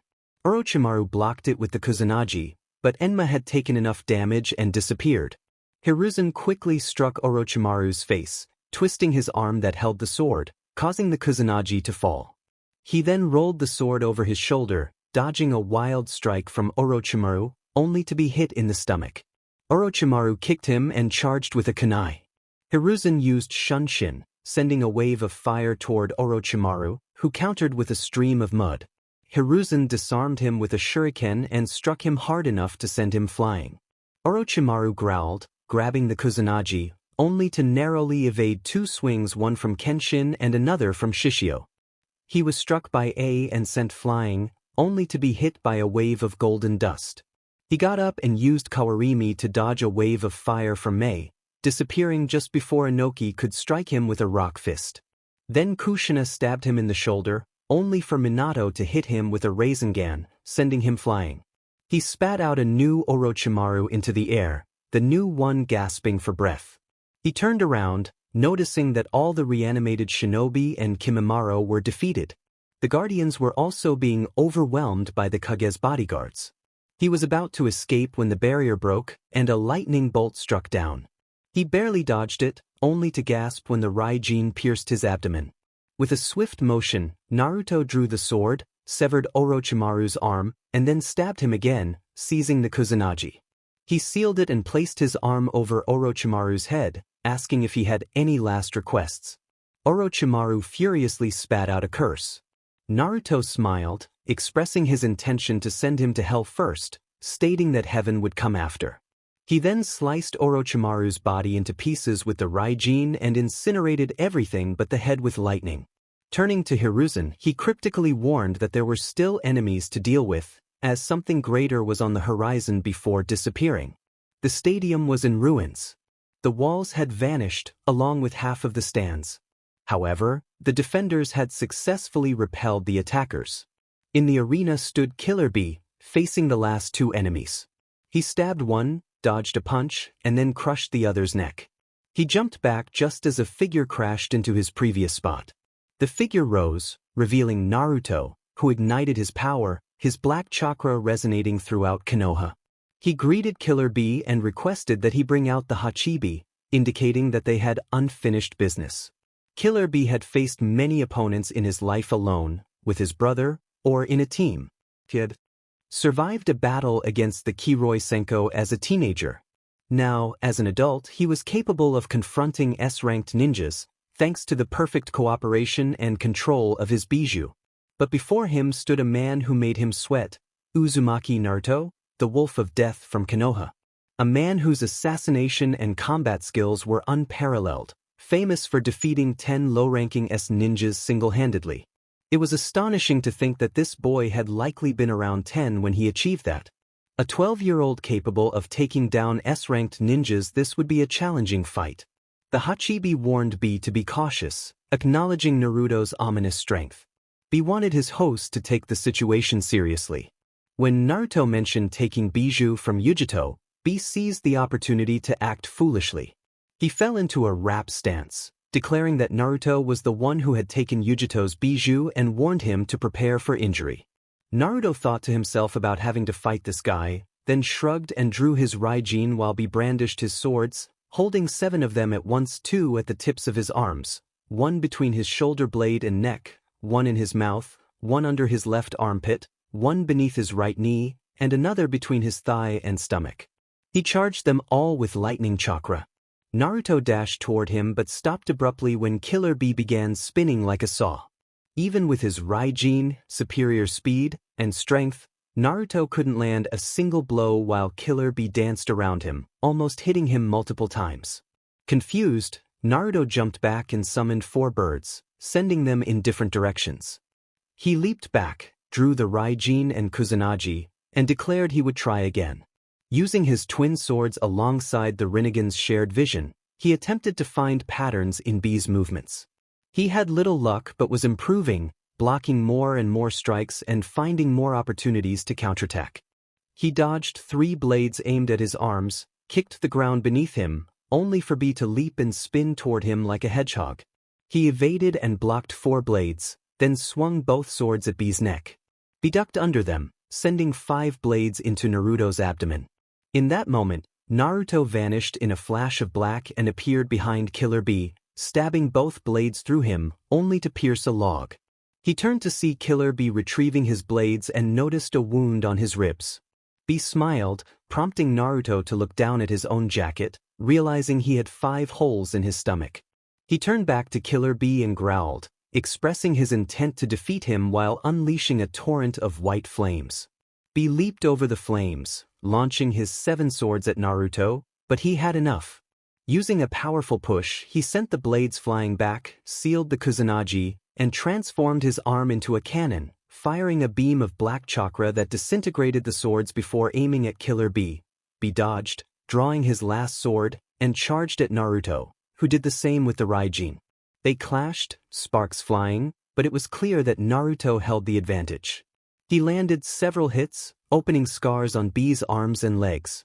Naruto dodged a strike only to slice Bee's arm, taunting him about his diminished weaponry. Bee pushed back, insisting he couldn't be defeated because he floated like a butterfly and stung like a bee.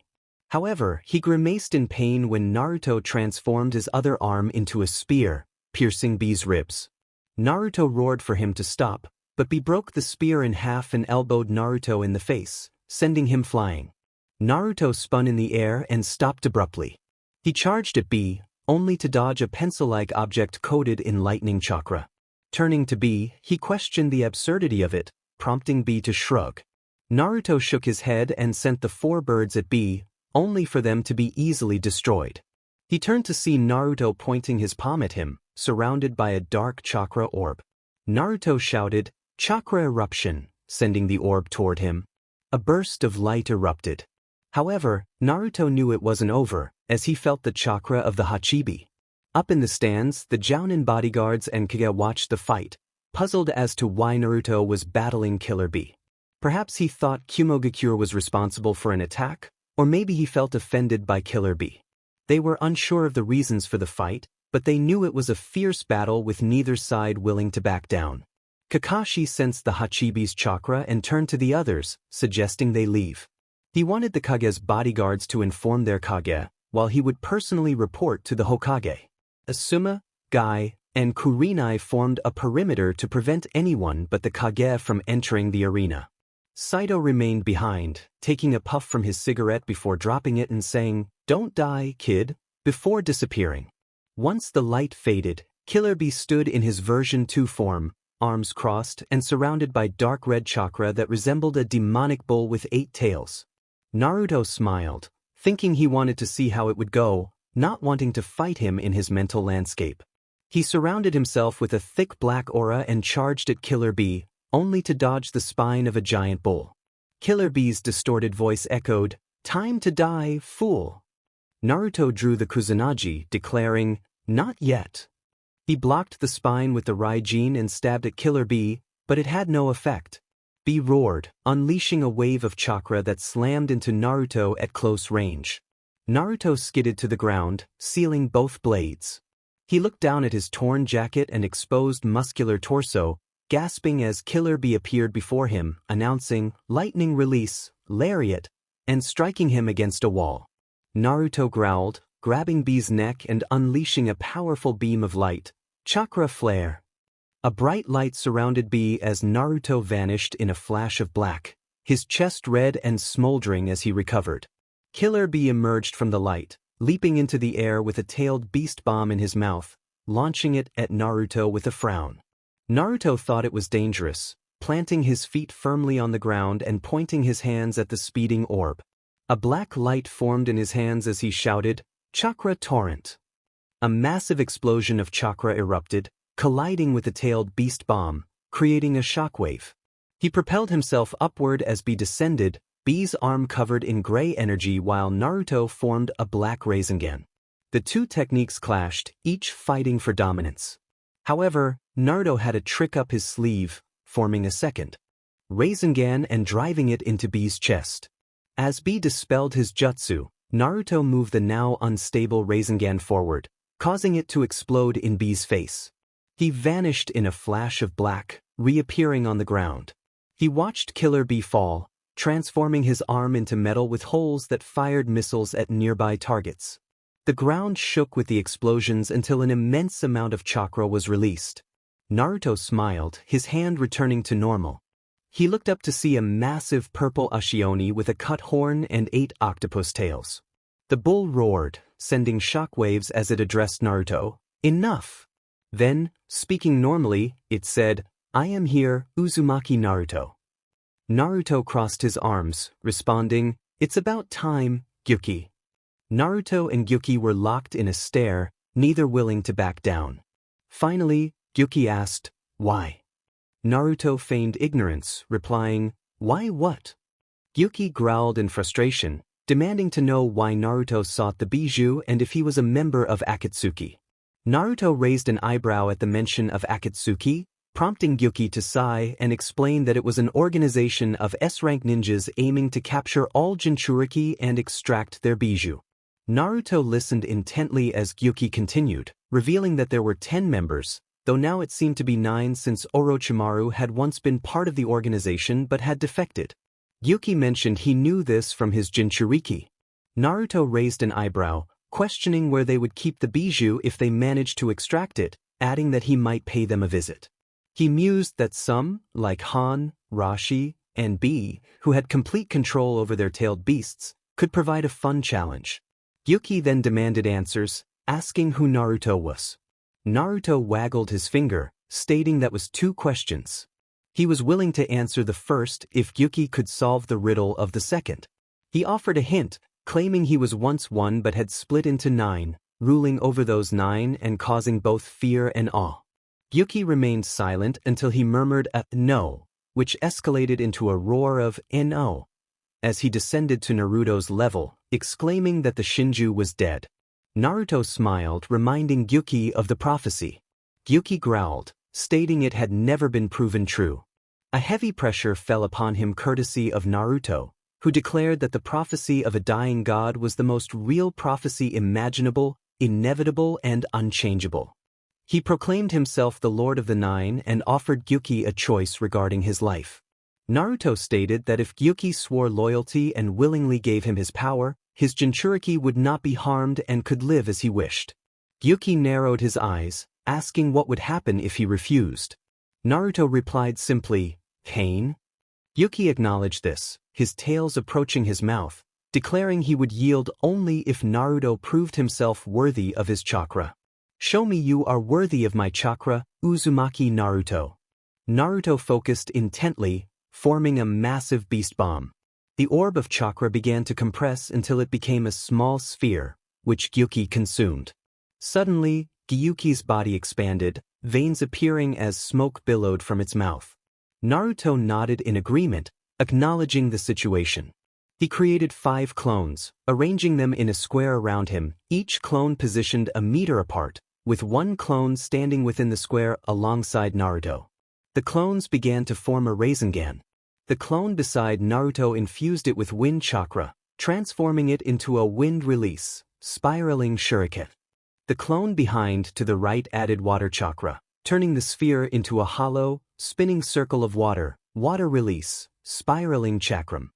The clone behind to the left contributed lightning chakra, creating a pointed lightning tip, lightning release, spiraling kunai. The clone in front to the right infused it with fire chakra, forming a fire arrow, fire release, spiraling arrow. The final clone added earth chakra, creating an earth spear with swirling pebbles, earth release, spiraling lance. The real Naruto formed a hand seal, uniting the jutsu. The lance soared into the air, its tip aimed at Gyuki. The chakram and shuriken spiraled from the bottom to the back of the tip through its hollow center. The kunai connected with the tip of the lance, and the arrow was placed atop them, igniting in flames. Naruto directed his focus toward Gyuki, who had just finished charging its attack, unleashing a massive beam of chakra, 8 tails threatening ball. He roared. Naruto smiled, declaring, "Forbidden technique, elemental Rasengan bolt." The combined jutsu surged toward the beam. The techniques collided, struggling for dominance for a few seconds, but something unexpected occurred. The chakram and shuriken exploded, releasing the wind and water chakra surrounding the tip, while the handle of the lance shattered. The explosion generated enough force that the tip shot forward like a rocket, splitting the beam in half and striking Gyuki's chest. The tip pushed against Gyuki, who roared in pain. Naruto then formed the tiger seal, announcing, "Secret technique, elemental Rasengan cannon." The tip glowed white until a massive explosion of every elemental affinity engulfed Gyuki, Naruto, and most of the surrounding area. The brilliant light was visible from all over Konoha, as shockwaves devastated everything within a 5-block radius. When the light faded, only the left wing of the arena remained. Debris was scattered everywhere, with Gyuki lying on the ground, most of its skin charred, blood flowing from its chest, and its 2 horns blown off along with its tails. Emerging from the rubble, Naruto coughed. He looked down, realizing his pants had been torn to shreds, and his boots were gone. His gloves and gauntlets had also vanished, and his belt was in tatters. The forbidden technique, elemental Rasengan bolt, was a technique that combined 5 S-rank jutsu, 5 Rasengan from each element into one. It was a kenjutsu for 3 reasons. First, it required the amount of chakra from the 2 tails to create the 5 Rasengan and successfully combine them.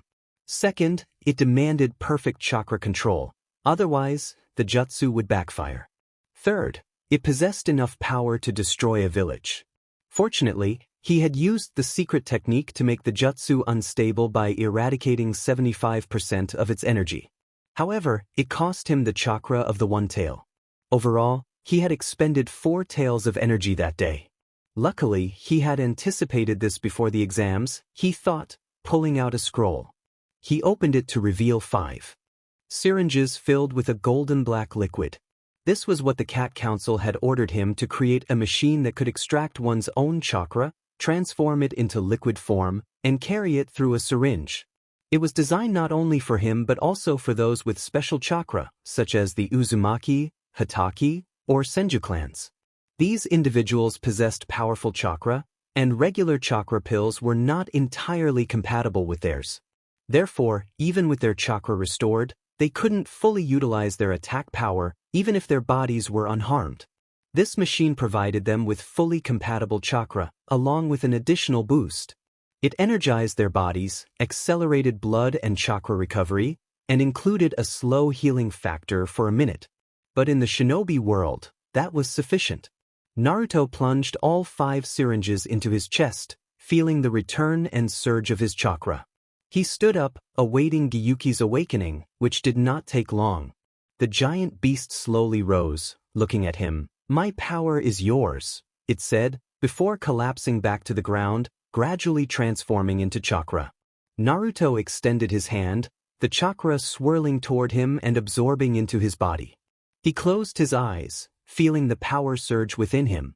A moment of peace enveloped him. However, that tranquility soon vanished as Naruto opened his eyes in agony, letting out a cry that echoed throughout Konoha. He fell to his knees as his entire body turned red and began to emit steam. His hair darkened and fused, resembling black flames. Blood started to flow from his eyes and whisker marks, as his fangs and claws elongated. His skin began to tear, blood flowing like a fountain. His muscle tissue was being ripped apart, and his bones were cracking. Strange glowing tattoos appeared all over his body, breaking apart. Multiple seals shattered, including weight seals, gravity seals, and even storage seals. The Kusanagi flew out from his body along with a myriad of weapons and objects. A vortex formed around him, with 9 circles above. Ink began to drip, mixing with blood, while the 9 circles glowed with a dark hue. The ground trembled with the force of a level 9 earthquake as dark clouds gathered in the sky, obscuring the sun. Hurricanes swirled around Naruto as lightning struck the ground repeatedly. The ink from the blood began to rise into the air, while an immense heat radiated from Naruto's body, literally igniting him. The ink and blood evaporated as the dark energy intensified. Naruto, now resembling a being of the undead, with charred flesh and visible bones, slowly levitated off the ground, the dark energy merging with the flames, enveloping his entire body in an aura of black fire. The rain fell, extinguishing the flames, until a massive lightning bolt struck Naruto directly, causing him to collapse to the ground. The forces of nature faded, but the earthquake and dark clouds remained. In Konoha, the battle had been won. The shinobi roared with joy, having repelled the assault. However, they soon sensed a tremendous power rising. The walls cracked from the tremors as buildings began to crumble. Hurricanes tore through homes while lightning scorched them. Chunin and Jounin rushed to extinguish fires, rescue the injured, and protect the houses, while the Umbu sprinted toward the source of the overwhelming power. The Kage hurried at high speeds through the sand. They were on the other side of the village, battling some summoned creatures that had escaped Jiraiya's grasp, when their bodyguards informed them of the unfolding events. Desperate to save his brother, rushed to try and reach him. Finally, the sand came into view. They dodged falling debris and hurricanes until a black lightning bolt with a red outline pierced the clouds, releasing the strongest shockwave ever seen, sending all the Kage to the ground and instantly destroying everything within a 10-block radius. In the center of the ruined arena lay Naruto's body, surrounded by a dark substance, motionless. Suddenly he levitated, arms outstretched. A black aura enveloped him as a tail emerged, with 9 circles releasing white light that appeared in his stomach. 8 circles surrounded one. 1 circle turned sandy, and a second tail appeared. The next circle turned blue as a third tail emerged. The following circle became dark blue with the appearance of the 4th tail. The 5th tail appeared as 1 circle turned dark orange. By then, cracks had begun to form all over his body, connected to the circles and releasing white light. His eyes opened, revealing blood-red sclera. A sixth tail appeared, with the fifth circle turning snow white. The seventh tail emerged, and the sixth circle turned a bluish-white. The cracks widened as elements surrounded him. The seventh circle turned green as an eighth tail appeared. Then came a ninth tail, with the eighth circle turning purple. Finally, the central circle turned blood-red as a 10th tail appeared. The blood-red color of the central circle spread through the cracks as Naruto let out a final roar, unleashing a massive black lightning bolt with a red outline, a shockwave obliterating the rest of the area. Inside Naruto's mental landscape, chaos reigned as well. The old throne room had collapsed, leaving only remnants. The sky was black, with cracks and tears appearing. It was changing as the ground crumbled. Suddenly, the orb of the Shinju appeared, though now it was half its original size. Naruto gazed at it, surprised, as it spoke to him. It instructed him not to call it Shinju-sama anymore, declaring itself Berserk instead. It explained that it had once been a beast driven mad like the Jubi. Now, Naruto was the Shinju, though it suggested that Maelstrom would be a fitting name for a god. Naruto questioned what this meant, noting that he had not yet obtained the final part of its power in the 9th level of Hell. Berserk reassured him that he no longer needed to do so. To become the new Jubi, he needed all the tailed beasts within him without a seal, and to become Shinju, he required its will. Now he possessed both. The orb transformed into what appeared to be a small woman, her entire body glowing and indescribable. She knelt before him, proclaiming him as the god of chaos, as tears in the space around them grew larger. Naruto looked around, confused, as Berserk explained that his mental landscape was actually a fusion of its own mental landscape and Naruto's potential, the throne still strong. Berserk revealed that it was no longer a god, nor even a fallen. All that remained was the last fragment of its power, taking form and speaking from hell within Naruto's mind. However, this would be the last time it could communicate with him before he regained his power. It informed him that his mental landscape would become his true mental landscape, a personal dimension inaccessible to demons, angels, or even ordinary gods. Only beings capable of moving freely between dimensions could access it, and even then, they would have to overcome his defenses. He could enter and shape it as he wished. Naruto furrowed his brow but nodded, recalling something. He asked about being called the god of chaos when he thought Berserk was the god of space, time, and will. Berserk looked down, explaining that he was not yet that being. To be the god of those concepts meant being the sole entity capable of repairing unbreakable laws, the god of gods. He would only attain that title once he claimed the last part of Berserk and conquered both heaven and hell. With newfound determination in his eyes, Naruto asked what would happen now that he was a god. Just as Berserk began to respond, a great void appeared, starting to pull everything in. It struggled to maintain its position, warning Naruto that time was running out. It had used the last of its power to seal a scroll containing everything he would need to begin his journey as a god. For anything else, the Bijū could assist him, as he needed to start with hell. Once his mental landscape changed and he left it, he would become a god. With a final farewell, Berserk was absorbed into the void. Naruto looked where Berserk had been, then closed his eyes as a brilliant light enveloped everything. Gradually, his mental landscape began to shift. He looked down, noticing a seal. From within, a scroll emerged. He sat down and began to read. In hell, chaos erupted. Everyone sensed the new power. The 5 demon titans felt the immense force and called for a meeting of the kings and clan lords. At the gate of the 9th level, an army was slowly growing, banging their weapons and roaring in unison, celebrating their king. They were singing as the symbol of the eye on the door began to glow, pulsing with power. Inside the dark void, a small light appeared. The sky mirrored the chaos below. The city was in a frenzy, with fights breaking out everywhere. The 5 high gods summoned all the gods of the sky, from Zeus and his 11 gods to Odin and his own deities. The white marble tower had transformed into what appeared to be a white fortress. There, a small force was chanting, urging everyone to gather around the tree. In the courtyard, a wall adorned with a large tree featuring 10 branches and an eye at the center of its trunk began to shine, pulsing with energy.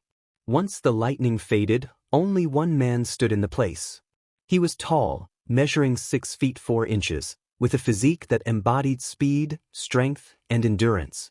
His muscular body was sculpted to perfection, from his toned stomach to his broad shoulders and rock-hard biceps and triceps. He had crimson hair with a black stripe and golden tips. His eyes were wide open, revealing a blood-red scara with 4 white rings and 9 tomo. His pupils were slit, resembling those of a wolf. His face was angular, with a strong jawline. 3 thick, wide marks resembling wolf whiskers adorned his cheeks. His fangs were extremely sharp, just like his claws. He wore only tattered pants and was barefoot. Pure black energy with a red outline surrounded him, almost appearing alive. Naruto Uzumaki had become a god. At that moment, the Kage arrived, each reacting differently. A was surprised but angry, Inoki was sweating, Raza squinted his eyes, Kenshin smiled with wonder in his eyes, Mei liked her lips, and Hiruzen knelt, drawing glances from the other Kage. Naruto narrowed his eyes as a massive power descended upon them, commanding them to kneel. The Kage fell to the ground instantly, the force bringing them to their knees, while Kenshin did so willingly. Naruto smiled, pleased. He demanded their loyalty, promising that if they surrendered their villages under his command, they would live. Hiruzen nodded, declaring Konoha was Naruto's. The other Kage turned to him, but shouted in defiance, insisting Hiruzen was mistaken. Hiruzen turned to A with a stern look, asserting that Naruto was indeed a god and that respect was necessary for survival. Kenshin drew his sword, placing it on the ground as he knelt, pledging the survivors of the Uzumaki clan and waved to Naruto. A growled, charging his chakra to full power, activating his chakra cloak and refusing to accept the situation. He vanished, reappearing in front of Naruto and striking him in the face. However, his eyes widened in shock and then closed in pain as he heard a crack. He roared in agony as his arm broke, and before he could finish his words, a fist struck him. Blood spilled as Naruto pierced him with a simple move, leaving the others in shock. Naruto declared that A had fought until the end and that the Yondaime Reikage had fallen by a lightning strike. He pointed his fingers, summoning a massive panther made of black lightning that roared and attacked A, resulting in an explosion of energy. When the dust settled, only A's upper body remained, riddled with holes, falling to the ground. Raza and Inoki immediately bowed, pledging their villages to Naruto. Turning to Mei, she smiled seductively and bowed, offering her life and village to him, earning a smile in return. At that moment, Minato, Kushina, the Kage guards, the Umbu, and many shinobi entered. Upon seeing their Kage's reverence, they all followed suit, except for Minato and Kushina. He narrowed his eyes at them, declaring they had come at the right time and demanding they step forward to pay for their actions. Minato gasped as he was lifted into the air, approaching Naruto. He attempted to use Hiraishin to escape but found himself unable to do so. Naruto looked at him with a horrified expression, revealing that he had waited a month for this moment. He formed a Rasengan, black with a red outline, and told Minato to be grateful for a proper death at the hands of his own son. Minato looked at him pleadingly, questioning why he was doing this. Naruto shook his head, stating it was not revenge but punishment, as he moved the Rasengan into Minato's abdomen. Blood spilled as the Rasengan tore through him, but Naruto was not finished.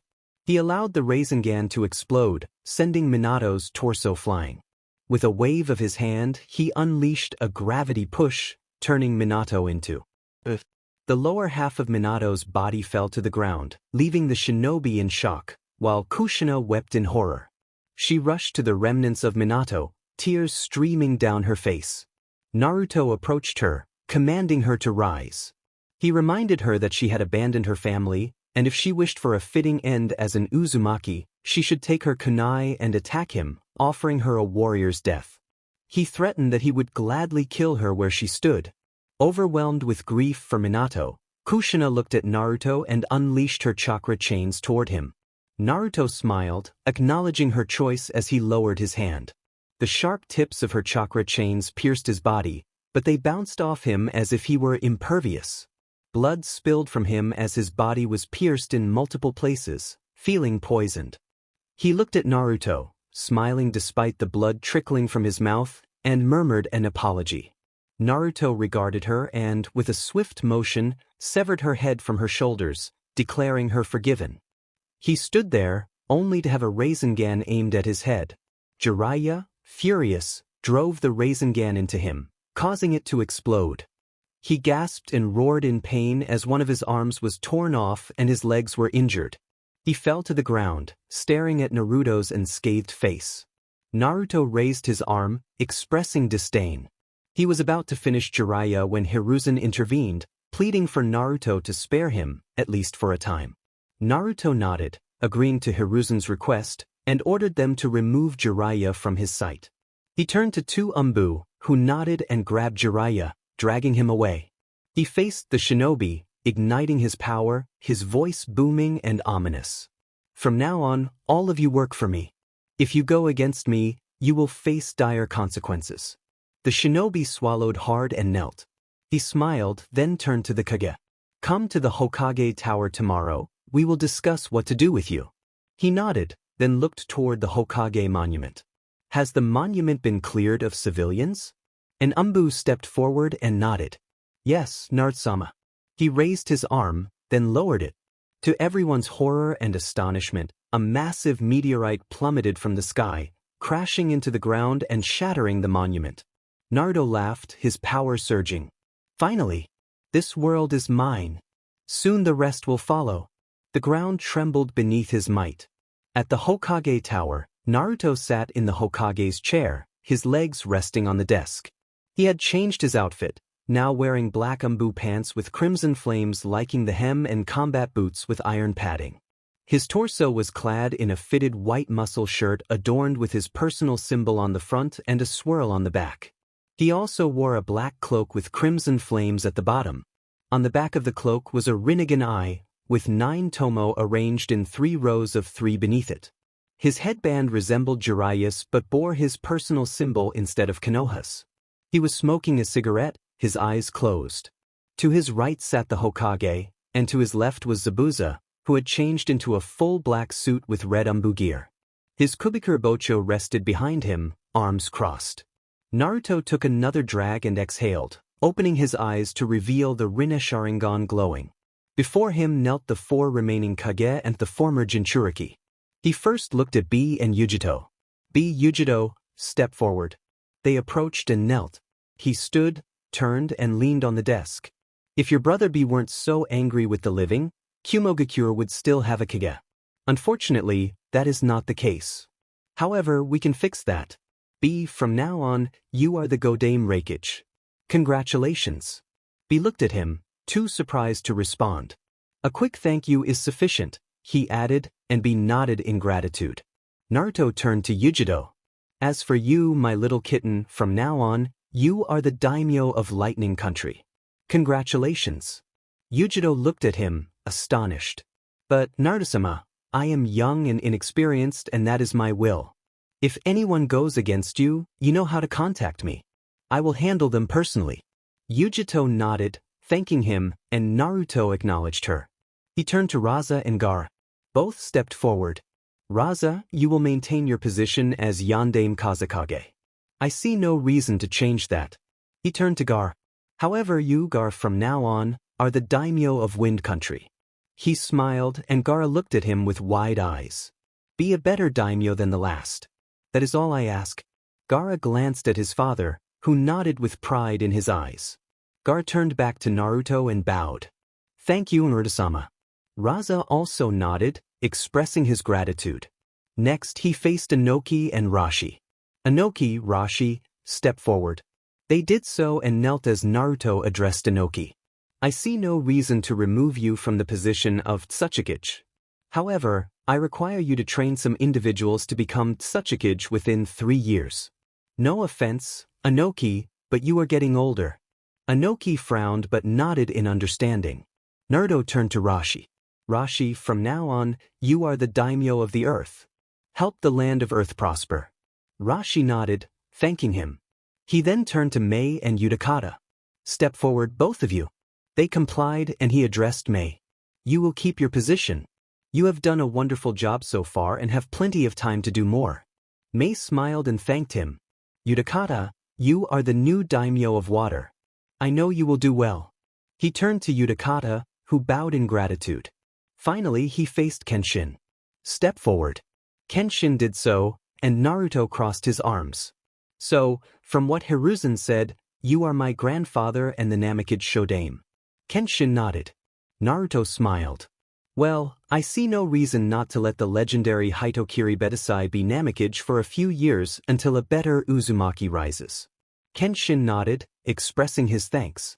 He addressed all the Kage. All of you step forward. They did so. From what I heard when I was mortal, all of you sent me marriage proposals. Is that correct? The men nodded. He turned to Hiruzen. Who were they again? Hiruzen cleared his throat. The Kazekage suggested Pakura, the hero of Suna. The Tsuchikage suggested his granddaughter Kuratsuchi. If you recall, she was in the exams, Naruto-sama. The Reikage suggested Yujiro-dano, while the Mizukage. She was already engaged to you by your parents. Naruto nodded. I accept them all. The Kage saluted, with Yujito and Mei blushing. He cracked his neck. All Kage are dismissed, except for Kenshin-sen, B, and Hiruzen. He nodded as they exited. Naruto then turned to Han and Fu. Both stepped forward. Now I have a special task for you too. However, I don't necessarily need both of you. I definitely need Han, but I give Fu an option. Do you want to participate in this project? Do you want to go to Takigakure and become Takikage? He asked, making her eyes widen, but she nodded. Naruto acknowledged her decision. So be it. He turned to Han. Han, I want you to go to the location of Sky Country and take it by force. I don't care how, just make it happen. Once you succeed, start recruiting men and make it function as a stronghold. You can use former members of Sky Country, as long as they are loyal. Han winked, acknowledging the order. All former Jinchuriki, step forward. They rose, stepping forward as their eyes glimmered slightly. His right hand was engulfed in black flames, while the other was consumed by white flames. He united them, forming a spiraling orb of chakra in various colors. Naruto pointed out that each Jinchuriki had been struck by a different orb. He dispersed the technique and declared that from that moment on, the abilities they once had as Jinchuriki would now be theirs as Kekkai Genkai. He also mentioned that he had doubled their chakra reserves. Looking around the room, he proclaimed that from this day forward, all of them were at the pinnacle of political power in their respective domains. The Jinchuriki knelt in gratitude, expressing their thanks to Naruto. He instructed them to inform the other Kage that they could not leave for 3 days, and the same applied to everyone in the room and the village unless he ordered otherwise. Turning to Kenshin, Naruto invited him to take a seat as he returned to the Hokage chair. Kenshin sat down, and Naruto offered him a drink, noting that they might be talking for a while. Kenshin declined, but Naruto snapped his fingers, summoning an Umbu who promptly appeared. He ordered tea and requested that Korra be brought to him. Moments later, a young woman entered with the tea and Korra. After they both took a sip, Naruto turned to Kenshin and asked how he was still alive, letting out a sigh as he did so. Kenshin set down his tea and began his story. It all began during the siege of Uzushiogakure. He had been the successor to the position of Uzukage until his father, the Uzukage, became too old or passed away. He had fought on the front lines against a horde of enemies, alongside Shishio, a young ninja, and Saito, his best friend. However, they were vastly outnumbered. For every 10 enemies they defeated, one of their own fell, while 20 more attacked. They retreated to the Uzukage Tower, where all the Uzumaki who were unable to fight whether due to injury, age, or PRGNCY had gathered, numbering around 100. An Uzumaki was a warrior, they had no civilians. Kenshin explained that his father had ordered him to lead the non-combatants to safety, along with Saito, Shishio, and 10 elite warriors, to secure a legacy. Although he had wanted to fight, Hiko Uzumaki, the son of Ashina Uzumaki, was a man who would not accept a refusal. He commanded Kenshin's friends to drag him to the escape boats, and they complied. Family came first, and loyalty was second, and Hiko knew how to balance the two perfectly. His friends pulled him away while the remaining warriors and Hiko sacrificed their lives to bury the tower beneath the earth, creating a chakra explosion that eliminated all the enemies on the island. They had lost, but their sacrifice had taken out more than half of the enemy's combined forces, which ultimately helped Konoha win the war. Kenshin had been angry with his father at first, but he later understood the price of leadership. They had sought refuge in the lands of the samurai, who welcomed them and helped them. In return, they improved the samurai's armor and weapons with seals, provided scrolls of kenjutsu, and taught them various techniques to survive in hostile environments. Eventually, they learned about Naruto and traveled to Wave, where they struck a deal with Tazuna to establish a ninja village. Naruto remained silent for a moment before asking if Uzushiogakure was still salvageable and if it held any value. Kenshin nodded, confirming that it was recoverable if they could reach it. He explained that another reason they had gone to Wave was that it had once been part of Uzushiogakure, which had been divided after a terrible earthquake submerged the land. There were many valuable things there. Kenshin continued, revealing that his father had buried the Uzukage Tower underground. He added that the tower was also the residence of the royal Uzumaki family, the branch that governed Uzushiogakure. Inside the tower were all the techniques that Uzushiogakure had ever created and collected, ranging from ninjutsu and fuinjutsu to taijutsu and kenjutsu. Naruto stroked his chin thoughtfully, noting that while ninjutsu, taijutsu, and genjutsu were irrelevant to him now, he was eager about fuinjutsu and kenjutsu. Kenshin mentioned that he practiced the Hiten Mitsurugi Ryu style, whose scrolls were also in Uzushiogakure. He added that there were numerous weapons and artifacts, including Erasure, which piqued Naruto's interest. Kenshin explained that Erasure was known as the Sword of the Elements and Storms, but no one had used it because those who had touched it had perished from chakra poisoning. Naruto began to laugh, then erupted into maniacal laughter, exclaiming that it was perfect that the one thing he truly needed was located in the home of his ancestor. He composed himself and announced that they would go there in a week, leaving Kenshin surprised. Taking a sip of his kora, Naruto asked Kenshin what he thought about him eliminating Minato and Kushina. Kenshin regarded his tea and replied that he did not care for Minato, as he meant nothing to him. However, he expressed sorrow over the loss of his daughter, Uzumaki, who had abandoned him, and pleaded with Naruto not to harm her daughters. Kenshin's eyes glistened with unshed tears as he spoke. Naruto inquired what he should do, and after a moment of silence, Kenshin suggested that he marry them. Naruto raised an eyebrow at this. Kenshin explained that he understood Naruto's blood might no longer be that of an Uzumaki, so it wouldn't matter.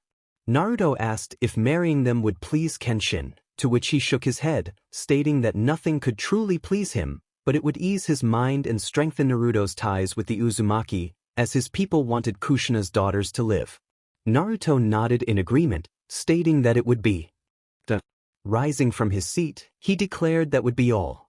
Kenshin nodded, stood, bowed, and exited. Naruto snapped his fingers, summoning another Umbu, instructing him to go to Utakata and tell him to guide the girl in the tower. The Umbu nodded and disappeared. He then turned to Hiruzen, commanding him to call a meeting in 3 hours. Hiruzen bowed and left.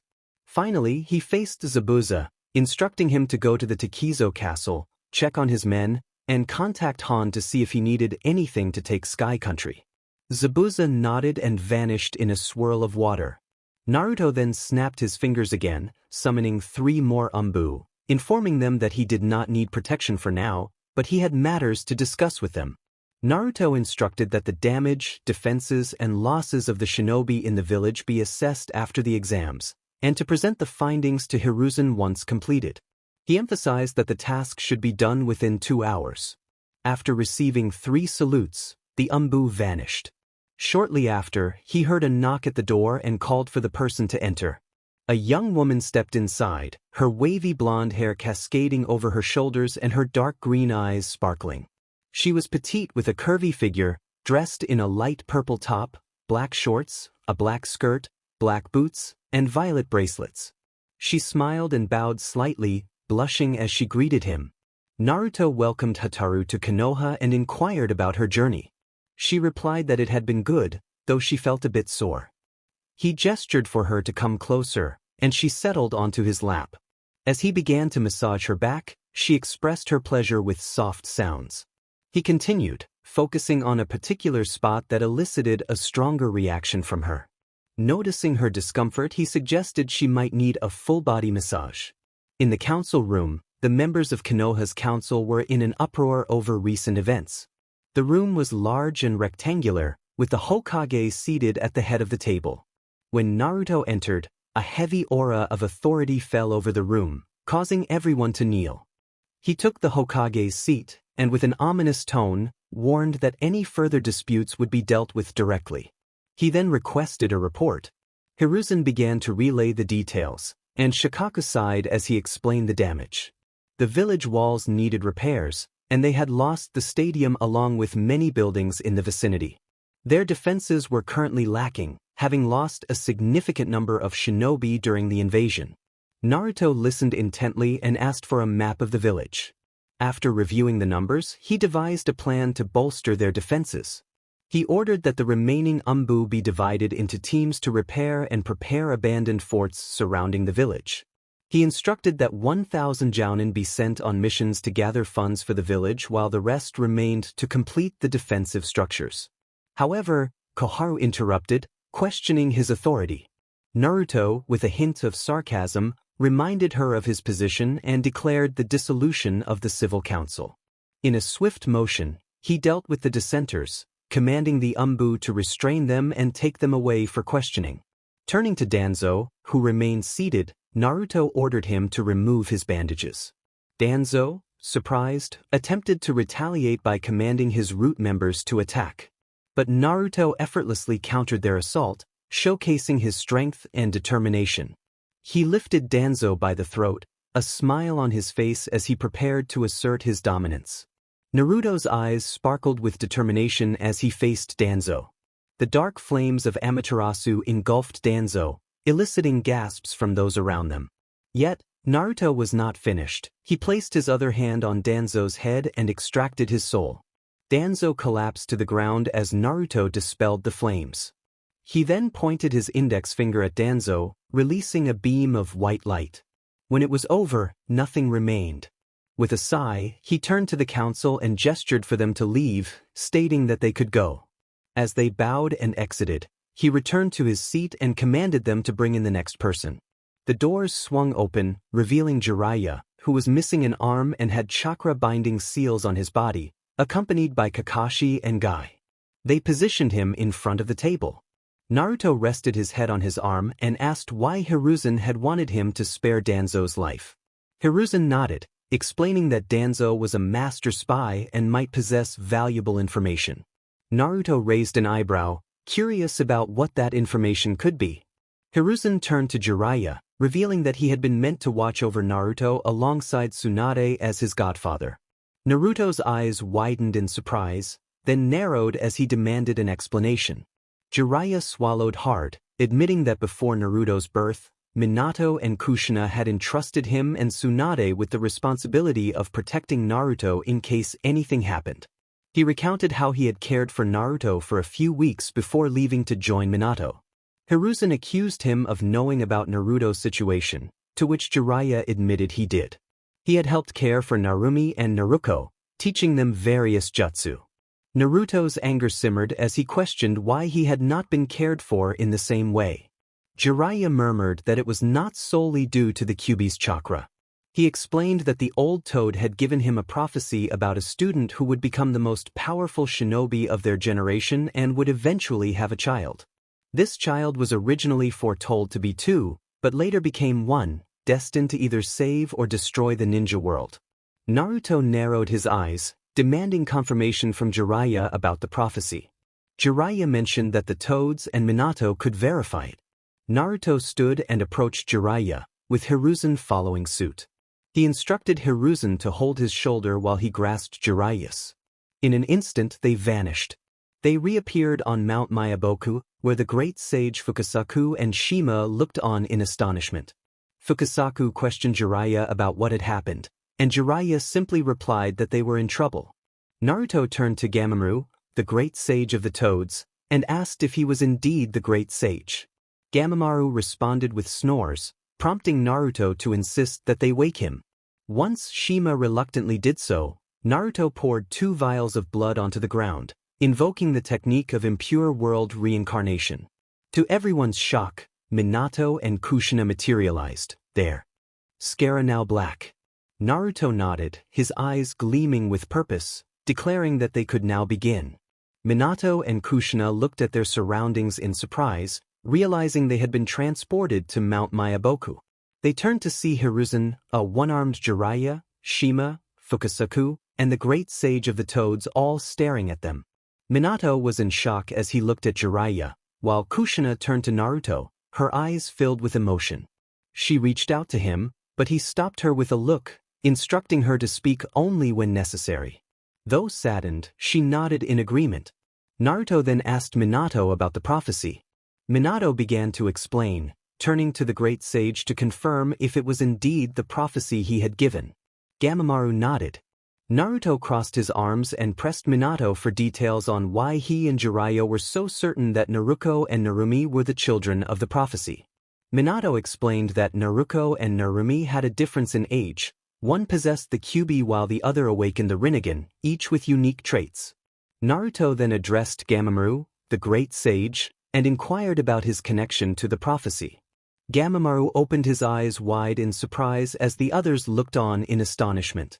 He admitted that while he could see Naruto's eyes, he could not foresee his future or the prophecy. Fukasaku turned to Gamamaru, questioning how that could be. Naruto chuckled softly, cracking his knuckles as he opened his eyes, revealing his Rinne Sharingan, and a heavy pressure enveloped the entire realm of summoning. An aura of black with red outlines surrounded Naruto, forming a cloak around him, complete with wolf-like ears. 10 ethereal white tails appeared as Naruto roared, sending shockwaves that compelled everyone to shield themselves. He began to levitate above the ground, elements swirling around him in a ring. With a confident smile, he proclaimed that this was what the prophecy meant. It was not about 2 girls with different eyes. It was about 2 beings with different souls becoming one. Minato and Kushina shielded their eyes slightly as Jiraiya winced in pain, questioning what Naruto meant. Naruto pointed at Minato and Kushina, explaining that he was the fusion of the child they had abandoned in Konoha, a child whose pure soul had been shaken to its core and irreparably damaged by the very people they had sought to protect. He was a traumatized soul, now intertwined with Shinju, the primordial god, who had been forced to become a mindless beast, causing destruction and chaos. Despite the millennia that separated them, these 2 souls had merged through the will of Shinju. What he had become was the new Jubi, the new god of chaos. Through their actions, he declared, they had given birth to the herald of death and destruction, a god who would command the 5 nations with an iron fist. Turning to Jiraiya, he proclaimed that the dream would soon be realized. Peace would come, but first, wars would be fought, not the peace of the people, but his own, as he intended to make the world his. Jiraiya looked on in shock, unable to respond, while the great sage of the toad bowed, declaring long life to Naruto, the god of chaos. Shima and Fukasaku followed suit, also bowing in respect. Naruto then turned to Jiraiya, commanding him to find Tsunade and bring her to him. Jiraiya, still in disbelief, could only nod. Naruto gestured to Hiruzen, instructing him to touch Jiraiya's shoulder to ensure he complied. Hiruzen did so, and Naruto transported them back to Konoha. He then faced Minato, narrowing his eyes and radiating an intense aura. He declared that the revelation had been the final blow. Killing Minato would have been too merciful. Instead, he deemed Minato unworthy of death or life. With a swift motion, a lightning bolt struck Minato's chest, leaving behind a symbol within a circle. Chains emerged from the symbol, wrapping around Minato and binding him. As he fell to the ground, Naruto continued, stating that Minato was unworthy of a wife, daughters, students, or followers. The chains began to corrode, and a black vortex appeared behind Minato, pulling him in. Naruto proclaimed that Minato would be sent to a dimension where one day in the real world equated to a year there. The chains would disappear completely after a millennium, during which Minato would experience all the pain he had caused every single day. Once the chains broke, he would transform into a beast that would only respond to Naruto. That was his punishment. As Minato was absorbed into the vortex, Naruto turned his attention to Kushina, who had fallen to her knees. He admitted that he did not know what to do with her. He expressed his feelings of abandonment, pointing out that she had ignored the teachings of Uzumaki and had become a fangirl, blindly trusting Minato's words. This made her cry. Standing before her, he commanded her to rise, and she complied, tears in her eyes. He asked if she wanted to live, to redeem herself, and to give him the love she had withheld for 12 years. She nodded, and he performed a hand seal, summoning the king of hell. As the king opened his mouth, a green spirit flew out and entered Kushina. Her body glowed white as her skin returned to normal. He grasped her neck, pulling her closer, declaring that from that day forward, she would belong to him, his SLV, CBN, companion and wife. Her purpose would be to bring him happiness. She responded that if that was what it took, she would comply. He released her neck and wrapped an arm around her waist, kissing her as she returned the gesture, all under the astonished gazes of those present. This continued for a moment until they broke apart, Kushina gasping for air. In that instant he bit her neck, drawing blood and infusing her with his energy. A mark appeared where he had bitten her, resembling a wolf with 10 tails. She collapsed, unconscious, while Naruto smiled. He approached the toads, instructing them to teach Naruto and Narumi senjutsu once they turned 14. They nodded in agreement. He then returned to Kushina, lifting her in a bridal style before disappearing. At Konoha Hospital, 2 days after the exams, Naruto and Narumi lay in adjacent beds, awake and watching the man before them. Naruto sat in a chair, legs crossed, observing them. Finally, Naruto asked why he was there, to which Naruto shrugged, stating he wanted to see his sisters. Narumi narrowed her eyes, pointing out that they were not considered sisters to him. He acknowledged her statement, admitting that she was right. Narumi pressed him on his purpose. He sighed and revealed that once he turned 18, they would marry. This elicited shocked expressions from both girls.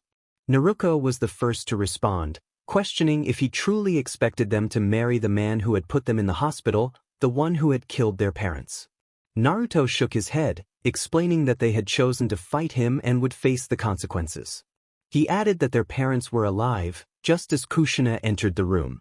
Naruto and Narumi jumped from their beds, embracing her with tear-filled eyes, and she returned the hug. Narumi then asked about Tusama, and Naruto sighed, confirming that he was alive but paying for his crimes. He stood up, leaving them to reconnect. In the depths of the forest of death, there was a vast chasm. Within it lay a series of underground tunnels. If one could navigate them correctly, avoiding the maze of twists and turns, they would eventually find a grand cavern. Thousands of feet beneath the surface, this cavern was as tall and wide as a mountain. Its walls were made of granite and crystal minerals, with a large lake formed within. In the center of this room stood Naruto, nodding to himself as his aura flared for a moment. Suddenly, 9 bursts of smoke appeared. He looked around as all the Bijū emerged, though they were considerably smaller to fit within the cavern. He regarded each of them: Shikaku, Matatabi, Isabu, Son Goku, Kokuo, Saiken, Chomei, Gyuki, and Kurama. He acknowledged them with nods and a bow, addressing them as Jubi-sama, but Naruto shook his head, stating that it was merely a title. He preferred to be called Naruto or Shinju. Kurama was the first to speak, inquiring what Naruto would ask of them. Naruto crossed his arms and expressed his desire for them to construct a demon portal. The Bijū exchanged wide-eyed looks at this request. Kokuo spoke up, explaining that creating a demon portal would take at least 5 to 6 months, possibly up to a year. Naruto raised an eyebrow, prompting Kokuo to elaborate. To create a demon portal, each Bijū would need to visit 100 different locations, each hundreds of kilometers apart, in a specific manner. No more than one Bijū could be in the same location at a time. Gyuki continued, explaining that at these locations, each Bijū must channel their Yuki into a specific artifact to form a gem, and they would need to collect 1 gem from each site. Shikaku added that this step was the most challenging and time-consuming, requiring perfect teamwork and cooperation from every Bijū. Aisabu mentioned that once the gems were gathered, they would need to be taken to a site with high energy output, such as a volcano or a vortex, although the latter was less practical. Son Goku chimed in, stating that all Bijū must combine their chakra to form a metal that would serve as the halo for the portal's creation. Chomei explained that 2 Bijū with a combined total of at least 10 tails, such as Matatabi and Gyuki or Aisabu and Kokuo, would need to stay behind to form the seals of the door and place the gems correctly. Naruto pondered this, asking if all Bijū needed to be present in the cave during the final step. Saiken clarified that only those participating needed to be there, while the others could do as they wished. However, if a Bijū needed to switch places, they must be within the portal a day prior to contribute to its creation without disrupting the process. Naruto nodded, satisfied with the plan. He instructed them to take all the time they needed to gather the gems. Once completed, Kurama would be the Bijū primarily involved in the final step. Shikaku would teach him about the demonic powers he knew, followed by Matatabi and the others. When the time came for Kurama, Matatabi and Gyuki would take his place. He concluded by expressing his desire for them to teach him everything they knew, dividing the knowledge of the demon world into 9 parts. He emphasized the importance of total cooperation and mentioned that they would accompany him to the underworld. With a nod, he dismissed them, watching as they roared and bowed before disappearing in a cloud of smoke. Naruto clenched his hand, thinking about the months ahead, before vanishing into a vortex. Inside the Takizo castle, Naruto entered his room, only to be met with an intriguing sight. Kneeling before the door was Kushina, her hair flowing freely, dressed in what appeared to be a blood-red maid outfit. Naruto blinked, feeling a stirring within him. He let out a low growl as his muscles tensed and his power surged. Closing the door, he tossed his cloak aside and approached her. With a gesture of his hand, he commanded her to rise, and she obeyed, locking eyes with him, sensing a mix of desire and a budding affection. Recognizing what he wanted from her, she smiled, and that smile was enough to ignite a fire within him. In an instant, he wrapped his arm around her waist and kissed her passionately, and she returned the kiss with equal fervor. Their connection deepened as they embraced, lost in the moment. She unbuttoned his pants and then lowered his underwear, only to gasp in surprise at what she saw. Naruto was impressive. He was well endowed and she was taken aback. Slowly she stepped back, but Naruto growled and pulled her closer.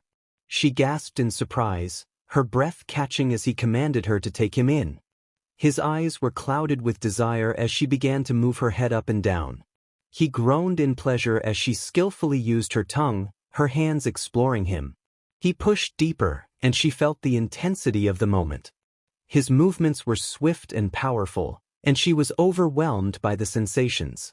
After a while, he lifted her, their bodies close, and she felt the heat between them.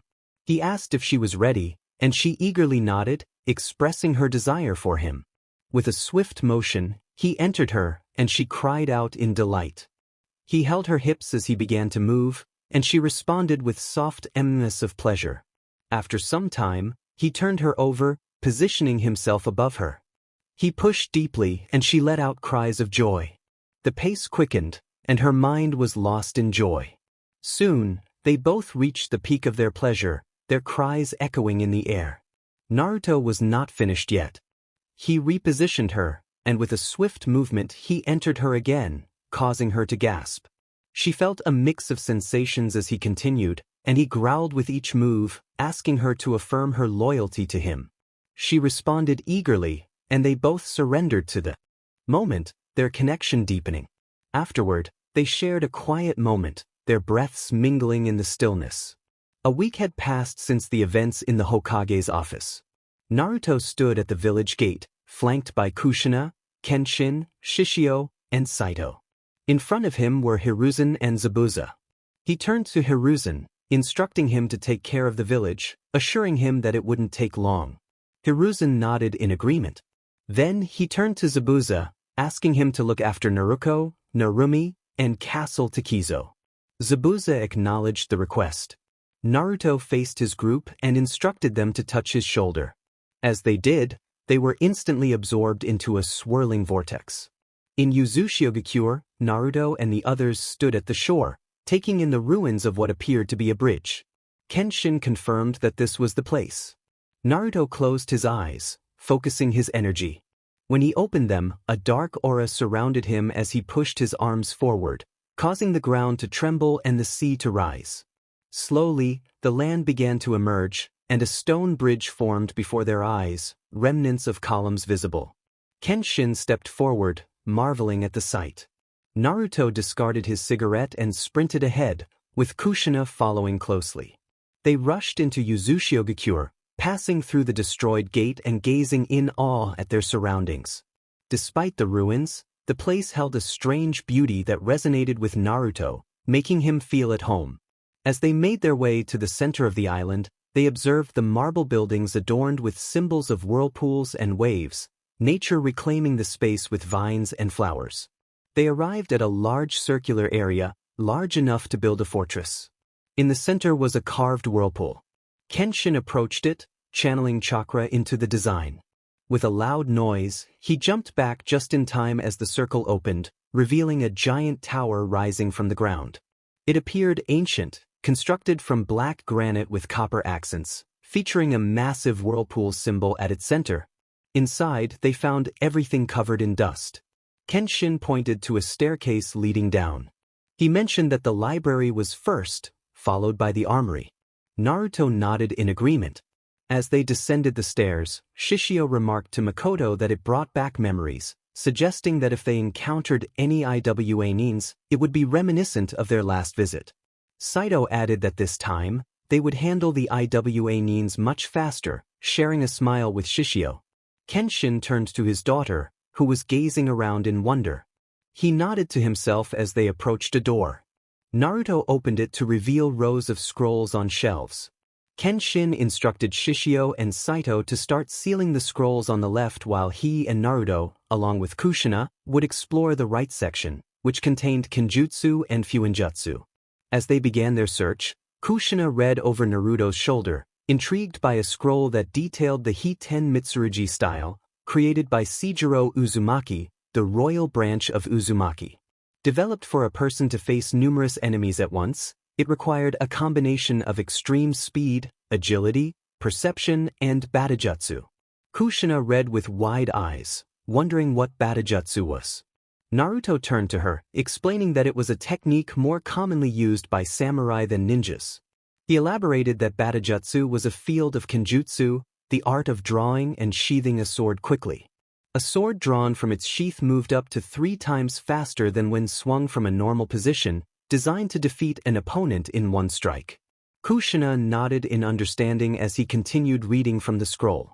He picked up another scroll titled Chains of Adamantine Sealing, which described how the user could mold their chakra to form extremely powerful chains.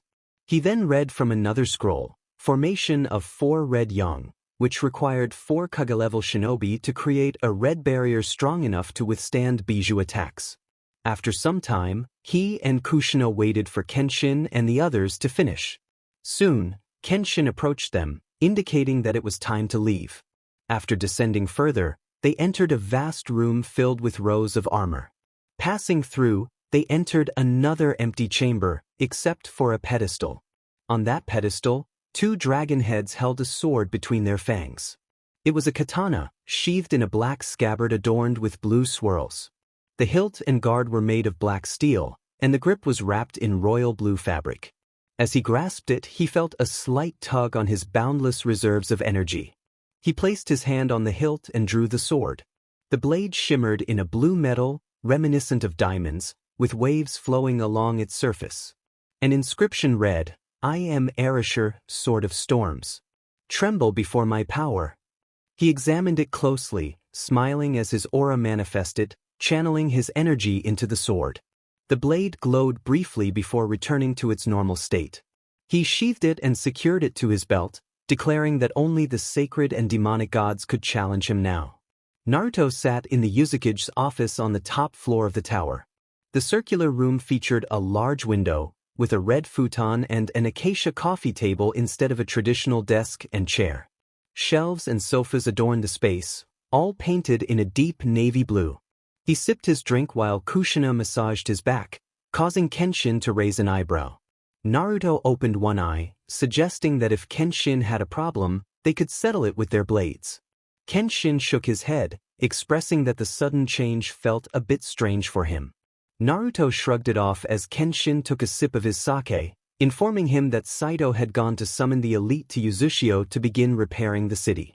Naruto nodded, indicating they would discuss it further once they arrived and that he would need a map of Uzushio-gakure. Kenshin then inquired about the sword, asking why erasure was the only thing Naruto wanted from this world, especially after achieving godhood. Naruto sighed and gestured for Kushina to sit in front of him as he unsheathed the blade. He explained that erasure was the sword of storms and elements, and understanding it meant understanding the gods of Ninjenkai, known as elementals. These deities represented various natural forces, and the strongest among them embodied the 5 main elements. He recounted how 5 elementals had once created 5 swords, with Raijin being the strongest and Fujin the second.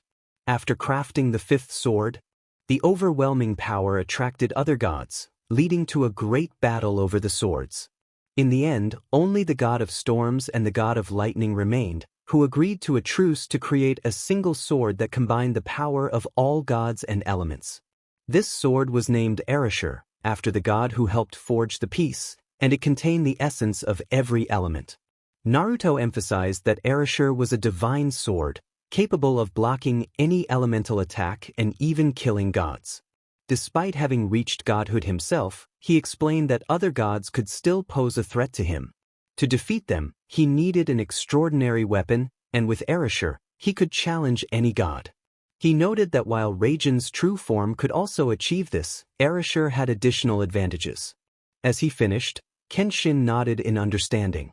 Naruto yawned and stood up, announcing his intention to practice Hiten Mitsurujiryu, inviting Kenshin and Kushina to join him. In the training field, Kushina and Kenshin watched in awe as Naruto wielded a simple chakra katana, opting not to use erasure for this exercise. He moved through the kata of the Hiten Mitsurugi style, cutting through the air with divine speed. Naruto's sword was blurred, and both Kushina and Kenshin struggled to keep up. It was their first practice session, but it seemed like he had mastered all the stances and techniques so far. Naruto struck the ground with his sword, Doryusen, causing debris to fly and hit a wall, breaking the sword in half with sheer power. Frowning, he picked up another sword. He twirled it slightly and raised his arm as a branch transformed into a dummy. It fell into a stance that made Kenshin sit up with wide eyes, wondering if Naruto would use it. Naruto vanished, executing 9-headed dragon flash, as he reappeared behind the dummy. Kushina stood up, eyes wide with surprise. There were 9 precise stabs in the target, all identical in length, width, and depth. She looked at Naruto, curious about what just happened. Naruto examined his sword, noticing cracks forming. He tossed it aside, explaining that the 9-headed dragon flash was a rapid attack using god speed to strike all 9 vital points of an enemy's body, which Kenjutsu aimed for first. Kushina was astonished by his explanation. Kenshin, still in disbelief, murmured that it took him a week to master that technique, while Naruto did it in an instant. Naruto turned to Kushina, instructing her to come closer. He fell into a stance, telling her to replicate it. She extended her legs, holding her sheath just below the guard, ready to draw her sword.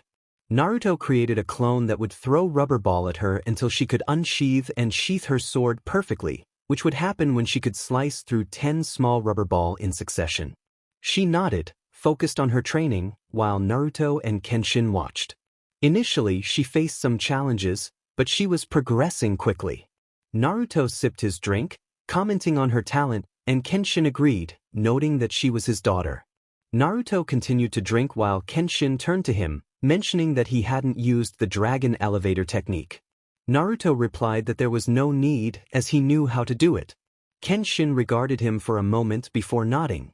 They discussed Kushina's skills and Kenjutsu until she succeeded in her training.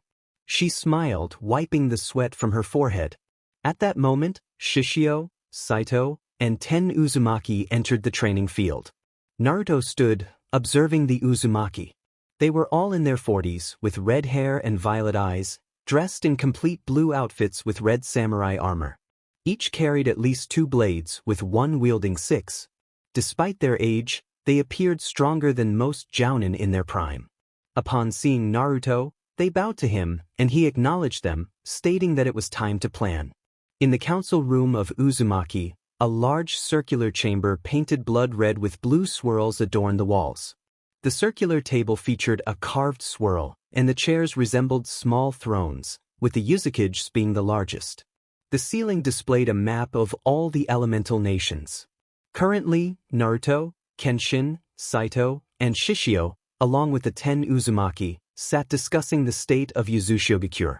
Kenshin noted the extensive damage, while one Uzumaki confirmed that over 40% of the buildings had vanished, another 40% required complete reconstruction, and the rest needed significant repairs. Another Uzumaki lamented the amount of labor and resources needed to rebuild. Saito emphasized the necessity of starting somewhere. Naruto examined the map and nodded, stating that the first priority was to restore the walls to their maximum strength. There was no point in constructing a village without defenses. They needed to make the walls taller and add more seals and siege engines. The room agreed, and Kenshin continued, outlining the need to demolish any buildings that were beyond repair. After that, they would focus on repairing the tower and establishing central facilities like the hospital and academy. Naruto confirmed this plan, and the Uzumaki discussed constructing houses afterward, agreeing that it would work. Naruto then pointed to the bridge, suggesting the construction of a small fort in the middle to regulate access, address issues before they reached the village, and, if necessary, halt an invasion until the city was fortified. Shishio questioned where they would obtain resources and labor, and Naruto assured him to leave it to him, requesting a detailed list of what was needed. He stood up, dismissing them, except for Kenshin, who inquired about when Naruto would leave. Naruto frowned, stating he would depart the next day, wanting to visit Wave before returning to Konoha in 2 days. Kenshin agreed to accompany him to Wave the following day, and they decided to set off at dawn. In Wave, Naruto was impressed by the town's transformation since his last visit. The days of torn-down buildings and litter-filled streets were gone, replaced by a beautiful city with large spruce wood structures adorned with coastal decorations like shells and beautiful stones. The roads were made of smooth stones and appeared to be cleaned daily. Numerous shops, hotels, and restaurants had emerged, offering local delicacies and even foreign cuisine. The days of hungry children, broken men, and weeping women were behind them. Now, laughter filled the air as children played, men worked happily, and women shopped with smiles. Wave had become a popular destination for everyone. Despite his changed appearance, the people of Wave recognized Naruto, greeting him with smiles and bows, which he returned with nods. Suddenly he felt a tug on his pants. Looking down, he saw a small girl, no more than 6 years old, hugging him with a big smile. He blinked and then smiled back, gently patting her head. She released him as he knelt down, asking her name. She beamed, introducing herself as Ari and thanking him for his help. He tousled her hair, telling her to run and play. She nodded and dashed off to join her friends. Kenshin smiled at the scene, commenting that Naruto would make a great father, to which Naruto scoffed, reminding him that he was only 13. Kenshin chuckled, saying that gods have no age. As Naruto shook his head, he acknowledged the situation. He felt it was a mistake not to bring Kushina with him, as she would have made a delightful distraction. He sensed that he was about to encounter something unsettling. At the Uzumaki mansion, Naruto gazed at the structure, his eyes trembling. He was right, something was indeed bothering him. He turned to Kenshin and expressed his discontent about the mansion's color scheme, exclaiming that just because the clan had a strong connection to water didn't mean everything had to be blue. In front of him stood a large wooden mansion painted entirely in blue. Kenshin scratched his head, trying to defend the choice, but Naruto pointed out that red was also a nice color, noting that he had never seen an Uchiha or a Sarutobi paint their house red. With a sigh, Kenshin conceded, and they decided to enter. Inside, Naruto's eyes widened even more. Everything was blue, the walls, the carpet, the furniture, and even the vases filled with blue flowers. He turned to Kenshin and declared that the blue of Yuzushio would need to be reduced by 50%, giving a firm order. Kenshin, sweating, thought it wasn't that excessive. Their conversation was interrupted when Naruto noticed a group descending the stairs. 3 women and a man approached them. The 2 women on the sides were red-haired and likely in their 30s, with long hair tied in high ponytails. One had blue eyes and the other had purple. They wore blue shirts with metal plates, red shorts, black skirts, and black boots, each carrying 2 kodachi at their sides. The man in front was tall and slender, with short black hair and piercing ice blue eyes. He wore a deep blue dress shirt with short sleeves trimmed in red, layered over a shinobi outfit, and deep blue pants with black sandals. His hands were covered in blue fingerless gloves, and he had a large sheath on his back. He nodded to Kenshin, who returned the gesture. Kenshin introduced the man as Aoshi Shinomori, a member of the Shinomori clan, one of the 5 clans allied with Uzumaki. Aoshi bowed slightly and greeted Naruto, expressing his honor in meeting him. Kenshin then gestured to the woman behind Aoshi, who stepped forward. He announced that she was Naruto's future fiancée, causing Naruto to widen his eyes in surprise at the sight of Orihime. Orihime stood there, wearing a white shirt that accentuated her figure, with a black circle on the back and a short black skirt. Her beautiful legs were covered in black stockings, and she wore black boots, adorned with white bracelets on her wrists. A small tanto was sheathed at her back, and she blushed as she welcomed Naruto, looking down shyly. Naruto turned to Kenshin, guessing that the Inoue clan was allied with them, as well as the Fuma clan. Kenshin confirmed that while the Fuma clan was relatively new, the Inoue clan was the 2nd oldest surviving clan allied with them, being half Uzumaki. He explained that although they did not inherit the Uzumaki's vast chakra reserves or kenjutsu abilities, they had developed unique skills in chakra manipulation and fuinjutsu. As Orihime looked down, Naruto approached her, and her blush deepened. Suddenly, he lifted her chin and kissed her gently. She widened her eyes in surprise before closing them and returning the gesture. After a moment, he pulled back, both of them breathing heavily. Naruto smiled, expressing his fondness for her, which made her blush even more. He then turned to Kenshin, asking where the living room was, and Kenshin encouraged him to follow. The living room was spacious enough to accommodate 20 people, with blue leather sofas arranged around a coffee table made of fur. Naruto settled into an armchair with Orihime, who was still blushing. He wrapped one arm around her waist while resting the other on the chair, observing the others in the room. Sitting on the sofas were Kenshin, Aoshi, and 3 others. The first was a tall, slender man with long brown hair and brown eyes, dressed in a sleeveless black shirt with a white circle in the center, white umbu pants, and black sandals. He was Sora Inoue, Orihime's older brother. The next man was of medium height, with long purple hair falling to his chin and gray eyes. He wore a green short-sleeved shirt with a white collar, black umbu pants, and green sandals. He was Erashir Fuma, a cousin of Sasami. The third person was Saito, who sat in a corner smoking a cigarette, while the 2 Uzumaki women lingered by the door. Naruto surveyed the group, his red eyes revealing his boredom. Sora was the first to speak, reminding Naruto that he would be marrying his younger sister. Naruto blinked, unimpressed, and inquired about what he planned to do with the Inoue clan. He turned to Orihime, asking her what she wanted him to do with her clan. She blushed at the sound of her name and pondered sweetly. Suddenly, she smiled brightly, exclaiming that she wanted them to make red bean paste and sweet potato covered in butter every Saturday. Sora shook his head, trying to interject, but Naruto pointed out that he had heard Orihime.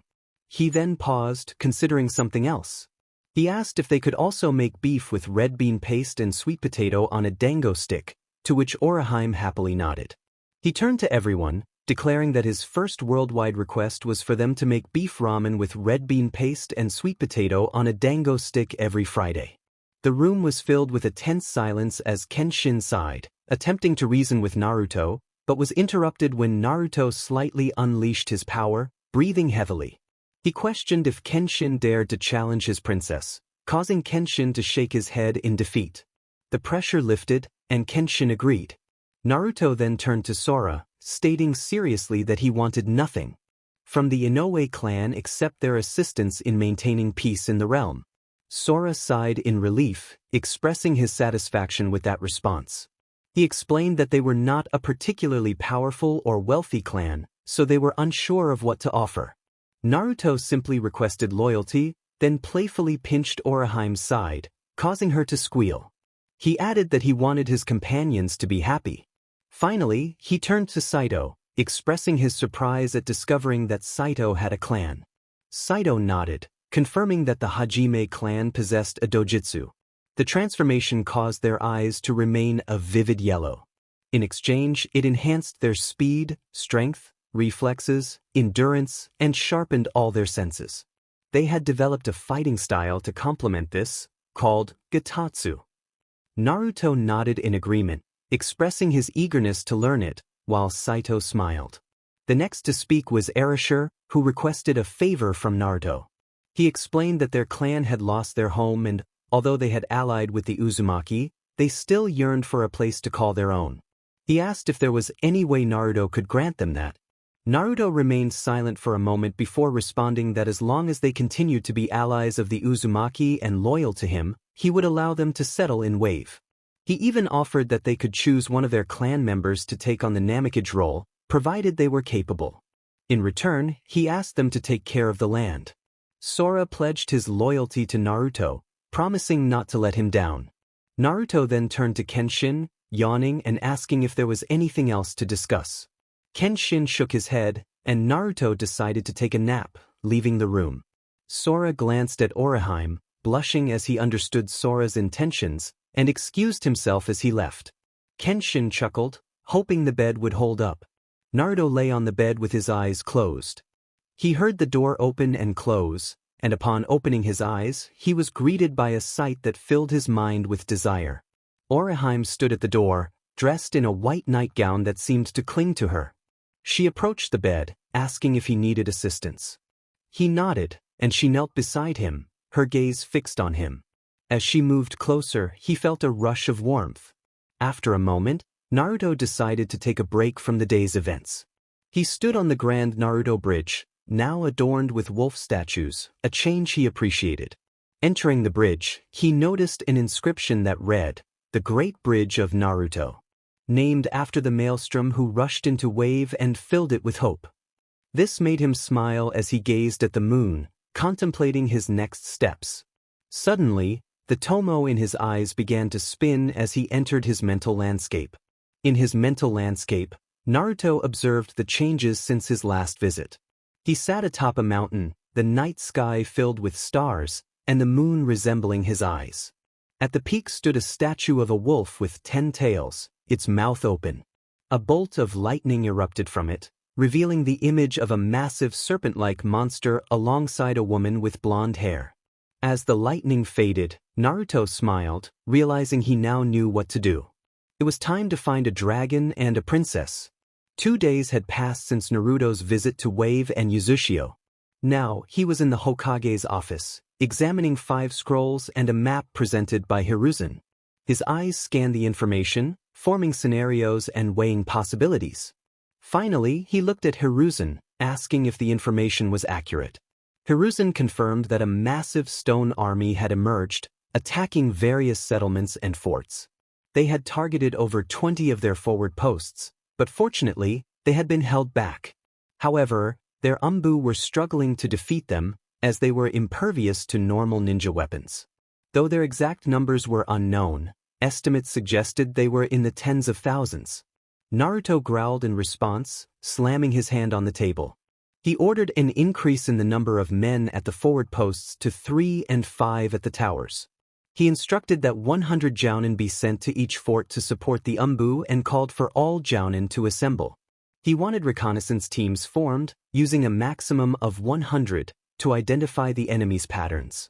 He directed that a request be sent in his name through the scrolls and demanded 500 of the best combat troops, regardless of rank, to be stationed at a specific location on the map in the Land of Swamps. There, they would meet the forces of other shinobi villages and crush the stone army. He planned to send a team ahead. Calling in Umbu, he requested Haku, Zabuza, and their unit to come fully armed and provisioned for a month. The Umbu nodded and disappeared. Hiruzen looked at Naruto, asking what his next move would be. Naruto donned his coat and inquired if Hiruzen had mentioned that this army reminded him of the one led by the demon Morio based on the books he had read. Hiruzen nodded in agreement. Naruto turned towards the map, determined to head to the demon country. He planned to ask the guardian princess if the rumors were true, and if they were, he would confront the demon. His eyes sparkled with resolve. At that moment, Zabuza, Haku, the demon brothers, and the Oni Corps entered the room. The Oni Corps, a team created by Zabuza, was there to assist Naruto in human affairs, acting as his bodyguards. All members were of B rank or higher, dressed in black suits with red samurai armor. Naruto faced them and instructed them to protect him as they prepared to depart for the demon country. The Oni Corps acknowledged him with a salute, and suddenly, they all vanished in a swirling vortex. In the demon country, the name of the demon knight Morio was sealed within the land. It was home to the priestess capable of sealing the demon if ever released. The country was governed by the priestess residing in a fortified temple, surrounded by countless soldiers. However, chaos had engulfed the land. Soldiers were running, battling against hundreds of stone warriors with glowing eyes. Their weapons proved ineffective, as only those wielding blunt instruments could inflict damage. The soldiers outside were becoming increasingly overwhelmed. A captain shouted for them to hold the line, striking his mace against the chest of a soldier, who managed to catch it.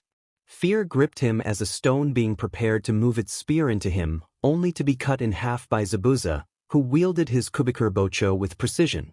Smoke filled the area as the Oni Corps effectively dealt with the enemy troops. Haku utilized her bloodline ability to freeze soldiers, while two members of the Oni Corps shattered them. The Demon Brothers employed their chains and gauntlets to dismantle any soldier that approached, clearing a path as the rest of the Corps engaged the rebels. Soon, not a single stone soldier remained. Zabuza sheathed his sword behind his back, remarking that it was all over. Inside the priestess's chamber, a massacre had occurred. All the soldiers guarding her had been defeated by 4 figures, except for one. He held a small sword, fear evident in his eyes as he faced the 4 beings before him. The man had short brown hair that fell to his shoulders and navy blue eyes obscured by rectangular red glasses. He wore a green vest with gray armor over a high-collared white kimono jacket, purple hakama pants, sandals, and a black eboshi. A bow and quiver of arrows rested on his back. In front of him stood 3 men and a woman. The woman had shoulder-length orange hair, black eyes, and blue lipstick. One of the men had long blue hair and light eyes, while another had shoulder-length white hair and red eyes, his mouth covered by a blue cloth. The apparent leader had long pink hair and pink eyes. They all wore white robes adorned with hexagram symbols. The leader smiled, declaring it was time for the soldier and the princess to perish, but he was interrupted by a gust of wind. Suddenly, the ground erupted, sending dust into the air and forcing them to shield their eyes. The soldiers seized the moment to grab the princess and escape. When the dust settled, Naruto stood before them, his Rinna Sharingan glowing. Jitai growled, demanding to know who Naruto was and charging at him with a powerful strike aimed at his forehead. A crack echoed as Jitai screamed in pain, shocking the others. Naruto smiled and delivered a high kick that sent Jitai's head flying from his shoulders. The true shock came from the shockwave that shattered over 50 bones in the headless body. The fallen shinobi hit the ground with a dull thud, leaving the others in disbelief. Naruto grinned, declaring himself their death and implying he could say the same to Jitai. Setsuna hurled kunai at him while Shizuku rushed in, kunai connected to chains. What followed left Kusuna gasping in astonishment. Naruto caught a kunai, striking Shizuku in the stomach, sending his fist flying, and then his body erupted in a brilliant light. He vanished, reappearing above Setsuna, plunging the kunai into his head and kicking him through the wall. Turning to Kusuna, who attempted to flee, she screamed in pain as 2 chakra chains emerged from Naruto's back, piercing her legs and bringing her down. The chakra chains drew her closer, and as she spun, she aimed a chakra-covered arm at Naruto's neck, only to scream in agony as her hand shattered. He seized Kusuna by the head and extracted her soul, smiling at the information he gained. He then turned to see chakra serpents rushing towards him, forcing him to exhale in annoyance as he unleashed a wave of energy that evaporated them. Gazing at the moon, he mused that this would be a fun challenge. The Oni Corps stood behind Naruto as he, Zabuza, and Haku settled down. Naruto sat in a lotus position, resting his arm on his knee and his head. Zabuza mirrored his posture but held his knees, while Haku sat normally. Teruho positioned himself between them and the priestess, introducing her as Lady Cheyenne, the priestess of the demon country. Naruto looked at her. She had light blonde hair cascading down her back, held by a golden crown and pale lavender eyes. Although her lavender kimono concealed her figure, he recalled from the previous night that she possessed impressive curves, perhaps rivaling Tsunade. Zabuza cleared his throat, introducing himself as Momochi Zabuza, captain of the Oni Corps. Haku bowed, stating her name as Yuki Haku, lieutenant of the Oni Corps, and gestured to Naruto, introducing him as Lord Naruto, daimyo of the elemental nations and god of chaos. Cheyenne's eyes widened slightly, while Teruho gasped in surprise at the title of god. Naruto smiled, revealing his fangs as he calmed down and bowed to her before looking ahead again. He expressed the desire for the Oni Corps to escort Lady Cheyenne to the sealed sanctuary, explaining that many lives had been lost in the previous night's assault, and according to Lady Cheyenne's foresight, Suzuki was among them. She nodded, which made Naruto feel irritated. She stated that she was safe and that they should not regret their actions. This reminded Naruto of the many fallen soldiers.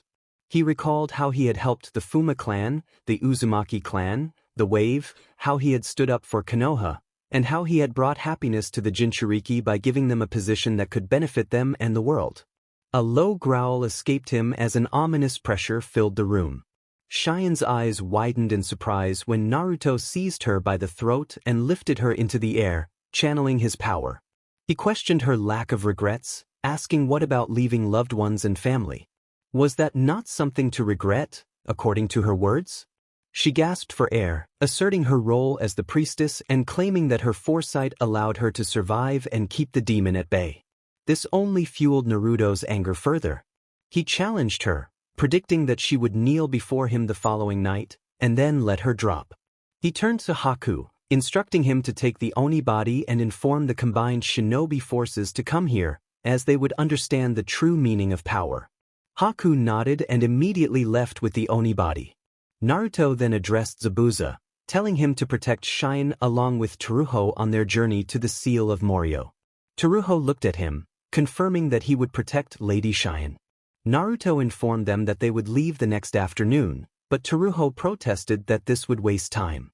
Naruto smiled, assuring him that it would not. The next afternoon, Naruto, Teruho, and Zabuza waited for Cheyenne to finish preparing for the journey. Teruho turned to Naruto, asking him to forgive Lady Cheyenne's attitude, explaining that her past influenced her behavior. Naruto looked at him and shook his head, stating that it did not justify her actions.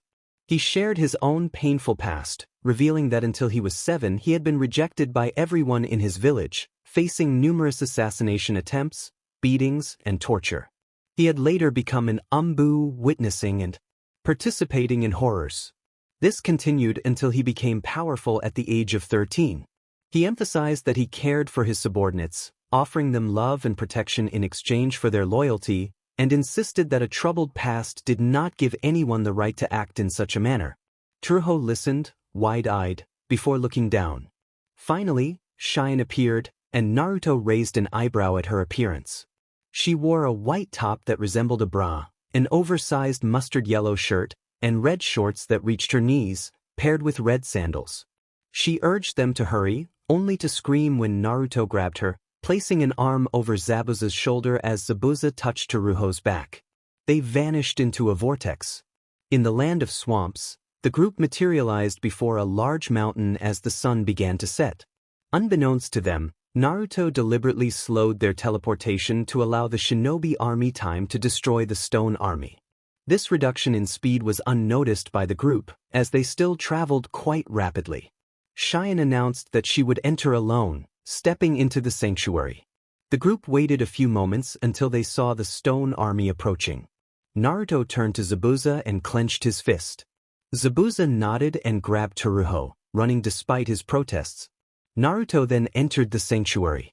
The sanctuary was actually the core of a volcano, featuring a large red circular rock at its center with a bridge leading to it. Cheyenne walked across the bridge, beads of sweat forming on her forehead as she avoided looking at the magma pool below. She reached the center of the circular rock, taking a deep breath. However, before she could begin the seal, she heard a voice commenting on how much she had grown. She looked ahead and saw a man seated on a stone chair. He had long black hair and skin that resembled a bronze hue. Dressed in a black cloak over gray attire and martial arts shoes, he smiled wickedly, noting her resemblance to her mother. As 3 stone soldiers appeared, he offered his greetings to the princess, raising his arm as the soldiers approached her. As she slowly backed away, Yomo introduced himself, recalling how her mother had thwarted his plans long ago. He reminisced about the day they chose Morio as their leader, claiming that if it weren't for her mother, there would be no priestess. Cheyenne, on the verge of being attacked, shouted for him to stay away. Suddenly, laser beams shot from her bell, destroying the stone warriors. Yomo appeared amused, questioning her surprise at her own power. He asked what she knew, while she prepared herself. He laughed, challenging her to seal him if she could. She moved behind him to the pentagonal seal, and he turned to her, explaining that the seal would unite them as one. He revealed that her mother, Miroku, had accepted this. To her astonishment, he confirmed that her mother was within him. He chuckled, stating that they had once been one but had separated into 2 souls and bodies, becoming Morio and the priestess. He declared that good and evil, light and dark, could not bind them. Cheyenne took a deep breath and formed 3 hand seals, different from those used by shinobi. The seal glowed as a barrier formed, and she began to levitate. She completed 9 additional seals, causing the coffin seal that held Morio's body to rise. Then she executed the final 6 seals, releasing the seals. However, at that moment, Yomo intervened, falling to the ground. A sinister voice echoed, stating that the priestess had been too hasty and should have waited for the body to decay. She trembled on the ground, realizing the truth. He had done this to enter. A purple aura surged from the corpse and rushed into the coffin, hovering above it. Attempting to escape, she only found herself in pain. The voice laughed wickedly, explaining that once the barrier was lifted, no one could leave until one consumed the other, determined by their chakra. The aura rose, demanding the return of its body and expressing gratitude for the weakness of the one who had sealed it. As the seal vanished, she fell to her knees, crying out in despair, questioning what she had done. All those years had been for nothing, and Naruto's protection had been in vain. Just as she felt herself being enveloped by darkness, Morio's body rose, only for Naruto to catch her and pull her from the sanctuary. Cheyenne opened her eyes and looked around, seeing hundreds of shinobi from the 5 nations. Leading them was a man in red samurai armor, wearing a red straw hat and a mask. She found herself dismounted from Naruto's back as he nodded to the man, who bowed in respect. The man addressed Naruto, acknowledging his efforts. Suddenly, everyone turned to the mountain, which erupted like a volcano. Naruto handed Cheyenne to Han, instructing him to take her and the shinobi 100 meters away, as she called out his name. He chuckled, lifting his hand into the air. A beam of transparent energy shot up into the sky before bursting into a transparent dome. He watched as the lava receded, revealing a massive 4-headed dragon with purple skin and a lavender flame-like aura. Morio looked down, taunting Naruto for daring to challenge him. Naruto retorted that Morio must be pathetic for lying to Cheyenne and confirmed he had heard everything. Naruto levitated in the air, his Rinne Sharingan glowing with power. He revealed Morio's past, detailing how he had once been a knight in the territory of the demon titan Diablo, commanding the armies of Demon King Iblis. Morio had attempted to seize the kingdom and challenge for power and his wife, but had been defeated and banished. Coming to the human world, he sought to establish an empire, but had been sealed instead. Morio roared in disbelief, asking how Naruto had learned this, to which Naruto simply smiled, asserting that he was not mortal but Naruto, the god of chaos. He warned Morio that this would be the last thing he saw. Morio unleashed a purple chakra bolt at Naruto, who vanished and reappeared above the head that had fired the attack, kicking it down to the ground, causing it to explode in a shower of chakra. As Morio roared, two of his heads began shooting streams of purple fire at Naruto. He dodged, running along one of Morio's heads and striking it with a powerful punch, causing it to explode in a brilliant flash. The remaining head attempted to bite him, but Naruto seized its jaws, invoking a dark flame that consumed it from within. He leaped back as the head was incinerated, and the other three necks appeared to be absorbed by the last remaining head. Morio, furious, surrounded himself with bright energy spheres that flew toward Naruto. He redirected them with swift movements, sending shockwaves that pushed Morio back. As darkness erupted from Morio's body, the entire dome was engulfed in shadows, but Naruto's eyes remained clear. He formed a glowing black sphere in his hands and charged toward Morio, who was gathering a massive firebolt. Naruto dodged and threw the sphere inside Morio's mouth. Suddenly, Morio was lifted into the air, roaring in confusion as Naruto declared planetary devastation. Enormous chunks of stone erupted from the ground, ensnaring Morio completely within a giant stone sphere.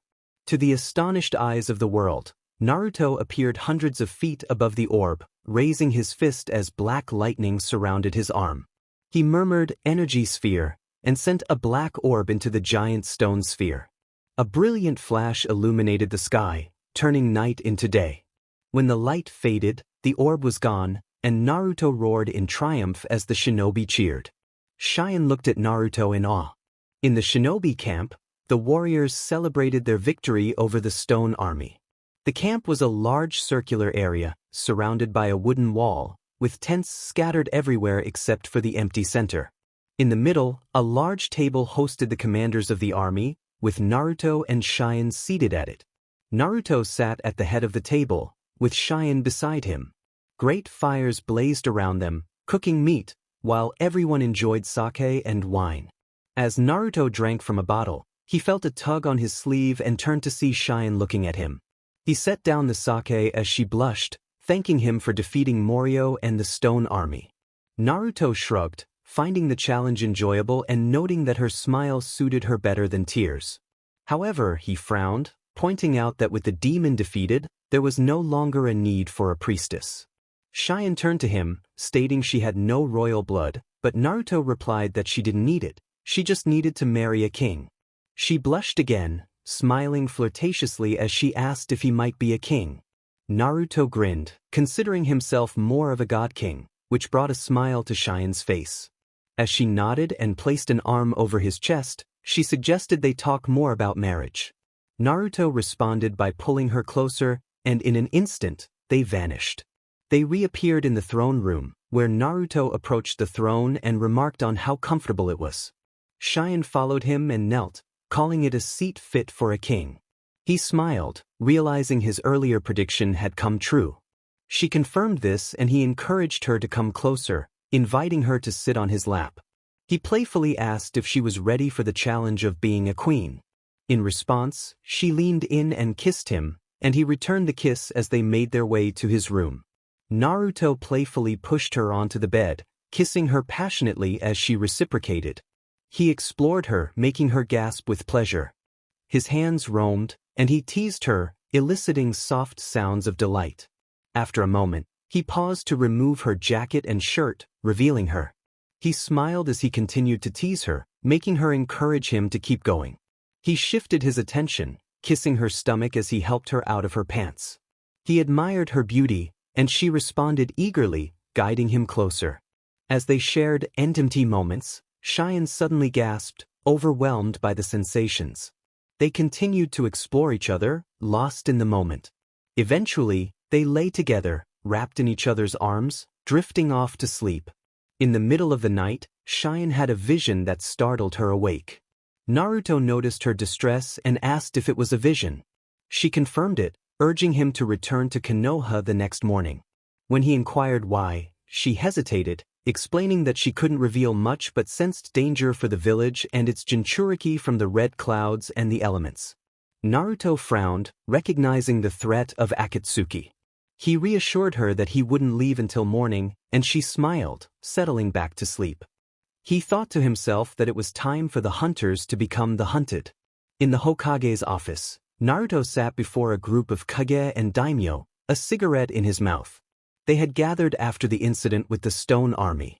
After waking up, he had shared a warm moment with Cheyenne, which left him feeling invigorated rather than worried about her prediction.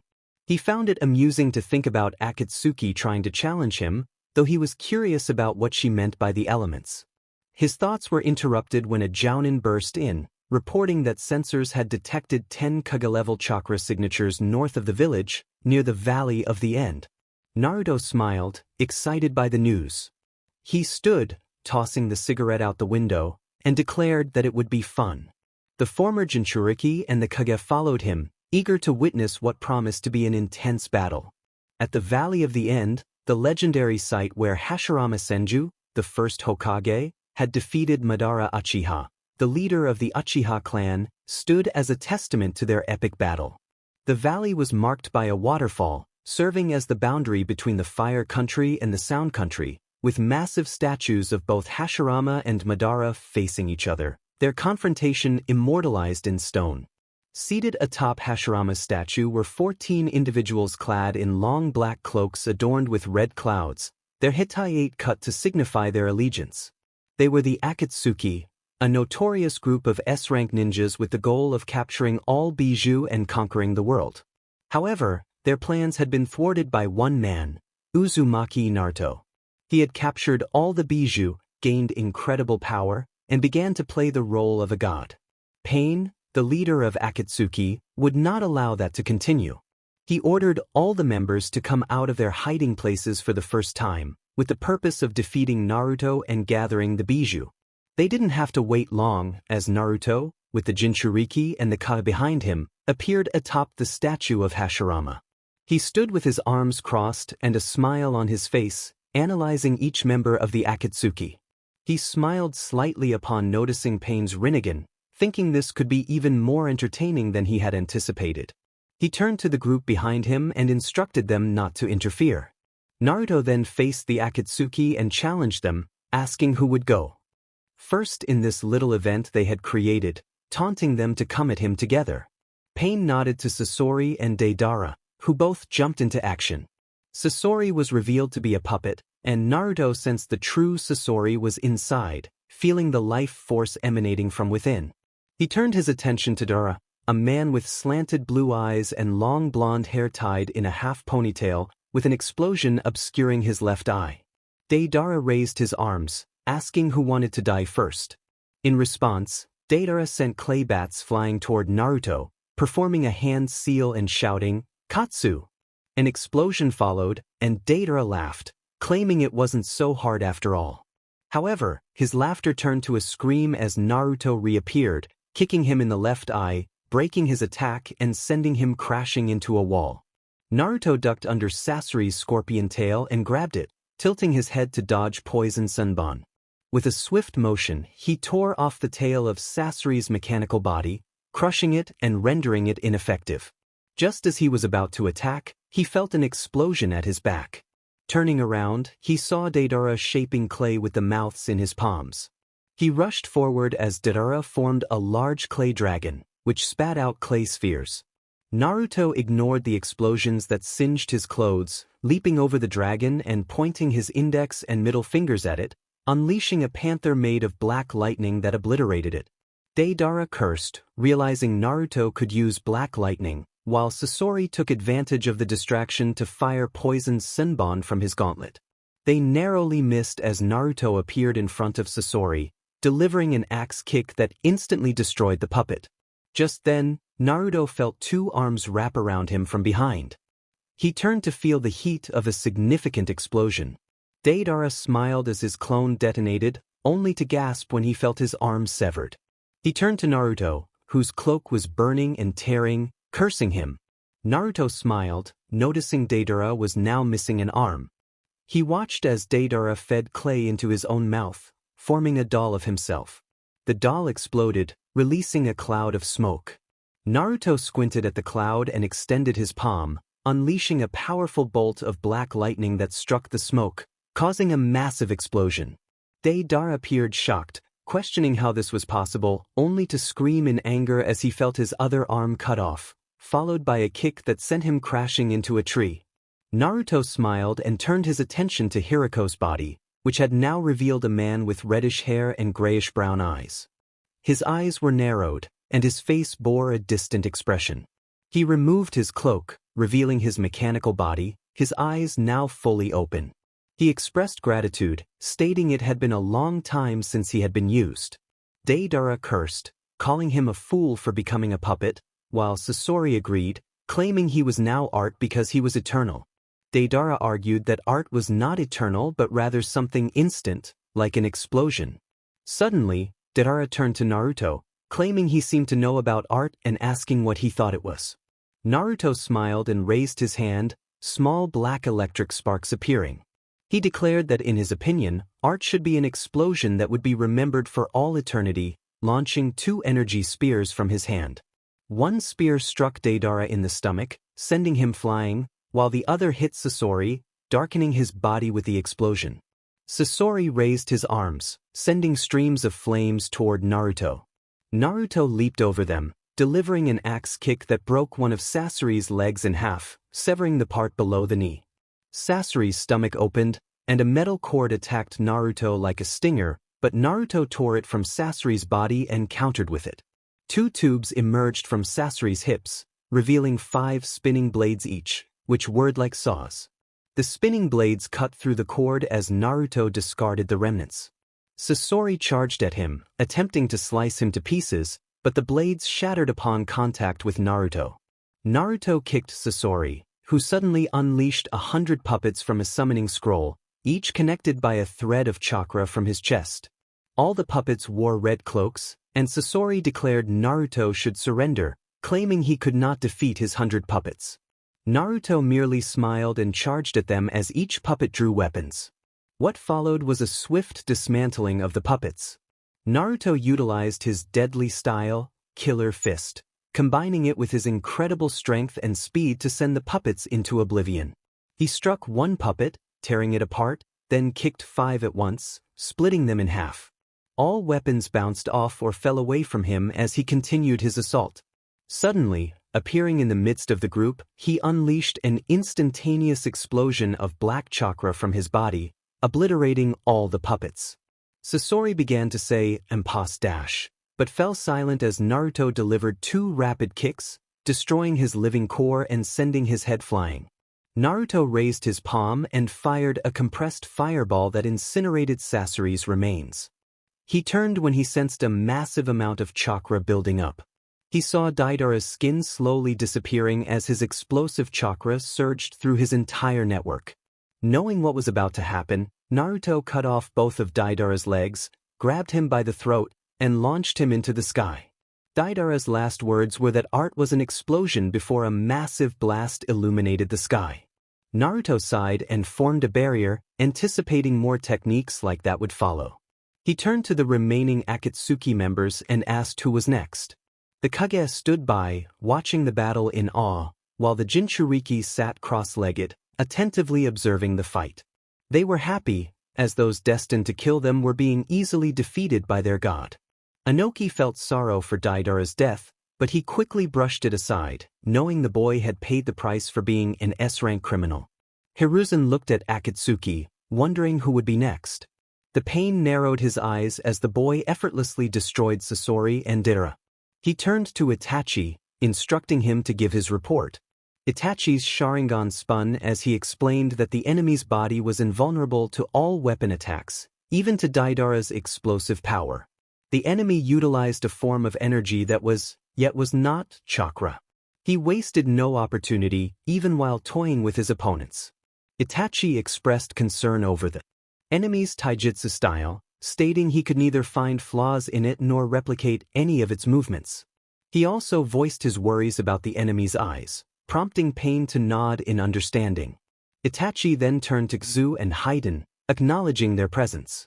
Naruto surveyed the new enemies before him. Kakuzu was tall, wearing a white hood that obscured his hair and revealing green eyes with red sclera. Haydn was a man with gray hair slicked back and purple eyes, wielding a large red triple-bladed scythe. Haydn smiled, proclaiming it was time to be sacrificed for Jashin. Naruto narrowed his eyes, recalling that Jashin was a demon lord under Mephisto. If Haydn was a follower of Jashin, he must be immortal, unable to die from physical attacks, most physical attacks. As Haydn charged at him with his scythe, Naruto dodged the strike. Haydn adjusted his aim, even releasing the scythe from a thick metal chain, attempting to strike Naruto brutally, despite Itachi's earlier warning of his invulnerability. Recognizing the futility of fighting Haydn, Naruto quickly ended the confrontation. He seized the scythe, broke it in half, and then kicked Haydn into the air. Raising his palm, a cone of white energy appeared. A conical beam shot toward Haydn, who screamed in frustration just before an explosion occurred. When the dust settled, nothing remained. Kakuzu raised an eyebrow, impressed. He remarked that if he had known dust release could defeat Haydn, he would have eliminated the third Tsuchikage to rid himself of him. Naruto smiled, offering his condolences for Kakuzu's partnership with Haydn, and asked if they could continue. Kakuzu nodded in agreement. Kakuzu appeared in front of Naruto, launching a punch at him. Naruto caught the punch and attempted to kick Kakuzu's head, only for Kakuzu to duck and try to counter with a knee strike. Naruto felt no impact as he struck Kakuzu with enough force to send him sliding back. Kakuzu then declared his technique, Earth Release, Earth Spear, as his skin darkened. He charged at Naruto again, hitting him in the face, only to widen his eyes in surprise as Naruto remained unfazed, causing Kakuzu's hand to crack. Naruto kicked him, shattering Kakuzu's earth skin. Kakuzu growled, revealing his stitched body as he removed his cloak. Black threads surrounded him, resembling an octopus. 4 masks emerged from his back, merging with the threads to form 4 beasts. From their colors, Naruto deduced that one could wield fire, lightning, water, and wind. Naruto charged, appearing above the water mask and splitting it in 2, eliciting a cry of pain from Kazu. The lightning mask fired a bolt from its mouth, but Naruto absorbed it through his fingers and redirected it, piercing the mask and defeating the beast, causing Kakuzu to lose another heart. As Naruto charged again, the threads released from Kakuzu's body, intercepting him. Naruto engaged in hand-to-hand combat, easily breaking free from the threads. Suddenly, Kazu leaped back, combining the wind and fire masks to create a massive storm of flames, engulfing Naruto. However, water rose from the river, extinguishing the flames. Naruto emerged, brushing off the remnants of his cloak, his white shirt now singed. He opened both palms, unleashing thousands of triangular blue orbs that pierced the masks and Kazu. When it was over, Kazu fell to the ground, still breathing. Naruto hovered above him, palm extended, declaring it was a good fight and unleashing an energy flare that enveloped Kakuzu, finishing him off. He looked up, noting that 4 were down and 10 remained. The pain growled, contemplating that Kakuzu and Haydn might discover a weakness. Itachi turned to Kisame, stating they should confront the enemy now. Kisame smiled, eager to strike with his sword. Konan observed Pain's growing anger in his eyes but chose to ignore it, confident he would prevail. Mei whistled, commenting on the situation, while Gaara nodded in agreement, noting that Naruto could defeat S-rank ninjas even as a mortal at 10 years old. Now they posed no threat to him. The others nodded in agreement. Hiruzen thought to himself, wondering if Itachi would force Naruto to reveal higher-ranked techniques. Naruto faced his new opponents, smiling as he recognized Kisame Hoshigaki and Itachi Uchiha, finding them entertaining. Itachi was a man with jet-black hair and mature Sharingan eyes. Kisame resembled more of a shark than a man, with bluish-gray skin, white irises, and small black pupils, along with gill marks beneath his eyes and blue hair resembling a shark's fin. He was the tallest member of Akatsuki, wielding Samehada, the most fearsome of the 7 ninja swordsmen of the mist. Kisame rushed at him, warning that Samehada did not cut, as sharp scales emerged from its wrappings. He shouted that it would shave, but was shocked when Naruto caught it with his bare hands, even more surprised when Samehada tasted Naruto's chakra and began to cry out in pain. Kisame growled, exclaiming that Naruto had hurt his sword. Naruto shook his head, denying it, and with a swift motion he broke Kisame's arm, forcing him to drop the sword, which Naruto then seized and sealed away. He looked at Kisame, expressing his surprise, stating he had intended to slice his arm in half, not break it, and suggested Kisame might need more strength. Kisame growled and threw a punch, which Naruto caught, delivering a kick to Kisame's gut, causing him to gasp in pain, followed by a strike to his face that broke some of his sharp teeth. Kisame flew back, and as Naruto prepared to chase him, he was forced to dodge an incoming attack. The fire-consumed shuriken, courtesy of Itachi. He looked directly into Itachi's eyes as he dispelled the genjutsu that had been cast on him. Itachi narrowed his eyes and, with a series of quick hand seals, unleashed a massive fireball. Naruto effortlessly swatted it away, redirecting it toward the waterfall. He noticed Kisame rising, his eyes filled with rage as a tremendous amount of chakra surged from him. Naruto thought it was interesting that Kisame's chakra reserves could rival his own at the age of 10. Kisame sent 5 water sharks at Naruto, who swiftly struck them down. Kisame growled in frustration, performing hand seals as he prepared to unleash a powerful attack, declaring his intent to kill. Itachi urged him to calm down, but Kisame was too blinded by anger and pain to listen. He formed a massive water shark, grinning as he challenged Naruto to unleash his best attack, confident it would prevail. Naruto smiled and dropped into a horse stance, placing his arms at his side as if preparing to catch a ball. A dark aura like fire enveloped a black sphere forming in his hands. Kisame grinned and moved his arms forward as the shark charged at Naruto. With determination, Naruto unleashed a powerful energy attack, a massive black sphere that surged toward the shark. Kisame was taken aback as the energy obliterated the shark and hurtled toward him, engulfing him in the blast. When the attack subsided, Kisame lay in the water, injured, blood seeping from various wounds as his cloak lay in tatters. He coughed as Naruto appeared before him, gazing defiantly into his eyes while forming a raikiri made of black lightning. He struck Kisame in the heart, ending his life instantly, then withdrew his arm and turned to Itachi. Itachi felt a pang of sadness at the loss of his teammate but quickly narrowed his eyes at Naruto. He rushed forward, sending shuriken while covering his arms with chakra. The kunai bounced off as Naruto and Itachi engaged in a taijutsu battle. Despite Itachi's speed and reflexes, Naruto dodged every blow. He gasped in pain as Naruto countered one of Itachi's strikes, dislocating his arm. Using a one-handed seal, Itachi unleashed a stream of fire at point-blank range. Naruto emerged unscathed, removing his shirt to reveal his bare torso. He snapped his fingers and charged at Itachi, only to be met with a blinding explosion, courtesy of a clone. He shrugged while locking eyes with Itachi, who activated his Mangekyo Sharingan, 3 spirals encircling his pupil.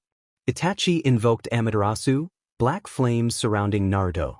To Itachi's surprise, Naruto dodged and appeared before him, executing a powerful upward strike that drew blood. Itachi fell to the ground and attempted to use Tsukuyomi, but Naruto's eyes shattered the illusion effortlessly. He opened his palm, a black orb forming as he prepared a massive energy explosion. However, Itachi surprised Naruto by surviving, surrounded by a large ethereal humanoid clad in armor, wielding a shield and a flaming sword. Itachi declared that without this power, he would have perished and urged Naruto to feel the might of Susen.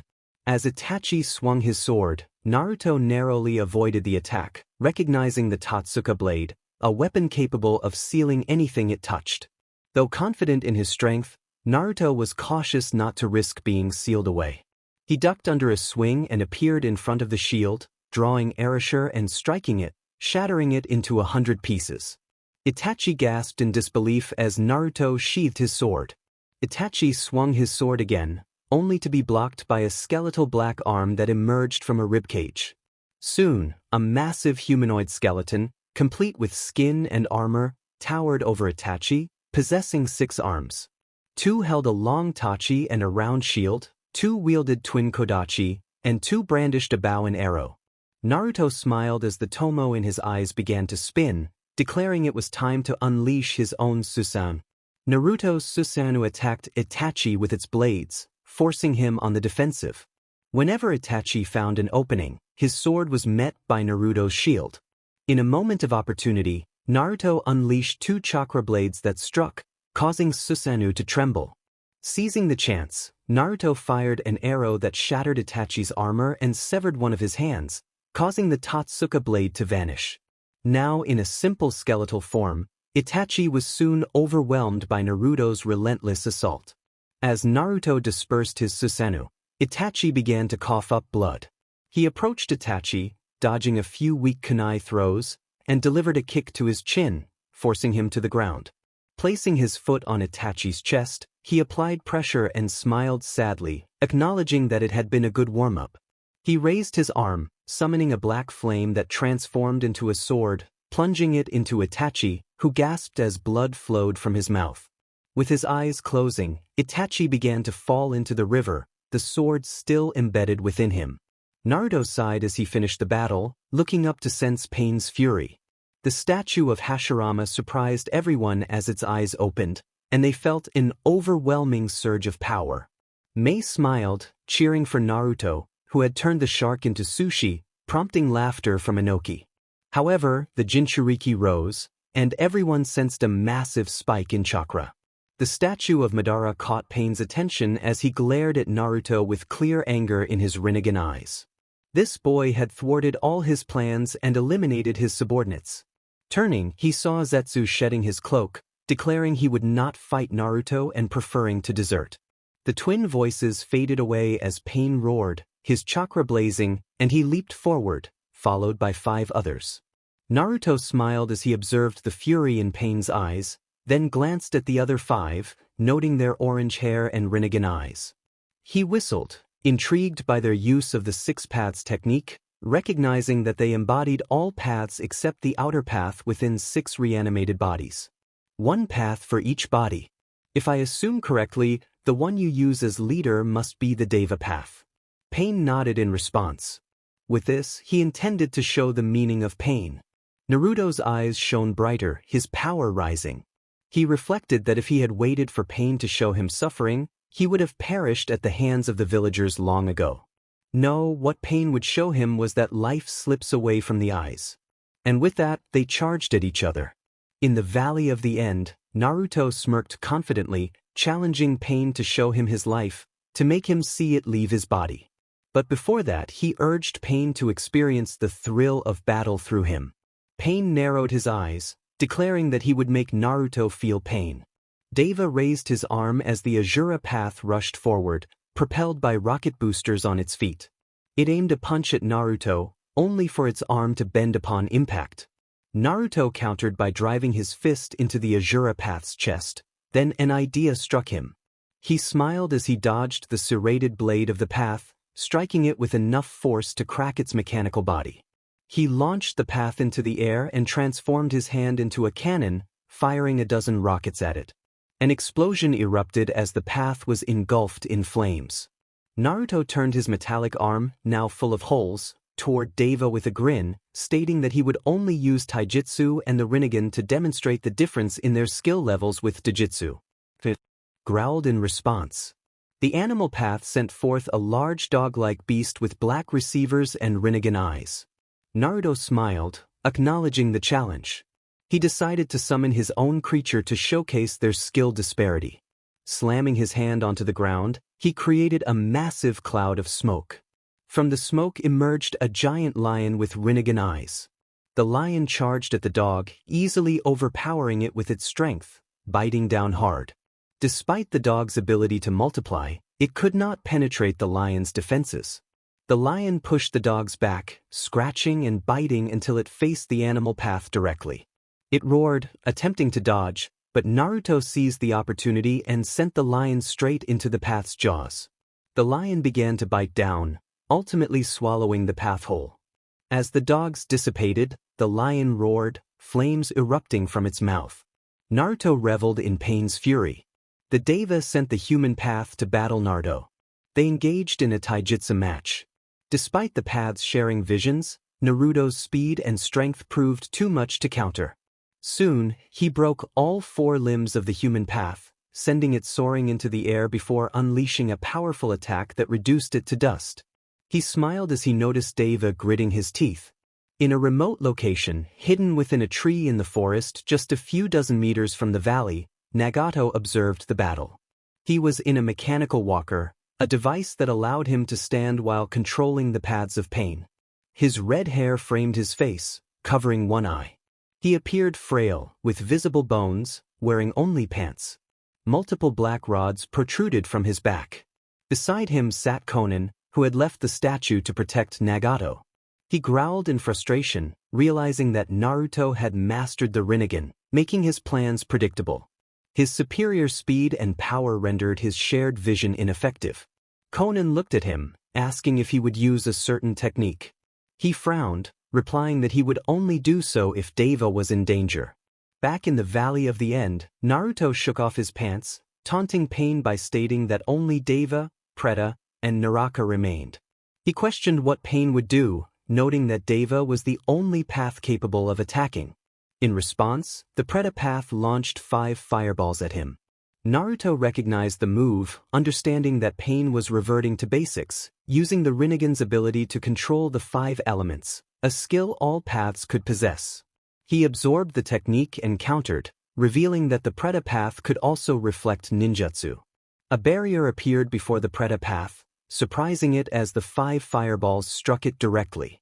The Naraka path rushed in to revive the Preta path, but Naruto swiftly kicked it in the head, destroying it. He smiled, feeling the force of a universal push.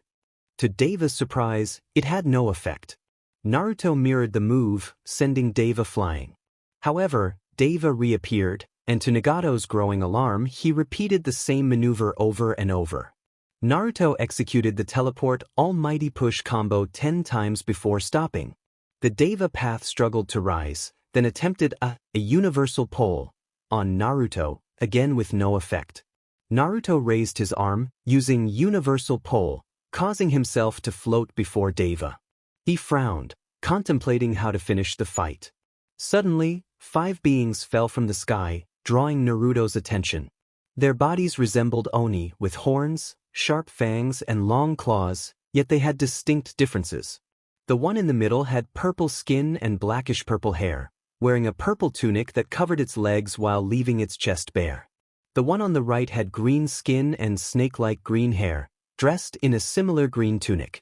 The one on the left had light blue skin and dark blue wavy hair, clad in blue. In the far right corner stood one with red skin and flame-like orange hair, donning a golden tunic. Finally, in the far left corner was one with brown skin and hair the color of sand, wearing a silver robe. Each bore the symbol of an element on their chest. Naruto narrowed his eyes at them, his muscles tensing. He hadn't expected the elementals to arrive. He welcomed Chujin, Kaijin, Sueji, Fujin and Raijin, his tone shifting slightly. The group fell silent. Just moments ago, they had been cheering for Naruto to defeat pain. Now they were quiet. Gaara turned to the other Kage, asking if they were who he thought they were. Kenshin nodded in affirmation, confirming that they were indeed the elementals, the gods of the 5 main elements. Hiruzen watched with wide eyes as the battle escalated. He sensed that things were about to become serious. The Jinchuriki were preparing to descend upon Naruto, but a Noki appeared before them. Han clenched his fists, declaring that regardless of rank, he would eliminate anyone who stood in his way to reach Naruto. Anoki regarded each of them, questioning their faith in their leader, while some looked down in shame. He smiled and turned to Naruto, expressing that today they would witness the true power of Naruto. Naruto faced the deities before him, smiling as he made a mock bow. He remarked on how wonderful it was for the great elementals to visit a god like him, teasing them about their loyalty. As Kaijin and Chujin prepared to attack, Sueijin and Fujin intervened. Raijin shook his head, stating that they were there to kill him. He explained that Naruto's rise had angered the sacred deities, who had expected his death to be permanent. Now, in their quest to conquer the human world, they demanded his head. Naruto chuckled, which soon turned into hysterical laughter. He questioned whether the sacred deities had lost their minds after his absence, sending only a handful of them to face him. Sujin smiled, reminding Naruto that he was still regaining his strength and control over his powers, and that a significant portion of his energy was trapped in the underworld. He warned that Naruto would never reach it because he would die there. Naruto simply smiled and drew the Raijin, tossing it to Raijin, who caught it as the other gods unsheathed their weapons. Naruto pulled out the erasure, and the gods narrowed their eyes, unleashing their elemental auras as Naruto activated his cloak, revealing a black tail. Naruto beckoned Kaijin and Chujin to come closer. Kaijin wielded a pure white flame sword, reminiscent of the sword of Tatsuka, while Chujin brandished a massive stone Zanbato. They launched their swords at him, but Naruto blocked their attacks. A fierce exchange of kenjutsu ensued, sparks flying from their clashing blades. Soon, all the gods joined the fray, attempting to overpower Naruto with their combined might. However, he was simply too fast and strong, wielding the erasure with a style that allowed him to take on multiple opponents at once. Naruto ducked under a water blade and collided with a wind attack, leaping over a lightning strike and halting a ground assault.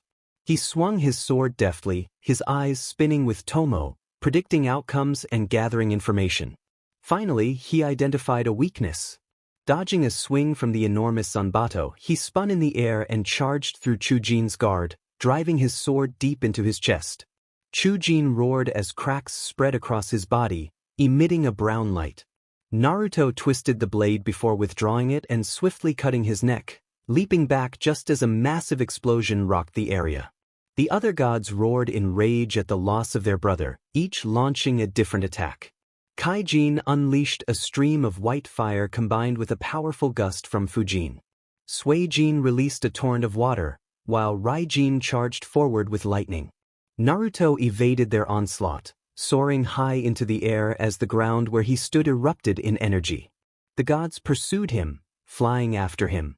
Raijin and Fujin closed in quickly, with Raijin sending bolts of lightning from his fingers while Fujin swung his sword, unleashing blades of wind. Naruto continued to dodge until he noticed Raijin vanish, only to be confronted by a massive fireball the size of his Chibaku Tensei, hurtling toward him.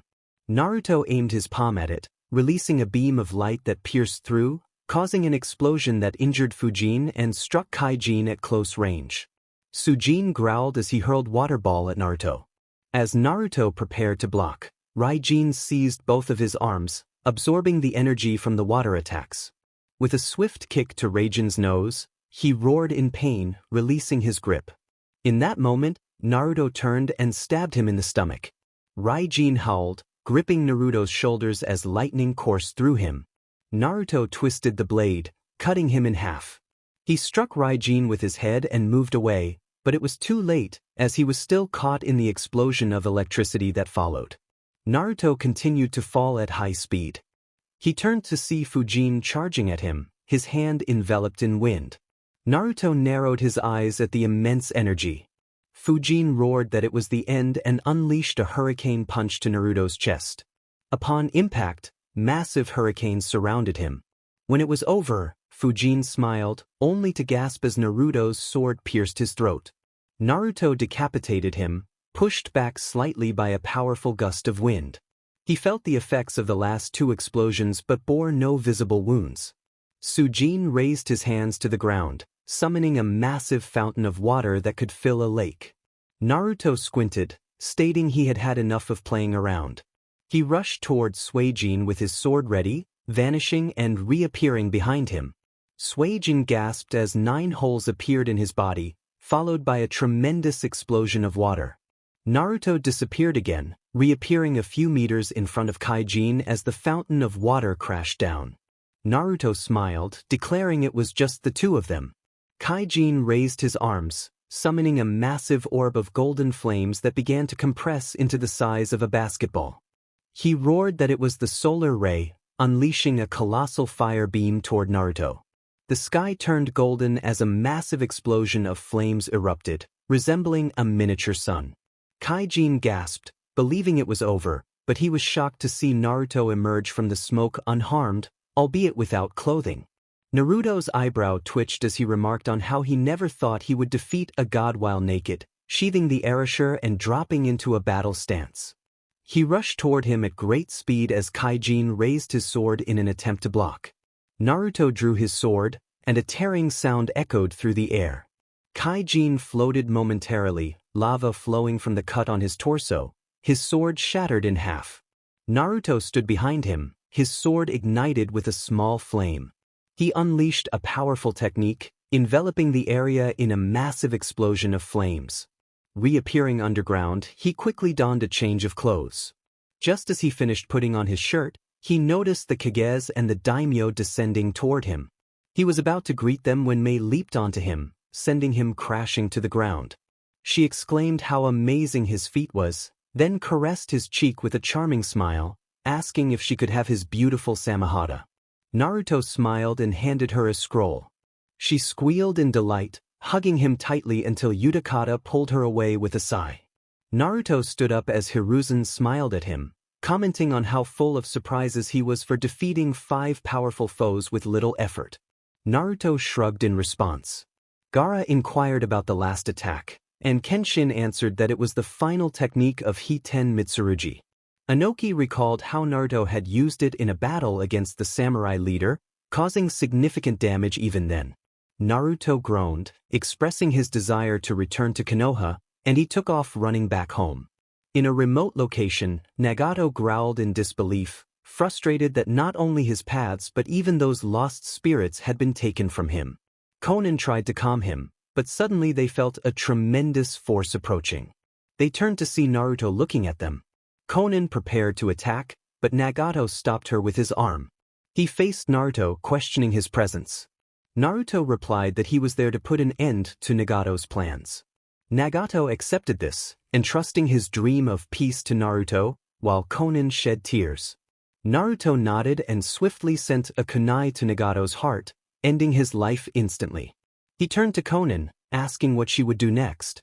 She replied that she would normally kill him, but since Nagato had entrusted his dream to her, she would support him through Amigakure. As she threw a kunai back to him, he instructed her to throw it to him. She gritted her teeth and complied, but to her surprise, he vanished in a puff of smoke. At the Hokage Tower, Naruto's eye trembled as his power resonated throughout the area. When he mentioned returning to Konoha, he meant to enjoy peace and tranquility, perhaps spending time with his loved ones. However, standing before him were Jiraiya, 2 women, and a pig. One woman held the pig, her shoulder-length black hair and dark eyes contrasting, with her black kimono adorned with white accents. The other woman had brown eyes and blonde hair styled in twin tails, a purple gem mark on her forehead, dressed in a gray kimono-style top and dark gray pants. She looked at Naruto with concern in her eyes. Naruto stood up, narrowing his eyes at the woman. He expressed his frustration about being abandoned in a harsh village, left to suffer alone because she feared losing her family. Tsunade could only nod, lowering her head as Naruto kicked the Hokage table in anger, sending it crashing against the wall. He raised his arms when Umbu charged in, assuring them he was fine as they exited the room. Composing himself, he addressed Tsunade, demanding she become the head of the hospital, with Shizune as her assistant. He insisted on ensuring that the medical staff was capable and operations ran smoothly. If she refused, he would give the position to Shizune and have her imprisoned. Tsunade quickly agreed, and he tossed her a scroll, instructing her to get to work. Turning to Jiraiya, Naruto assigned him another task.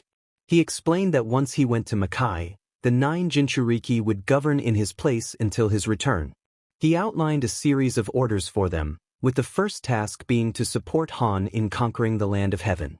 Jiraiya nodded in understanding and left in a flash.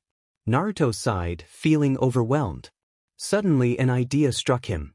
He summoned Haku, who bowed respectfully. He instructed her to send messages to all the Kage and daimyo to arrive at his location by nightfall for a celebration, warning that if they didn't come, there would be consequences. Haku gulped and nodded, rushing off with a smile as Naruto added that she and Zabuza were invited.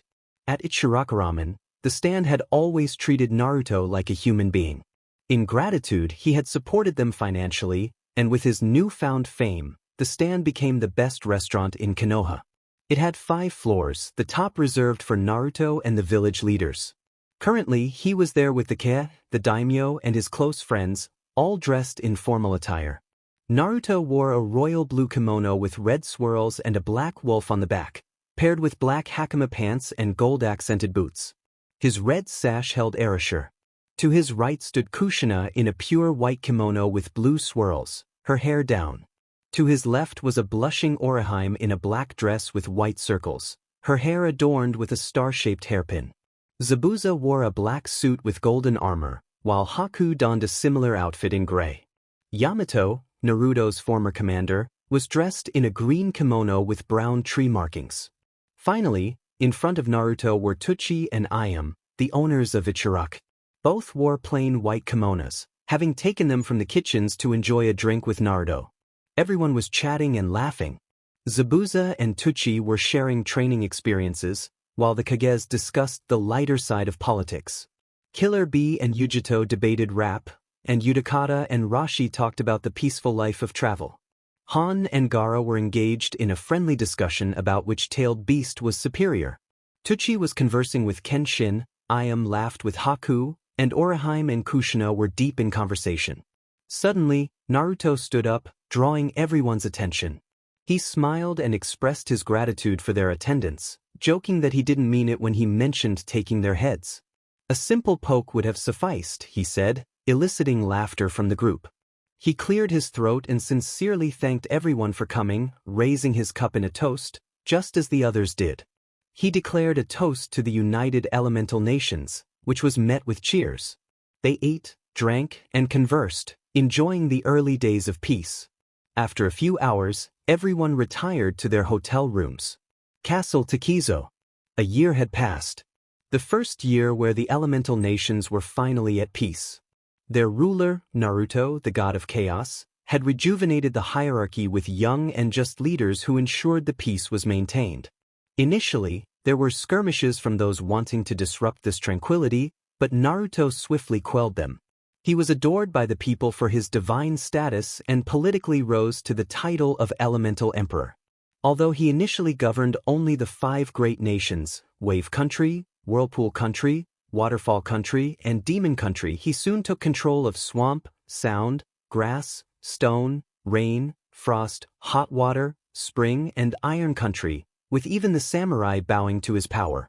He also held significant political influence over dozens of countries, such as Tea, Fong, and Claw Country. The shinobi now wore a special hitate symbolizing them as soldiers of the emperor.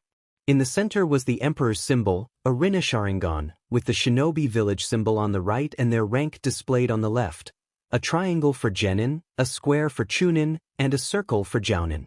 The shinobi army was now more organized, stronger, and better equipped. Trade flourished, and the economy thrived.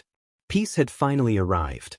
Using his special powers, Naruto sealed Castle Takizo and relocated it several dozen kilometers south of Konohagakure. It now resembled a military palace rather than a simple castle, with even larger walls equipped with kunai launchers, shuriken launchers, sunban launchers, oil machines, and cannons. To the right of the castle, atop a small hill, a group had gathered around what appeared to be a door.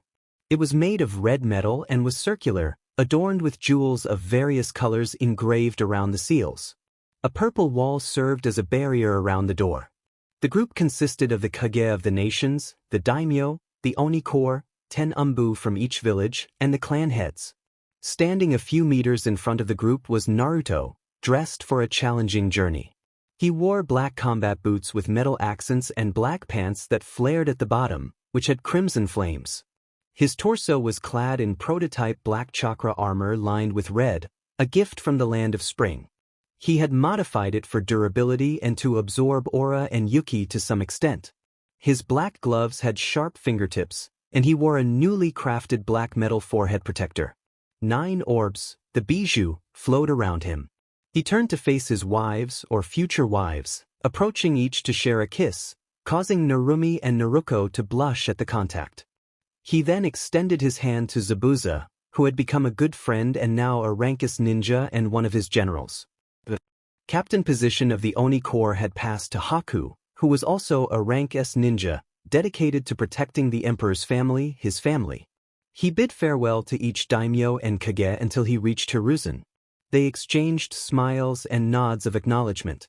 Turning, he slowly ascended toward the door as the gathered group cheered him on. He took a deep breath and heard Kurama's voice teasingly ask if he was scared. Naruto shook his head, responding with enthusiasm that he was not scared, but rather excited. A smile spread across his face as his Rinne Sharingan glimmered with emotion. He leaped into the door, ready to begin the battle for the crown. Soon, the world would feel the impact of Naruto, the Alpha Bijū.